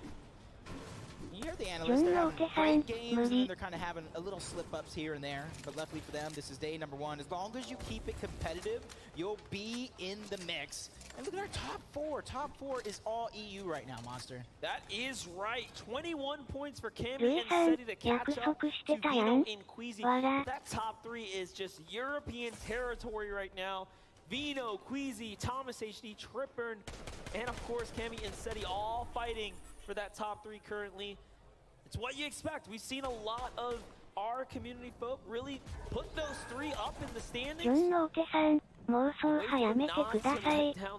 right? I think Malabuka and Mustache might be low on Storm Surge. Yet again, being one of the three teams over towards Cloudy Condos. Nobody really going at it off of spawn, but a team that doesn't have much to worry about. You saw them high at the top of the blip. Acorn and Edgy, almost 500 above. They're just picking and choosing their battles, trying to figure out what the right play is going to be. And it does make you wonder, although Malabuka and Mustache are contested, being below the surges means that, hey, that first game was a wake-up call. We can't just go battle. Aqua and crew will just come in third party. But look at this. Fatch finds Malabuka there. That's a huge one. And now we can see Ed and FaZe King's perspective here. King from Argentina, Ed from Brazil. Right here, right now, two elims already potentially going head-to-head against On1 and Baka. The young duos from NA West. No, the peak, the punishment. Down goes Baka. He's just going to be able to get it, though. It doesn't look like in the minimap that they're going over. So, yeah, you are correct. He is going to get a second chance at life as On1 is placed in the top 10 in every FNCS final he has played in. Trying to put NA West on his back along with Yumi and Cool, Fabs and Snacky. So many top contenders in this tournament still. This is only day number one. Down to Tempadillo, 120 below, make it 60 now. They do need a little bit more damage. It's going to continue to fluctuate. Vico flying Baka, down goes On1 as well. Vico just cleans that up. Meanwhile, Kanata and Macwood, They started off so hot, and now all of a sudden they are in a world of trouble here, surrounded by some of Europe's most dangerous here on the south side of the zone. But hey, they have time, they have plenty to work with here. It shouldn't get too sketchy just yet. If they can keep a low profile for a while, they'll survive to the next moving zone, or the half-in, half-out reveal. Here's a look at 3rd, 4th, 5th. 6th and 7th are down, 5th is down. Hey, that's a blessing for some and a curse for others. For the teams from 8th and below, this is their chance to really close the gap in the final game. That's all of NA East out in Game 6. That hurts just a little bit. Just a little bit, but still got Acorn and Edgy still alive. Catching one on to Joe. Janice is going to be left as a solo. As Video just get knocked in that moment. That's Taze and that's Chapix that are hot on the heels. But pressure is coming from all sides for a lot of these teams. Even Macwood and Kanata are trying to put some shots on to Tayson and Chapix. You see Janice trying to break through. He is that solo that we were looking at, trying to survive. Video finally goes down. Janice still knocking on the door. Storm Surge taking him down, but Tayson gets the last laugh. And in the end, it's going to mean 4 eliminations for Tayson and Chapix. They absolutely needed it. They were slipping so far behind, well outside that top 20 bubble. Way to make a hero's effort push in Game 6 to set yourself up for a good day 2. But they still have a long road in front of them. They have to close out this round. The zone is going to pull far northeast. It's on a little piece of a zone, so if you have that mountaintop just right there, you're going to be in a sound and strong position for Edgy and Acorn to be some of the last to jump on over. And we said we want to see Epic Whale and Reed. They're just above sitting down, so this might be their game. But first, Vino and Queasy have to show us why they're in the lead. And they don't really have to do anything here. Look at the blue right now. They're on the edge of zone. They have some high ground. All these players flying through the sky. Easy shots. You're just like serving it up on a silver platter for a team that has been playing this good. But only 7 damage below the threshold. And let me tell you something, this is not bad for a team that lands north and then has this half-in, half-out pull north. It makes a big difference when you are already positioned there and this comes your way. Now they just have to worry about damage management and closing out this last game. But you can see Tripper and Thomas HD are there as well. They have that same story. They are very much close by. Here's our high ground kings, Reet and Epic Whale. The 6X, and of course, Reet, a multi-FNCS winner himself, going head-to-head against Refsguard right now. They're starting to crank up, but Reet does not want to give it up, not just yet. He jumps down. This is what he does best, is take those fights, but no, plays a little smarter. He has to play for the end game. And I saw Pink and Anas go down to Pars. He's finally starting to heat up. Tayson gets another one. Kanata as well. Refsguard as a solo stole Hideaway from the TSM duo. That is absolutely insane right now, but you got to take note of where they actually landed, though. They still landed at a high enough layer so they can take it back at a moment's notice. Just need to evaluate the situation. No need to burn material this early. Smart play is the best play. Vino with a huge tag here. Shield crack there. It's going to get a little excited. But Acorn and Edgy now revealed themselves to his layer as well. He's not too happy about that one. You see him back up. Just a second there. Meanwhile, Refsguard on high ground by himself, just looking down here, enjoying the view. But 130 damage is what he needs. He gets 4 tags. That's great, but not enough. Here comes the main drop, and he hits it. Okay, he stays in the game. Almost seeing his life flash before his eyes. Just a few centimeters in the wrong direction. He goes down. He goes out. But Queasy and Vino are trying to go up. They're trying to take the game by storm, and they get it, Monster. They got the high ground for now. But it's not for free. They do have a duo on their heels. Who is it? It's Refsguard, who tried to fight for it, but he is not going to be successful this time around. High ground can get you one thing that we know for sure, and that's amazing placement if you can ride it out when you're a solo like that. That was an excellent attempt. But now, back into the heat of things. Seti, Cammy, 2 healers, another in-game, and their biggest threat, Tripper and Thomas HD is alive. Acorn and Edgy, NA East's last hope potentially in this lobby, still in the run. Saw threats go down to the bottom half of the map. That's Trulex and Chicho taken down. Kanata falls as well. Ed's gonna get one. Queasy Vino trying to go ahead and put themselves outwards so they can do that damage. Seeds of solo stuck to the outside of zone. 4 floppers to work with. The Siphon comes through onto Ed. This is an opportunity for him to pick out placement points while being outside of the zone. Not only that, Clicks is still alive too, but here's Tayson. Tayson's gonna fall inside the storm now. It's up to Acorn and Edgy, making their way out the outskirts here. Look at the clean rotate here here from Acorn. He is just exceptional. But we get to jump into Duke. 200 HP. Now down to 72. Make it less than that. It's not looking good. From 0 to hero. He's trying to claw his way into this. He find a player on the edge. No Elam there. Duke has to fight back, and down he goes. And it is all over. And once again, we might be seeing our first team who is setting up for a back-to-back. Back-to-back, that is going to leave them with all the confidence in the world to end day one and go into day two. They have 10 eliminations on the Pico from the low ground. He's trying to have a comeback for the ages to close out day number one. Shots on the trip rim, a huge amount of damage. He drops him down as well, but goes down altogether. Valiant effort by Pico. It is a worst-case scenario for Thomas HD because his biggest threat is on high ground, but Reet is fighting back. Reet takes down Queasy on height. He is turning this around and trying to turn this into potentially a solo game. Meanwhile, Thomas finds Wop. Thomas is still alive, and Reet falls there in the end. Look at Thomas holding the low ground. Chicho's right next to him. Trulix hurts him too, but Vino has the grip of height. Acorn waiting on the side. Out of builds, he's gonna have to come down too. It's all over. The gas tank is empty. Down he goes. And now, off to Seti. It's Cammy and Seti, the only duo left, and they find another one. Vino trying to put wonders. 1v2 situation. What can he do here to take home the big prize and end with back-to-back victory royales to end the day? But a team looking to take first place back. Cammy and Seti, and they try to steal it away by getting that VR to end game 6. And they get the first game. They get the last game of day one. What a story for Cammy and Seti. Becoming legends must be so proud right now of these players.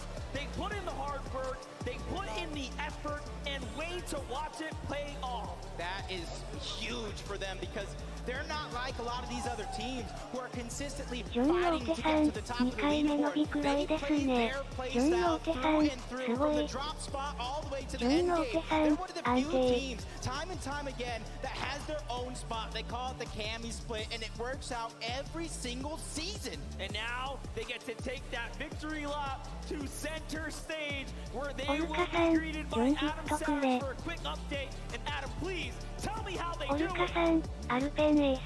Right now, they're looking mighty fine. Give it up for Cammy and Seti!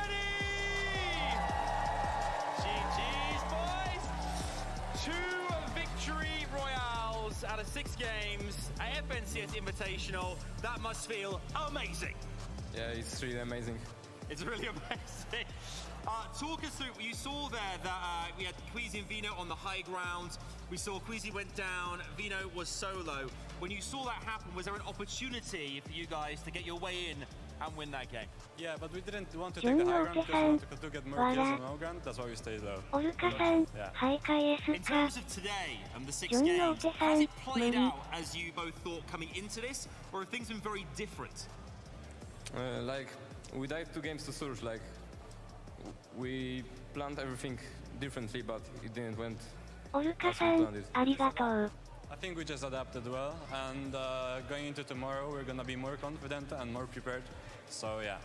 Talking of preparation for tomorrow, what do you do now? Do you go back and review VODs? Do you kind of work on strategy, or do you relax? Like, I think relax and VOD review. Tomorrow, a big day, 6 more games. Could Cammy and Seti go all the way and win FNCS Invitational? Of course. Of course they could. Give it up for Cammy and Seti! Your game 6 winners! Let's go back to Zeke and the gang. Jinquit. I made this joke. Game 1 of the FNCS Invitational. Cammy and Seti are living their life on repeat right now. They've done this dance before, right? This happened at DreamHack.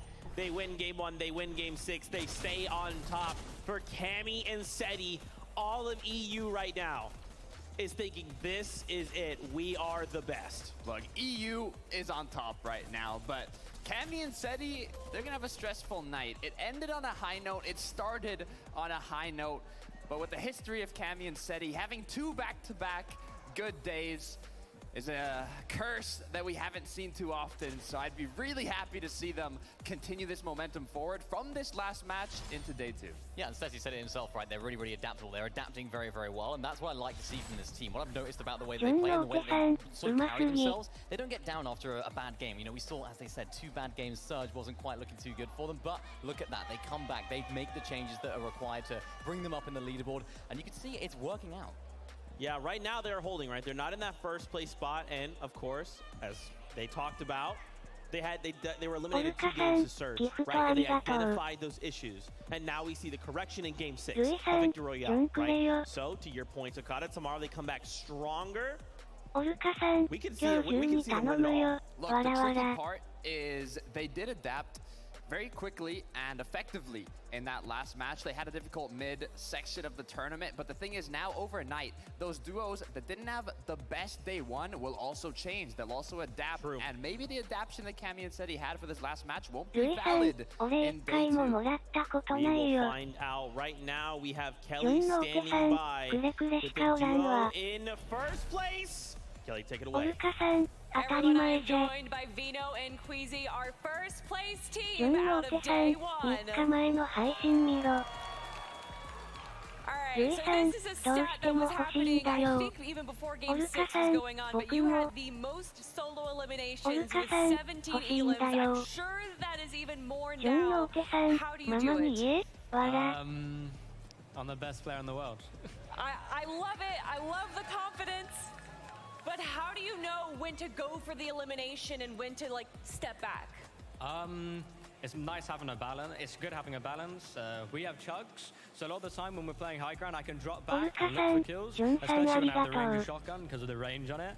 And that's when you can at least get a lot more kills. And I used a range of shotgun really well the other game. I got a kill on the AU team, Zagu, I think, and that led us to winning that game. I mean, obviously, it's not just winning you the game, but it's also winning you the whole tournament right now. Queasy, after that VR in Game 5, to almost do it again in Game 6 as well.